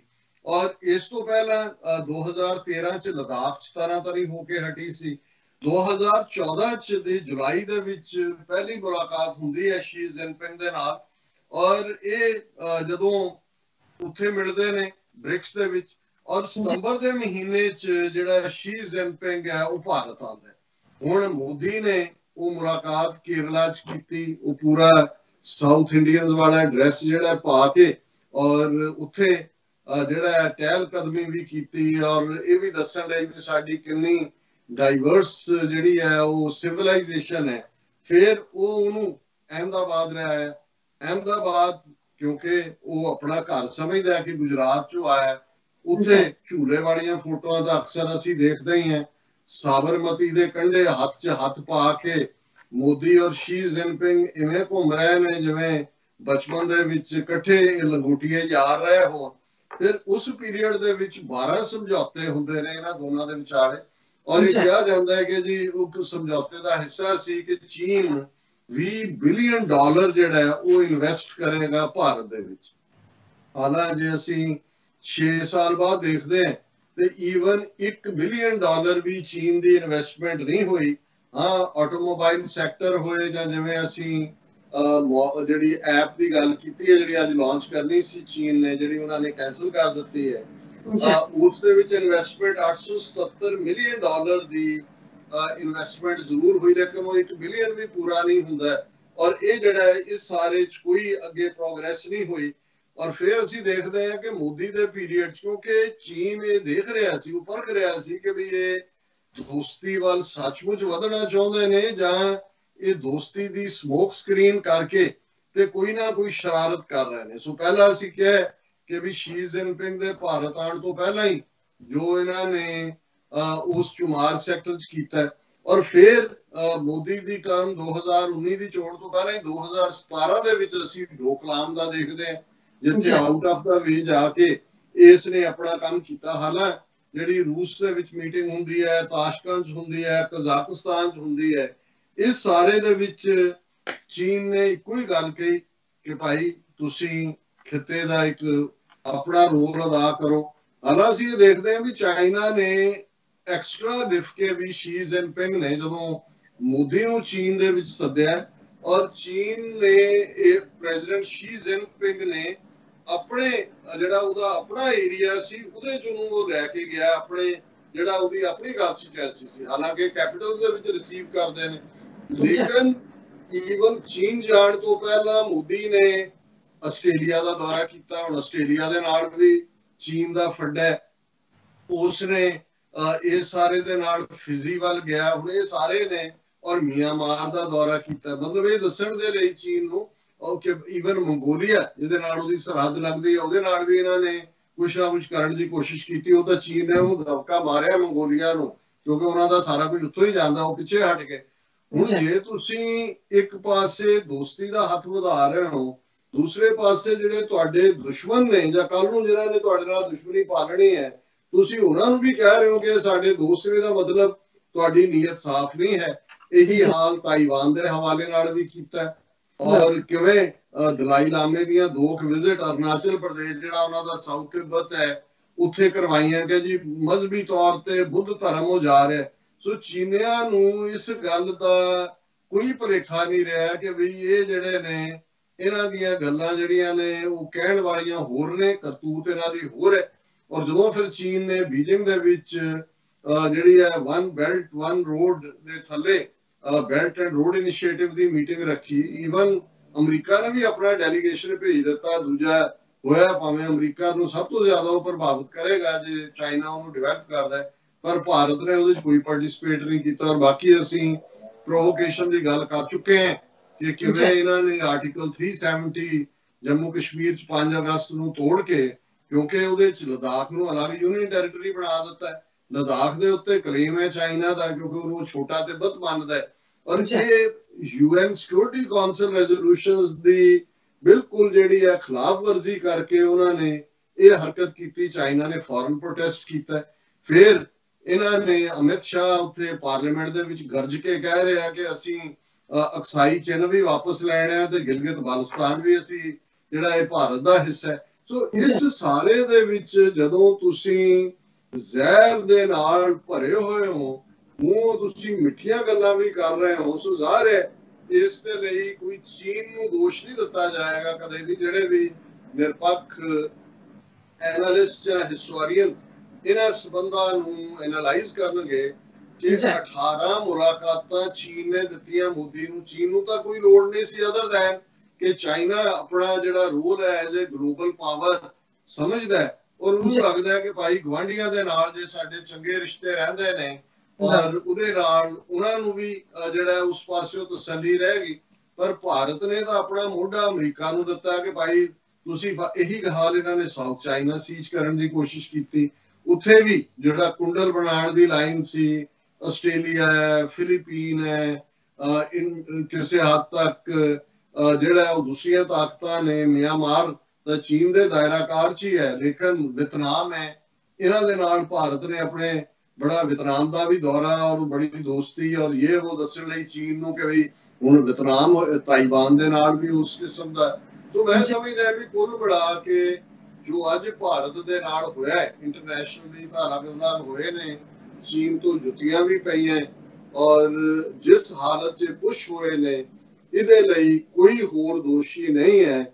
ਇਸ ਲਈ ਪੰਜਾਬੀ ਦਾ ਇਹੀ ਅਖਾਣ ਢੁਕਦਾ ਹੈ ਕਿ ਆਪੇ ਫਾਥੜੀਏ ਤੈਨੂੰ ਕੌਣ ਛਡਾਏ। ਜਦੋਂ ਤੁਸੀਂ ਆਪਣਾ ਸਿਰ ਆਪ ਹੀ ਜਾ ਕੇ ਉਖਲੀ 'ਚ ਦਿੰਦੇ ਹੋ ਤੇ ਫਿਰ ਤੁਹਾਨੂੰ ਕੌਣ ਬਚਾ ਸਕਦਾ ਹੈ।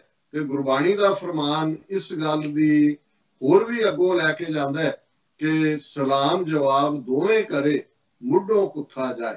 ਕਿ ਜੇ ਇੱਕੋ ਵੇਲੇ ਤੁਸੀਂ ਸਲਾਮ ਵੀ ਕਰਦੇ ਹੋ, ਤੁਸੀਂ ਬੈਂਡ ਕਰਦੇ ਹੋ ਕਿ ਜੀ ਅਸੀਂ ਤੁਹਾਨੂੰ ਆਪਣਾ ਆਕਾ ਮੰਨਦੇ ਹਾਂ, ਤੇ ਨਾਲ ਦੀ ਨਾਲ ਤੁਸੀਂ ਸਾਜ਼ਿਸ਼ ਵੀ ਕਰਦੇ ਹੋ ਕਿ ਭਾਈ ਇਹ ਜਵਾਬ ਦੇ ਕੇ ਇਹਨੇ ਇਵੇਂ ਕਿਉਂ ਕੀਤਾ। ਤੇ ਫਿਰ ਇਸ ਕਿਸਮ ਦੇ ਲੋਕ ਜਿਹੜੇ ਸਲਾਮ ਵੀ ਕਰਦੇ ਨੇ ਤੇ ਜਵਾਬ ਵੀ ਮੰਗਦੇ ਨੇ, ਮੁੱਢੋਂ ਕੁੱਥਾ ਜਾਏ, ਮੁੱਢ ਹੁੰਦਾ ਜੜ, ਫਿਰ ਉਹ ਜੜੋਂ ਹੀ ਜਿਹੜੇ ਨੇ ਨਿਕਲ ਜਾਂਦੇ ਨੇ। ਸੋ ਭਾਰਤ ਦੀ ਹਾਲਤ ਅੱਜ ਲਗਭਗ ਉਹੀ ਬਣ ਗਈ ਹੈ, ਇਸ ਚੀਨ ਦੇ ਹਵਾਲੇ ਨਾਲ ਵੀ, ਆਪਣੇ ਗਵਾਂਢੀਆਂ ਦੇ ਹਵਾਲੇ ਨਾਲ ਵੀ। ਔਰ ਕੁੱਲ ਮਿਲਾ ਕੇ 1 ਬਿਲੀਅਨ 300 ਮਿਲੀਅਨ ਦਾ ਦੇਸ਼, ਔਰ ਜਿੱਥੇ ਮੋਦੀ ਔਰ ਇਹਨਾਂ ਨੂੰ ਇੱਕ ਅਪਰਚੁਨਿਟੀ ਸੀ ਕਿ ਉਹ ਆਪਣਾ ਸੱਚਮੁੱਚ ਇੰਨੀ ਵੱਡੀ ਆਬਾਦੀ ਹੈ, ਗਿਣਤੀ ਹੈ ਦੁਨੀਆ ਦੇ ਵਿੱਚ, ਇਹ ਆਪਣੀ ਇੱਕ ਚੰਗਾ ਇਮੇਜ ਜਿਹੜਾ ਝੂਠ ਵੇਚਦੇ ਨੇ। ਯੋਗਾ ਡੇ ਹੁਣ ਸੁਣਿਆ ਨਹੀਂ 20 ਕਿ 21 ਜੂਨ ਨੂੰ, ਅਦਰਵਾਈਜ਼ ਸੀ ਮੋਦੀ ਵੀ ਇੱਥੇ, ਉਹ ਸੁਸ਼ਮਾ ਸਵਰਾਜ ਹੁਣ ਤਾਂ ਮਰ ਗਈ ਵਿਚਾਰੀ, ਇੱਥੇ ਜਿਹੜੀ ਹੈ ਉਹ ਟਾਈਮ ਸਕੁਅਰ ਦੇ ਵਿੱਚ ਯੋਗਾ ਕਰਵਾ ਰਹੀ ਸੀ। ਮੋਦੀ ਵੀ ਪੁੱਠਾ ਲਟਕ ਰਿਹਾ ਸੀ। ਹੁਣ ਨਾ ਯੋਗਾ ਲੱਭਾ ਨਾ ਕੋਈ ਹੋਰ ਲੱਭਾ। ਔਰ ਇੱਕ ਜਿਹੜੇ ਉਹਨਾਂ ਦੀ ਕਮੈਂਟਰੀ ਹੁੰਦੀ ਹੈ, ਹਰਜੀਤ ਸਿੰਘ ਔਰਤ ਯੰਗ ਬॉय ਔਰ ਬੜੇ ਵਧੀਆ ਅੰਦਾਜ਼ ਦੇ ਵਿੱਚ ਉਹ ਜਿਹੜਾ ਇਹਨਾਂ ਨੂੰ ਹਿਊਮਰ ਦੇ ਵਿੱਚ ਉਹ ਇਹ ਕਹਿੰਦਾ ਕਿ ਭਾਈ ਤੁਸੀਂ ਛੱਡੋ ਸਾਰਾ ਕੁਝ, ਇਹ ਤੁਸੀਂ ਗੋਆ ਗਾਇਆ ਵੀ ਜਿਹੜਾ ਉਹ ਕਰਕੇ ਦੇਖ ਰਿਹਾ ਰਾਜ। ਹੁਣ ਜਿਹੜੀ ਤੁਹਾਡੇ ਕੋਲ ਇੱਕ ਅੱਧੀ ਫਿੰਗਰ ਬਚੀ ਹੈ, ਤੁਹਾਡੀਆਂ 7-8 ਫਿੰਗਰਸ ਤਾਂ ਤੋੜ ਦਿੱਤੀਆਂ, ਉਹਦੇ 'ਚ ਇਸ ਤਰ੍ਹਾਂ ਕਰੋ ਕਿ ਉੱਥੇ ਜਿਹੜਾ ਉਹ ਉਹਨਾਂ ਦਾ ਆਪਣਾ ਭਗਵਾਨ ਕੋਈ ਜ਼ਿੰਗਪਿੰਗ ਦਾ ਇੱਕ ਮੰਦਿਰ ਬਣਾ ਦਿਓ, ਭਗਵਾਨ ਡਿਕਲੇਅਰ ਕਰ ਦਿਓ ਔਰ ਤੁਸੀਂ ਉੱਥੇ ਜਾਓ, ਉਹਨਾਂ ਨੂੰ ਕਹੋ ਜੀ ਅਸੀਂ ਪੂਜਾ ਕਰਨ ਚੱਲੇ ਆ, ਭਗਵਾਨ ਜ਼ਿੰਗਪਿੰਗ ਦੀ ਪੂਜਾ ਕਰੋ ਤੇ ਉਹਦੇ ਨਾਲ ਤੁਸੀਂ ਬਸ ਖੁਸ਼ ਰਹੋ। ਦੇਸ਼ ਵਾਲਿਆਂ ਨੂੰ ਕਹਿ ਦਿਓ ਕਿ ਜੀ ਸਾਡੇ ਭਗਵਾਨ ਉੱਥੇ ਵੀ ਪ੍ਰਗਟ ਹੋਏ ਨੇ ਤੇ ਬਾਕੀ ਭੁੱਲ ਜਾਓ ਸਾਰਾ ਕੁਝ। ਸੋ ਮੈਂ ਸਮਝਦਾ ਵੀ ਹੁਣ ਕਰੋਨਾ ਵੀ ਪਹਿਲਾਂ ਚੀਨ ਤੋਂ ਆਈ ਦੱਸ ਕੇ ਚੀਨ ਨੂੰ ਭੰਡਣ ਦਾ ਯਤਨ ਕੀਤਾ, ਉਹਨਾਂ ਦੀਆਂ ਈਟਿੰਗ ਹੈਬਿਟਸ ਦੇ ਉੱਤੇ ਉਹਨਾਂ ਦੇ ਐਂਕਰ ਔਰ ਦੂਸਰੇ ਜਿਹੜੇ ਨੇ ਉਹ ਵਿਅੰਗ ਕਰ ਰਹੇ ਸੀ। ਫਿਰ ਕਰੋਨਾ ਦੇ ਹਵਾਲੇ ਦੇ ਨਾਲ ਵੀ ਉਹਨੂੰ ਵਿਸ਼ਨੂੰ ਦਾ ਅਵਤਾਰ ਬਣਾ ਕੇ ਜਿਹੜਾ ਇਹ ਦੱਸਣ ਦੀ ਕੋਸ਼ਿਸ਼ ਕੀਤੀ ਕਿ ਭਾਈ ਇਹ ਚੀਨੀਆਂ ਨੂੰ ਸਜ਼ਾ ਦੇਣ ਦੇ ਲਈ ਆਇਆ, ਉਹ ਵੀ ਸਾਰਾ ਮੁਕਮਕ ਗਿਆ ਗੱਲ। ਹੁਣ ਤਾਂ ਵੈਸੇ ਗੱਲ ਉਹਦੀ ਠੀਕ ਹੈ ਆਪਣੇ ਹਰਜੀਤ ਸਿੰਘ ਦੀ ਕਿ ਭਾਈ ਤੁਸੀਂ ਜਿਹੜਾ ਉਹ ਜ਼ਿੰਗਪਿੰਗ ਭਗਵਾਨ ਡਿਕਲੇਅਰ ਕਰੋ, ਉਹਨੂੰ ਕਾਲਕੀ ਅਵਤਾਰ ਬਣਾ ਦਿਓ। ਉਹ ਤਾਂ ਇਹਨਾਂ ਨੇ ਬਣਾਉਣਾ ਪੱਟਦਾ ਨੇ ਔਰ ਉਹਦੇ 'ਚ ਇੰਜੋਏ ਕਰੋ। ਬਟ ਹਾਲ ਦੀ ਘੜੀ ਭਾਰਤ ਜਿਹੜਾ ਹੈ ਉਹ ਬੈਡ ਸ਼ੇਪ 'ਚ ਨਹੀਂ ਹੈ, ਉਹ ਬਿਨਾਂ ਹੀ ਜਿਹਨੂੰ ਕਹਿੰਦੇ ਨੇ ਕਿ ਹੁਲੀਆ ਹੀ ਵਿਗੜਿਆ ਹੋਇਆ ਹੈ। ਇਹ ਗੱਲ ਉਹਨਾਂ ਦੀ ਬਣੀ ਹੋਈ ਹੈ।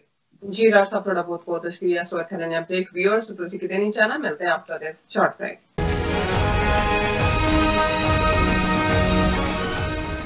ਕੀ ਤੁਹਾਨੂੰ 30, 40 ਜਾਂ 50 ਦਿਨ ਵੇਟ ਕਰਨੀ ਪੈ ਰਹੀ ਹੈ ਤੁਹਾਡੇ ਚੈੱਕ ਲਈ?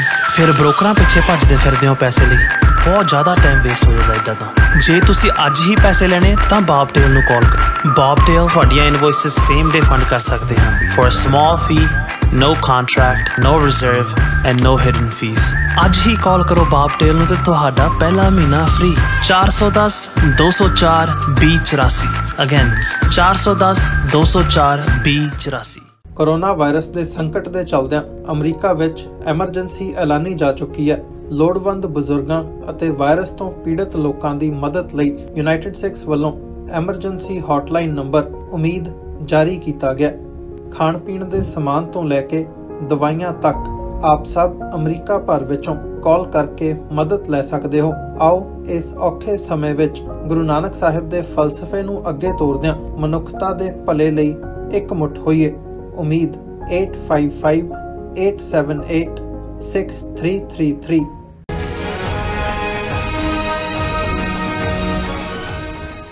Viewers, welcome back in our program ਸੱਚੋ ਸੱਚ। ਸੋ ਫੋਰਥ ਵਾਲੇ ਸੈਗਮੈਂਟ ਦੇ ਵਿੱਚ ਆਪਾਂ ਗੱਲਬਾਤ ਕਰਨ ਜਾ ਰਹੇ ਹਾਂ ਕਿ ਕਿਸ ਤਰ੍ਹਾਂ ਭਾਰਤ ਵਿੱਚ ਕਿਵੇਂ ਦੂਸਰੇ ਧਰਮਾਂ ਖਾਸ ਕਰ ਇਸਲਾਮ ਬਾਰੇ ਨਫ਼ਰਤ ਫੈਲਾਈ ਜਾ ਰਹੀ ਹੈ। ਇਸ ਦੀ ਤਾਜ਼ਾ ਉਦਾਹਰਨ ਨਿਊਜ਼ 18 ਦੇ ਐਂਕਰ ਅਮੀਸ਼ ਦੇਵਗਨ ਵੱਲੋਂ ਹਜ਼ਰਤ ਖਵਾਜਾ ਮੋਇਨੁਦੀਨ ਚਿਸ਼ਤੀ ਸੰਬੰਧੀ ਕੀਤੀ ਗਈ ਨਾ ਪੱਖੀ ਟਿੱਪਣੀ ਹੈ। ਸੋ ਇਸ ਬਾਰੇ ਆਪਾਂ ਗੱਲਬਾਤ ਕਰਨ ਜਾ ਰਹੇ ਹਾਂ। ਉਸ ਤੋਂ ਬਾਅਦ ਆਪਾਂ ਗੱਲਬਾਤ ਕਰਾਂਗੇ ਰੂਹ ਦੀ ਖੁਰਾਕ ਗੁਰਬਾਣੀ ਚਾਰਾਂ ਦੀ। ਸੋ ਅਸੀਂ ਚਾਹਾਂਗੇ ਕਿ ਤੁਸੀਂ ਸਾਡੇ ਨਾਲ ਇਸੇ ਤਰ੍ਹਾਂ ਹੀ ਬਣੇ ਰਹਿਣਾ। ਦੇਖਣ ਸੁਣ ਲਈ ਤੁਹਾਡਾ ਸਭ ਦਾ ਬਹੁਤ ਬਹੁਤ ਸ਼ੁਕਰੀਆ ਜੀ। ਡਾਕਟਰ ਸਾਹਿਬ ਕੀ ਵਿਚਾਰਾਂਗੇ?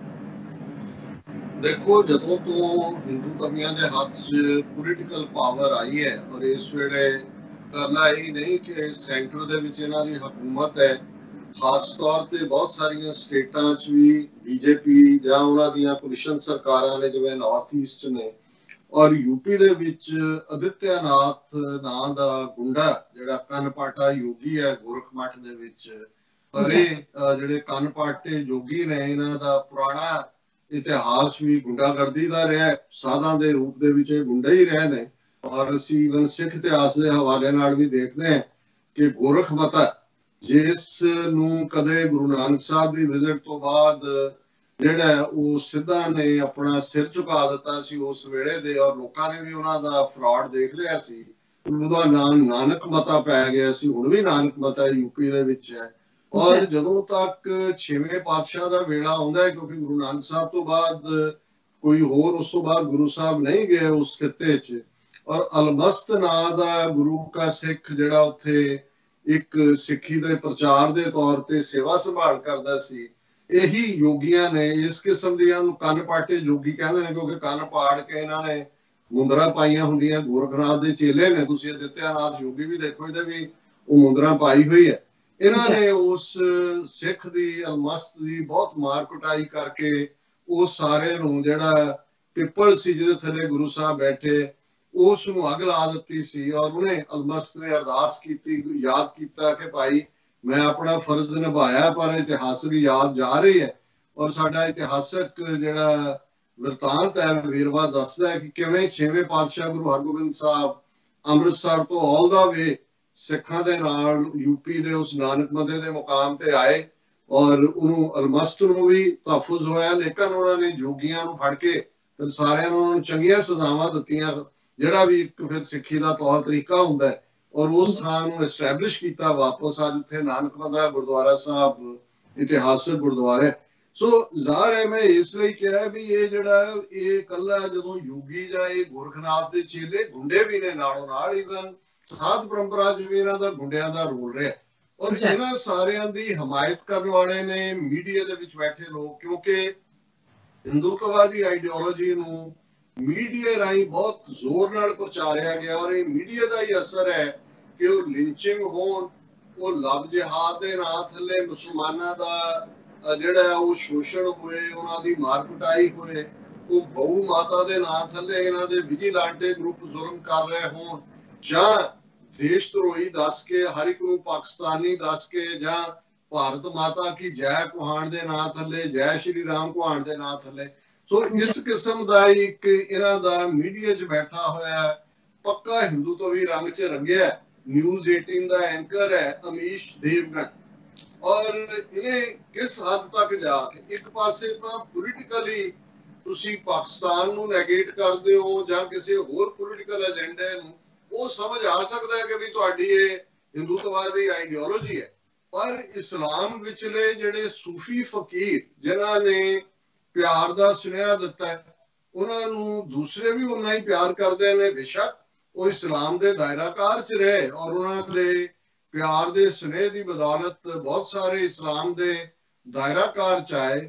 ਉਹਨਾਂ ਦੇ ਵਿੱਚ ਅਸੀਂ ਦੇਖਦੇ ਹਾਂ ਕਿ ਦਿੱਲੀ ਦੇ ਵਿੱਚ ਨਿਜ਼ਾਮੁਦੀਨ ਔਲੀਆ ਨੇ, ਔਰ ਅਜਮੇਰ ਸ਼ਰੀਫ ਦੇ ਵਿੱਚ ਹਜ਼ਰਤ ख्वाजा मोइनुद्दीन चिश्ती, ਉਹਨਾਂ ਦਾ ਬਹੁਤ ਵੱਡਾ ਮੁਕਾਮ ਹੈ, ਕੱਲਾ ਮੁਗਲਿਆ ਦੌਰ ਦੇ ਵੇਲੇ ਹੀ ਨਹੀਂ, ਉਸ ਤੋਂ ਪਹਿਲਾਂ ਵੀ ਔਰ ਅੱਜ ਵੀ। ਔਰ ਉਸ ਅਜਮੇਰ ਸ਼ਰੀਫ ਦੀ ਦਰਗਾਹ 'ਚ ਸਾਰੇ ਹੀ ਧਰਮਾਂ ਦੇ ਲੋਕ ਜਿਹੜੇ ਨੇ ਉਹ ਜਾਂਦੇ ਨੇ, ਆਪਣੀਆਂ ਮੰਨਤਾਂ ਵੀ ਮੰਨਦੇ ਨੇ, ਆਪਣਾ ਜਿਹੜਾ ਉਹਨਾਂ ਨੂੰ ਸ਼ਰਧਾ ਦੇ ਫੁੱਲ ਵੀ ਭੇਟ ਕਰਦੇ ਨੇ। ਔਰ ਈਵਨ ਗੁਆਂਢ ਮੁਲਕਾਂ 'ਚੋਂ ਵੀ, ਮੈਨੂੰ ਯਾਦ ਹੈ ਜਦੋਂ ਬੇਨਜ਼ੀਰ ਭੁੱਟੋ ਆਈ ਉਹਦੀ ਇੰਡੀਆ ਵਿਜ਼ਿਟ ਦੇ ਵੇਲੇ, ਜਿਹੜਾ ਅਜਮੇਰ ਸ਼ਰੀਫ ਦਾ ਦਰਗਾਹ ਵੀ ਇੱਕ ਹਿੱਸਾ ਸੀ ਜਿੱਥੇ ਉਹਨਾਂ ਨੇ ਚਾਦਰ ਚੜਾਈ। ਇਵੇਂ ਹੀ ਸ਼ਾਇਦ ਪਰਵੇਜ਼ ਮੁਸ਼ਰਫ ਦੇ ਵੇਲੇ ਵੀ, ਮੈਨੂੰ ਯਾਦ ਨਹੀਂ ਹੈ, ਬੇਨਜ਼ੀਰ ਦਾ ਮੈਨੂੰ ਵਿਵਿਡਲੀ ਯਾਦ ਹੈ। ਹੁਣ ਇਹ ਜਿਹੜਾ ਨਿਊਜ਼ 18 ਦਾ ਐਂਕਰ ਹੈ ਦੇਵਗਨ, ਇਹ ਪਿਛਲੇ ਦਿਨਾਂ 'ਚ ਇਹਨੇ ਇੱਕ ਜਿਹੜਾ ਇਹਦਾ ਪ੍ਰੋਗਰਾਮ ਹੈ ਜਿਹੜਾ ਮਥੁਰਾ ਔਰ ਕਾਂਸ਼ੀ ਦੇ ਉਸ ਸਾਰੇ ਕੰਟੈਕਸਟ ਜੁੜਿਆ ਹੋਇਆ ਹੈ, 15 ਜੂਨ ਦੀ ਗੱਲ ਹੀ ਆ, ਹਫ਼ਤਾ ਪਹਿਲਾਂ, ਜਦੋਂ ਕਿ ਤੁਸੀਂ ਦੇਖੋ ਜੁੱਤੀਆਂ ਖਾ ਰਹੇ ਨੇ 4 ਚਫੇਰਿਓਂ, 2 ਦਿਨ ਪਹਿਲਾਂ ਦੀ ਗੱਲ ਹੈ 15 ਜੂਨ ਦਾ, ਕਿ ਭਾਈ ਇਹਨੇ ਉਸ ਆਪਣੇ ਪ੍ਰੋਗਰਾਮ ਦੇ ਵਿੱਚ ਸੂਫੀ ਸੰਤ ਹਜ਼ਰਤ ख्वाजा मोइनुद्दीन चिश्ती ਬਾਰੇ ਉਹਨਾਂ ਨੇ ਕਿਹਾ ਕਿ ਉਹ ਲੁਟੇਰੇ ਸਨ, ਔਰ ਇਹ ਧਰਮ ਪਰਿਵਰਤਨ ਕਰਨ ਦੇ ਲਈ, ਹਿੰਦੂਆਂ ਦਾ ਧਰਮ ਤਬਦੀਲ ਕਰਨ ਲਈ ਇਹ ਚਿਸ਼ਤੀ ਲੁਟੇਰਾ ਆਇਆ ਤੇ ਲੋਕਾਂ ਦਾ ਜਿਹੜਾ ਉਹਨਾਂ ਨੇ ਮਜ਼ਹਬ ਬਦਲਿਆ। ਔਰ ਇਹ ਵਾਕਿਆ ਇੱਕ ਵਾਰ ਨਹੀਂ ਕਿ ਤੁਸੀਂ ਸਲਿਪ ਆਫ ਟੰਗ ਕਹੋ, ਬਾਰ-ਬਾਰ ਦੁਹਰਾਇਆ ਗਿਆ। ਹੁਣ ਜ਼ਿਆਦਾ ਤੌਰ ਤੇ ਬੇਸ਼ੱਕ ਜਿਹੜੇ ਉੱਥੋਂ ਦੇ ਗੱਦੀ ਨਸ਼ੀਨ ਨੇ ਦਰਗਾਹ ਸ਼ਰੀਫ ਤੇ, ਉਹਨਾਂ ਨੇ ਪੁਲਿਸ ਰਿਪੋਰਟ ਵੀ ਕੀਤੀ ਹੈ, ਹੋਣਾ ਵਾਣਾ ਕੀ ਹੈ, ਪਰ ਮੈਂ ਇਹ ਦੱਸਣਾ ਚਾਹੁੰਦਾ ਹਾਂ ਵੀ ਜਦੋਂ ਅਸੀਂ ਫਰਕ ਦੇਖਦੇ ਕਿ ਕਿਵੇਂ ਕਿਸ ਹੱਦ ਤੱਕ ਜਾ ਕੇ ਇੱਕ ਪਾਸੇ ਪਾਕਿਸਤਾਨ 'ਚ ਇਮਰਾਨ ਖਾਨ ਹਕੂਮਤ ਕੱਲੀ ਇਹ ਨਹੀਂ ਕਿ ਉਹਨਾਂ ਨੇ ਸਿੱਖ ਗੁਰਦੁਆਰਾ ਸਾਹਿਬਾਨ ਜਿਹੜੇ ਨੇ ਉਹ ਖੋਲਣੇ ਸ਼ੁਰੂ ਕੀਤੇ ਨੇ ਸਿੱਖਾਂ ਦੇ, ਜਾਂ ਕਰਤਾਰਪੁਰ ਗੁਰਦੁਆਰਾ ਸਾਹਿਬ ਜਾਂ ਕੋਰੀਡੋਰ ਉਸ ਨੂੰ ਮੰਨੇ, ਹਿੰਦੂਆਂ ਦੇ ਮੰਦਰ ਕਈ 600 ਸਾਲ ਪੁਰਾਣੇ, ਔਰ ਈਵਨ ਕਟਾਕਸ਼ ਰਾਜ ਦੇ ਵਿੱਚ ਉਹਨਾਂ ਨੂੰ ਖੋਲਣਾ ਹੈ। ਇਧਰ ਸ਼ਾਰਦਾ ਪੀਠ ਕਸ਼ਮੀਰ, ਆਜ਼ਾਦ ਕਸ਼ਮੀਰ ਦਾ ਹਿੱਸਾ ਹੈ, ਉੱਥੇ 1000 ਸਾਲ ਪੁਰਾਣਾ ਉਹਨਾਂ ਨੇ ਜਿਹੜਾ ਖੋਲਿਆ, ਔਰ ਉਹਦੇ ਚ ਪੂਰਾ ਧਿਆਨ ਰੱਖ ਰਹੇ ਨੇ। ਇਹਦੇ ਬਾਵਜੂਦ ਕਿ ਪਾਕਿਸਤਾਨ ਇੱਕ ਇਸਲਾਮਿਕ ਸਟੇਟ ਹੈ, ਇਸ ਗੱਲ ਨੂੰ ਯਕੀਨੀ ਬਣਾਇਆ ਜਾ ਰਿਹਾ ਹੈ ਕਿ ਅਕਲੀਤਾਂ ਨਾਲ ਸੰਬੰਧਿਤ ਉਹਨਾਂ ਦੇ ਮਜ਼ਹਬੀ ਥਾਂ, ਉਹਨਾਂ ਦੀਆਂ ਜ਼ਮੀਨਾਂ ਔਰ ਉਹਨਾਂ ਦੇ ਮੁਕਾਮ, ਉਹਨਾਂ ਦੀ ਦੇਖਭਾਲ ਕੀਤੀ ਜਾਏ, ਪਰ ਇਧਰ ਪੂਰਾ ਨਫ਼ਰਤ ਦਾ ਆਲਮ ਹੈ। ਔਰ ਇਸ ਸਾਰੇ ਦੇ ਵਿੱਚ ਮੈਂ, ਕਿਉਂਕਿ ਸਾਡਾ ਅਖੀਰਲਾ ਸੈਗਮੈਂਟ ਰੂਹਾਨੀਅਤ ਦੀਆਂ ਸੋਨ ਗਲੀਆਂ ਹੁੰਦਾ, ਔਰ ਅਸੀਂ ਪਿਛਲੇ ਪੀਰੀਅਡ 'ਚ ਬਾਬਾ ਫਰੀਦ ਜੀ ਦੀ ਬਾਣੀ, ਔਰ ਇਸ ਗੱਲ ਦਾ ਧਿਆਨ ਰਿਹਾ ਕਿ ਬਾਬਾ ਫਰੀਦ ਗੰਜ ਸ਼ੱਕਰ ਵੀ, ਜਦੋਂ ਅਸੀਂ ਇਹ ਮੋਇਨੁद्दीन ਚਿਸ਼ਤੀ ਹੋਣ, ਨਿਜ਼ਾਮੁਦੀਨ ਔਲੀਆ ਹੋਣ, ਜਾਂ ਬਾਬਾ ਫਰੀਦ ਗੰਜ ਸ਼ੱਕਰ ਹੋਣ, ਇਹ ਇੱਕੋ ਹੀ ਲੀਨੇਜ ਹੈ, ਇੱਥੋਂ ਹੀ ਇੱਕ ਦੂਜੇ ਤੋਂ ਇੰਸਪਾਇਰ ਵੀ ਹੋਏ ਨੇ, ਗਦੀ ਨਸ਼ੀਨੀ ਵੀ ਹੈ, ਇਹਨਾਂ ਦੇ ਆਪੋ ਆਪਣੇ ਤਕੀਏ ਨੇ। ਔਰ ਇਸ ਸਾਰੇ ਦਾ ਜਿਹੜਾ ਉਹਨਾਂ ਦਾ ਪ੍ਰਚਾਰ ਹੈ ਉਹ ਪਿਆਰ ਦਾ, ਇਨਸਾਨੀਅਤ ਦਾ। ਔਰ ਇਹੀ ਕਾਰਨ ਹੈ ਕਿ ਜਿਹੜਾ ਸੂਫੀ ਇਸਲਾਮ ਦੇ ਵਿੱਚ ਜਿਹੜਾ ਉਹਨਾਂ ਦਾ ਕੋਰ ਹੈ ਉਹ ਮੁਹੱਬਤ ਹੈ। ਔਰ ਉਸ ਮੁਹੱਬਤ ਦੇ ਮੈਸੇਜ ਨੇ, ਜਿੱਥੇ ਕੋਈ ਜ਼ਾਤ, ਰੰਗ ਜਾਂ ਨਸਲ ਦੀ ਜਿਹੜਾ ਉਹ ਵਿਤਕਰਾ ਨਹੀਂ ਹੈ, ਕਿਉਂਕਿ ਮੁਹੱਬਤ ਦਾ ਇਸ਼ਕ ਹਕੀਕੀ, ਰੱਬ ਦੀ ਜਿਹੜੀ ਹੈ ਉਹ ਲੁਕਾਈ, ਰੱਬ ਦੀ ਖਲਕਤ, ਉਸ ਦਾ ਰੱਬ ਦੇ ਨਾਲ ਜੁੜਨਾ ਪਿਆਰ ਦੇ ਨਾਲ। ਔਰ ਇਹ ਦੇਗਾ, ਜਿਹੜੀ ਦੇਗ ਦਾ ਕਨਸੈਪਟ ਵੀ ਹੈ, ਉੱਥੇ ਸਾਰੇ ਉਹਨਾਂ ਨੂੰ ਜਿਹੜਾ ਹੈ ਫ੍ਰੀ ਖਾਣਾ ਮਿਲਦਾ, 24 ਘੰਟੇ ਉਹ ਚੱਲ ਰਿਹਾ ਹੁੰਦਾ। ਔਰ ਇਹੀ ਪਾਰਟ ਈਵਨ ਪਾਕਿਸਤਾਨ ਦੇ ਹਵਾਲੇ ਨਾਲ ਵੀ, ਬੇਸ਼ੱਕ ਉੱਥੇ ਕਈ ਵਾਰੀ ਜਿਹੜੇ ਕੱਟੜਵਾਦੀ ਨੇ ਉਹਨਾਂ ਦਰਗਾਹਾਂ ਨੂੰ ਜਿਹੜਾ ਉਹ ਹਮਲੇ ਦਾ ਸ਼ਿਕਾਰ ਵੀ ਬਣਾਉਂਦੇ ਨੇ, ਔਰ ਉਹਦੇ ਚ ਭਾਰਤੀ ਏਜੰਸੀਆਂ ਵੀ ਇੱਕ ਡਰਟੀ ਰੋਲ ਪਲੇ ਕਰਦੀ ਹੈ। ਪਰ ਇਸੇ ਤਰ੍ਹਾਂ ਦਾਤਾਗੰਜ, ਲਾਹੌਰ ਹੋਏ ਜਾਂ ਸਿੰਧ ਦੇ ਵਿੱਚ ਪੀਰ ਪਿਠਾਈ ਹੋਏ, ਜਿੱਥੇ 24 ਆਵਰਸ ਫੂਡ ਵੀ ਹੈ, ਔਰ ਜਿਹੜਾ ਰੱਬ ਨਾਲ ਜੁੜਨ ਵਾਲਾ। ਔਰ ਇਹਨਾਂ ਸਾਰੀਆਂ ਥਾਵਾਂ ਦੇ ਉੱਤੇ ਖਾਸ ਤੌਰ ਤੇ ਸੂਫੀਆਂ ਨੇ ਕਵਾਲੀ, ਜਿਹੜੀ ਅਮੀਰ ਖੁਸਰੋ ਦੇ ਨਾਲ ਜਿਸ ਨੂੰ ਜੁੜਿਆ ਜਾਂਦਾ 12ਵੀਂ 13ਵੀਂ ਸਦੀ। ਔਰ ਕਿਹੜਾ ਇਧਰਲੇ ਦੋਵੇਂ ਸਾਡੇ ਸਬ ਕੰਟੀਨੈਂਟ ਦੇ ਮੁਲਕਾਂ ਦੇ ਵਿੱਚ, ਭਾਰਤ ਪਾਕਿਸਤਾਨ ਚ ਕਿਹੜਾ ਗਵਈਆ ਭਾਰਤ ਵਾਲੇ ਪਾਸੇ ਵੀ ਜਿਹੜਾ ਅਮੀਰ ਖੁਸਰੋ ਨੂੰ ਛੱਡ ਕੇ ਤੇ ਫਿਰ ਉਹ ਕਹੇ ਕਿ ਉਹਨੇ ਗਾਇਕੀ ਕਰਨੀ ਹੈ ਜਾਂ ਗਾਇਕੀ ਸਿੱਖਣੀ ਹੈ। ਸੋ ਜ਼ਾਹਰ ਹੈ ਕਿ ਇਹਨਾਂ ਸਾਰਿਆਂ ਦੇ ਵਿੱਚ ਇਹਨਾਂ ਨੇ, ਸੂਫੀਆਂ ਨੇ ਲੋਕਲ ਜ਼ਬਾਨ ਨੂੰ ਵੀ ਅਪਣਾਇਆ, ਰੱਬ ਦਾ ਮੈਸੇਜ ਦੇਣ ਦੇ ਲਈ ਮੁਹੱਬਤ ਦਾ ਪੈਗਾਮ ਵੀ ਦਿੱਤਾ ਹੈ। ਔਰ ਮਿਊਜ਼ਿਕ ਜਿਹੜਾ ਇੱਕ ਵੱਡਾ ਇੱਕ ਆਰਟ ਹੈ, ਉਸ ਦੇ ਵਿੱਚ ਵੀ ਬਹੁਤ ਵੱਡੀ ਕੰਟਰੀਬਿਊਸ਼ਨ ਹੈ। ਔਰ ਜਦੋਂ ਅਸੀਂ ਬਾਬਾ ਫਰੀਦ ਗੰਜ ਸ਼ੱਕਰ ਦੀ ਗੱਲ ਕਰਦੇ, ਉਹਨਾਂ ਦੇ 3 ਸ਼ਲੋਕ ਜਿਹੜੇ ਅਸੀਂ ਅੱਜ ਵਿਚਾਰ ਅਧੀਨ ਲਿਆਵਾਂਗੇ, ਉਹਨਾਂ ਦੇ ਵਿੱਚ ਅਸੀਂ ਜਿਹੜਾ ਉਹਨਾਂ ਦਾ ਇੱਕ ਸ਼ਲੋਕ ਹੈ, ਫਰੀਦਾ ਜਾਂ ਲੱਭ ਤਾਂ ਨੇਹੋ ਕਿਆ, ਲੱਭ ਤਾਂ ਕੂੜਾ ਨੇਹੋ, ਖਿੱਚਰ ਛੱਤ ਲੰਘਾਈ ਹੈ, ਛੱਪਰ ਟੁੱਟੈ ਮੇਹੋ। ਹੁਣ ਇਹ ਅਗੇਨ ਜਿਵੇਂ ਮੈਂ ਕਿਹਾ ਕਿ ਇਹ ਸੂਫੀਆਂ ਦਾ ਕਰਕਸ ਮੈਸੇਜ ਦਾ ਪਿਆਰ। ਬਾਬਾ ਫਰੀਦ ਕਹਿੰਦੇ ਨੇ ਕਿ ਵੀ ਜੇ ਤੂੰ ਪਿਆਰ ਕਰਦੇ ਰੱਬ ਦੇ ਨਾਲ, ਤੇਰਾ ਨੇਹ ਹੈ, ਲਹਿੰਦੀ ਪੰਜਾਬੀ ਚ ਵੀ ਅਸੀਂ ਵੀ ਨੇਹ, ਮੁਹੱਬਤ, ਪਿਆਰ, ਸਨੇਹ, ਇਹ ਸਾਰੇ ਲਫ਼ਜ਼ ਇਸਤੇਮਾਲ ਕਰਦੇ। ਤੇ ਬਾਬਾ ਫਰੀਦ ਕਹਿੰਦੇ ਨੇ ਜਾ ਲੱਭ ਤਾਂ ਨੇਹੋ ਕਿਆ, ਕਿ ਲੱਭ ਕਹਿੰਦੇ ਨੇ ਗਰੀਡ ਨੂੰ, ਲਾਲਚ ਨੂੰ, ਲੋਭ ਨੂੰ। ਲੋਭ ਦਾ ਬਰੀਫ ਲੱਭ ਹੈ ਕਿ ਜੇ ਤੇਰੇ ਅੰਦਰ ਦੁਨੀਆ ਦੀਆਂ ਚੀਜ਼ਾਂ ਦੀ, ਦੁਨੀਆ ਦੀਆਂ ਸ਼ੈਆਂ ਦੀ ਜਿਹੜੀ ਹੈ ਉਹ ਲਾਲਚ ਹੈ, ਤੇ ਫਿਰ ਤੇਰਾ ਪਿਆਰ ਕਿਵੇਂ ਪੁੱਗੇਗਾ ਰੱਬ ਦੇ ਨਾਲ? ਫਿਰ ਤੇਰਾ ਪਿਆਰ ਸੱਚਾ ਨਹੀਂ ਹੈ। ਜਿਹੜਾ ਰੱਬ ਨਾਲ ਜੁੜਿਆ ਹੋਇਆ ਉਹ ਤਾਂ ਦੁਨੀਆ ਨੂੰ ਕੁਛ ਨਹੀਂ ਜਾਣਦਾ। ਜਿਵੇਂ ਅਲਾਮਾ ਇਕਬਾਲ ਜਦੋਂ ਕਹਿੰਦੇ ਨੇ ਕਿ ਭਾਈ ਉਹ ਜਿਹੜੀ ਹੈ ਉਹ ਸ਼ਾਨੇ ਸਿਕੰਦਰੀ, ਸਿਕੰਦਰ ਦੀ ਸ਼ਾਨ ਕੀ ਹੈ ਇੱਕ ਫਕੀਰ ਦੀ ਨਜ਼ਰ ਦੇ ਸਾਹਮਣੇ। ਫਕੀਰ ਦੇ ਲਈ ਤਾਂ ਇਹ ਬਾਦਸ਼ਾਹੀਆਂ ਔਰ ਇਹ ਦੂਸਰੀਆਂ ਜਿਹੜੀਆਂ ਨੇ ਕੁਛ ਵੀ ਨਹੀਂ ਹੈ, ਕਿਉਂਕਿ ਉਹਦੇ ਲਈ ਉਹਦਾ ਮਾਣ ਰੱਬ ਚੋਂ ਨਿਕਲਦਾ ਹੈ, ਉਸ ਮੁਹੱਬਤ ਚੋਂ ਨਿਕਲਦਾ ਹੈ। ਤੇ ਬਾਬਾ ਫਰੀਦ ਕਹਿੰਦੇ ਨੇ ਫਰੀਦਾ ਜਾਂ ਲੱਭ ਤਾਂ ਨੇਹੋ ਕਿਆ, ਲੱਭ ਤਾਂ ਕੂੜਾ ਨੇਹੋ। ਜੇ ਤੂੰ ਕਹੇ ਕਿ ਜੀ ਨਹੀਂ ਮੈਂ ਪਿਆਰ ਰੱਬ ਨੂੰ ਵੀ ਕਰਦਾ ਪਰ ਇਹ ਫਿਰ ਤੇਰਾ ਝੂਠ ਹੈ, ਤੇ ਉਹਦੇ ਚ ਉਹਨਾਂ ਨੇ ਮੈਟਾਫਰ ਇਸਤੇਮਾਲ ਕੀਤਾ ਹੈ, ਕਿਚਰ ਛੱਤ ਲੰਘਾਈ ਹੈ, ਛੱਪਰ ਟੁੱਟੈ ਮੇਹੋ। ਕਿ ਭਾਈ ਤੂੰ ਇੱਕ ਉਸ ਛੱਪਰ ਦੇ ਥੱਲੇ ਬੈਠਾ ਜਿਹੜਾ ਉੱਤੋਂ ਟੁੱਟਿਆ ਹੋਇਆ, ਮੀਂਹ ਪੈ ਰਿਹਾ, ਤੇ ਕਿੰਨੀ ਕੁ ਦੇਰ ਇਹ ਦੋਗਲਾਪਨ, ਇਹ ਡਾਈਕੋਟਮੀ ਕਿ ਦੁਨੀਆ ਦੇ ਨਾਲ ਵੀ ਗਰੀਡ ਚ ਫਸਿਆ ਹੋਇਆ ਰੱਬ, ਇਹ ਪੁੱਗਣਾ ਨਹੀਂ ਹੈ। ਜਿਵੇਂ ਟੁੱਟੇ ਛੱਪਰ ਦੇ ਥੱਲੇ ਜਿੱਥੇ ਮੀਂਹ ਪੈ ਰਿਹਾ, ਬਹੁਤਾ ਵਕਤ ਝੱਤ ਨਹੀਂ ਲਗਾਇਆ ਜਾ ਸਕਦਾ। ਇਵੇਂ ਤੂੰ ਇਸ ਕਿਸਮ ਦੀ ਜਿਹੜੀ ਹੈ ਦੁਬਿਧਾ ਦੇ ਵਿੱਚ ਜੀ ਕੇ ਕੋਈ ਹਾਸਲ ਨਹੀਂ ਕਰੇਗਾ। ਔਰ ਦੂਸਰਾ ਫਿਰ ਇਹ ਲੱਭ ਚ ਫਸੇ ਹੋਇਆ ਨੂੰ ਹੈ, ਤੇ ਦੂਜੇ ਜਿਹੜੇ ਦੁਨੀਆ ਦੇ ਨੂੰ ਜਿਹੜਾ ਲੱਤ ਮਾਰ ਦਿੰਦੇ ਨੇ, ਜੰਗਲਾਂ ਚ ਚਲੇ ਜਾਂਦੇ ਨੇ, ਫਕੀਰ ਹੋ ਜਾਂਦੇ ਨੇ ਜਾਂ ਸੰਨਿਆਸੀ ਹੋ ਜਾਂਦੇ ਨੇ, ਪਰ ਅੰਦਰੋਂ ਉਹਨਾਂ ਦੀ ਦੁਨੀਆ ਦਾ ਮੋਹ ਟੁੱਟਦਾ ਨਹੀਂ, ਉਹਨਾਂ ਦੀ ਯਾਦ ਦਹਾਨੀ ਹੈ। ਫਰੀਦਾ ਜੰਗਲ ਜੰਗਲ ਕਿਆ ਭਾਵੇਂ, ਵਣ ਕੰਡਾ ਮੋੜੇ, ਵਸੀ ਰੱਬ ਹਿਆਲੀ ਹੈ, ਜੰਗਲ ਕਿਆ ਢੂੰਡੇ। ਕਿ ਵੀ ਤੂੰ ਜੰਗਲਾਂ 'ਚ ਤੁਰ ਕੇ ਤਾਂ ਜਿਹੜੇ ਉਹ ਘਾਹ ਦੇ ਤਿਣਕੇ ਨੇ ਉਹਨਾਂ ਨੂੰ ਹੀ ਤੂੰ ਜਾਂ ਮੋੜ ਰਿਹਾ ਜਾਂ ਮੁੜਿਆਂ ਨੂੰ ਸਿੱਧੇ ਕਰ ਰਿਹਾ, ਕਿਉਂਕਿ ਤੁਹਾਡੇ ਪੈਰਾਂ ਥੱਲੇ ਉਹ ਲਤਾੜੇ ਜਾ ਰਹੇ ਨੇ। ਫਰੀਦਾ ਜੰਗਲ ਜੰਗਲ ਕਿਆ ਭਾਵੇਂ ਵਣ ਕੰਡਾ ਮੋੜੇ, ਕਿ ਜੰਗਲ ਨੂੰ ਗਾੜ ਦਾ ਕੀ ਫਾਇਦਾ ਹੈ, ਕਿਉਂਕਿ ਤੂੰ ਉੱਥੇ ਤਾਂ ਉਹਨਾਂ ਨੂੰ ਲਤਾੜ ਹੀ ਰਿਹਾ ਕਿਣਕਿਆਂ ਨੂੰ, ਉਹਦੇ ਚ ਕੋਈ ਰੱਬ ਤਾਂ ਨਹੀਂ ਤੈਨੂੰ ਹਾਸਿਲ ਹੋ ਰਿਹਾ। ਰੱਬ ਤਾਂ ਤੇਰੇ ਅੰਦਰ ਸੀ ਵਸੀ, ਰੱਬ ਹਿਆਲੀ ਹੈ, ਹੀ ਦੇ ਵਿੱਚ ਦਿਲ ਦੇ ਵਿੱਚ ਰੱਬ ਵਸਦਾ ਸੀ। ਜੰਗਲ ਕਿਆ ਢੂੰਡੇ, ਕਿਤੇ ਤੂੰ ਲੱਭਣ ਤੁਰਿਆ ਹੋਇਆ, ਉਹ ਰੱਬ ਤਾਂ ਤੇਰੇ ਅੰਦਰ ਵਸਦਾ ਹੈ। ਜਿਵੇਂ ਗੁਰੂ ਤੇਗ ਬਹਾਦਰ ਸਾਹਿਬ ਨੇ ਫਰਮਾਇਆ ਕਿ ਭਾਈ ਕਾਹੇ ਰੇ ਵਨ ਖੋਜਨ ਜਾਈ, ਸਰਬ ਨਿਵਾਸੀ ਸਦਾ ਅਲੇਪਾ, ਤੂੰ ਹੀ ਸੰਗ ਸਮਾਈ। ਇਹ ਕਿੱਥੇ ਲੱਭਦਾ ਫਿਰਦਾ ਹੈ ਰੱਬ ਨੂੰ, ਉਹ ਹਰ ਥਾਂ ਤੇ ਪ੍ਰੈਜ਼ੈਂਟ, ਸਰਵ ਵਿਆਪੀ, ਓਮਨੀ ਪ੍ਰੈਜ਼ੈਂਟ, ਉਹ ਤੇਰੇ ਅੰਦਰ ਵੀ ਵਸਿਆ ਹੋਇਆ ਹੈ।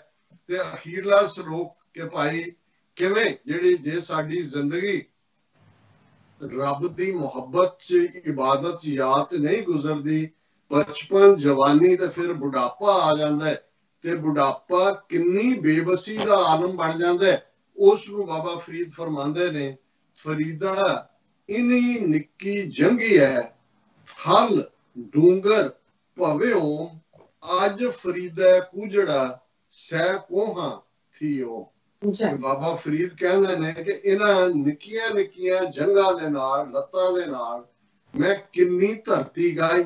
ਥਲ ਧਰਤੀ, ਡੂੰਗਰ ਪਹਾੜ ਨੂੰ ਕਹਿੰਦਾ ਕਿ ਕਿੰਨਾ ਭਵਿਓ, ਮੈਂ ਕਿੰਨਾ ਭੋਇਆ, ਕਿੰਨਾ ਚਾਰਜ ਫੇਰਾ ਇਹ ਨਿੱਕੀਆਂ ਨਿੱਕੀਆਂ ਲੱਤਾਂ ਦੇ ਨਾਲ। ਫਰੀਦਾ ਇਨੀ ਨਿੱਕੀ ਜੰਗੀ ਹੈ, ਥਲ ਡੂੰਗਰ ਭਵਿਓ, ਪਹਾੜ ਨੂੰ ਡੂੰਗਰ ਕਹਿੰਦੇ ਨੇ, ਇਸ ਲਈ ਪਹਾੜਾਂ ਦੇ ਰਹਿਣ ਵਾਲਿਆਂ ਨੂੰ ਡੂੰਗਰਾ ਲਫ਼ਜ਼ ਇੱਥੋਂ ਹੀ ਆਇਆ ਹੈ ਕਿ ਇਹ ਪਹਾੜ ਦੇ ਰਹਿਣ ਵਾਲੇ, ਕਿ ਵੀ ਮੈਂ ਇਹਨਾਂ ਨਿੱਕੀਆਂ ਲੱਤਾਂ ਦੇ ਨਾਲ ਕਿੰਨੀ ਧਰਤੀ ਗਾਈ ਹੈ, ਕਿੰਨੇ ਪਹਾੜ ਮੈਂ ਚੜ੍ਹੇ, ਤੇ ਅੱਜ ਮੇਰਾ ਕੀ ਹਾਲ ਹੈ। ਅੱਜ ਫਰੀਦਾ ਕੁਜਾ ਲੁੱਟਾ, ਉਹ ਪਿਆ ਕਮਰੇ ਦੇ ਇੱਕ ਖੂੰਜੇ ਚ, ਤੇ ਬਾਬਾ ਫਰੀਦ ਕਹਿੰਦੇ ਨੇ ਕਿ ਮੇਰੇ ਚ ਇੰਨੀ ਹਿੰਮਤ ਨਹੀਂ ਹੈ ਕਿ ਮੈਂ ਉਹਨੂੰ ਜਾ ਕੇ ਚੁੱਕ ਲਾਂ। ਮੈਨੂੰ ਇਵੇਂ ਜਾਪਦਾ ਹੈ ਕਿ ਉਹ ਸਾਹਮਣੇ ਪਿਆ ਮੇਰਾ ਕੁਜਾ ਵੀ, ਮੇਰਾ ਲੋਟਾ ਵੀ, ਸਹਿ ਕੋਹਾਂ ਥੀ ਓਮ, ਕਿ ਜਿਵੇਂ ਅੱਜ ਅਸੀਂ ਮੀਲ ਜਾਂ ਕਿਲੋਮੀਟਰ ਕਹਿੰਦੇ, ਉਦੋਂ ਕੋਹ ਕਹਿੰਦੇ ਸੀ, ਕਿ ਜਿਵੇਂ ਉਹ ਕੁਜਾ ਸੈਂਕੜਿਆਂ ਕੋਹਾਂ ਦੂਰ ਪਿਆ।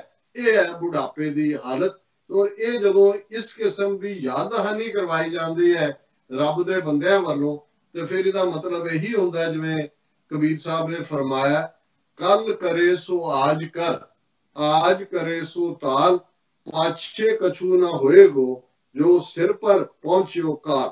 ਇਹ ਜੋ ਤੂੰ ਕੱਲ ਕਰਨ ਦਾ ਸੋਚਦਾ ਕਿ ਕੋਈ ਨਹੀਂ, ਅਜੇ ਬੜਾ ਵਕਤ ਪਿਆ, ਅਜੇ ਤਾਂ ਅਸੀਂ ਜਵਾਨੀ ਚ ਹੈ, ਜਿਹੜਾ ਤੂੰ ਕੱਲ ਕਰਨਾ ਉਹਨੂੰ ਅੱਜ ਕਰ। ਜੇ ਤੁਹਾਨੂੰ ਲੱਗਦਾ ਕਿ ਅੱਜ ਵੀ ਅਜੇ ਬੜਾ ਦਿਨ ਪਿਆ, ਨਹੀਂ, ਆਜ ਕਰੇ ਸੋ ਤਾਲ ਹੁਣੇ ਕਰ।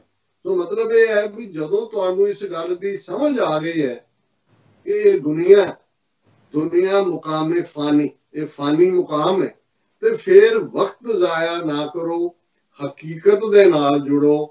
ਰੱਬ ਦੀ ਯਾਦ ਅਸਲ ਹਕੀਕਤ ਹੈ, ਔਰ ਇਸ ਦੇ ਨਾਲ ਹੀ ਤੁਹਾਨੂੰ ਸੁੱਖ, ਚੈਨ, ਆਰਾਮ, ਆਨੰਦ ਮਿਲਦਾ ਹੈ।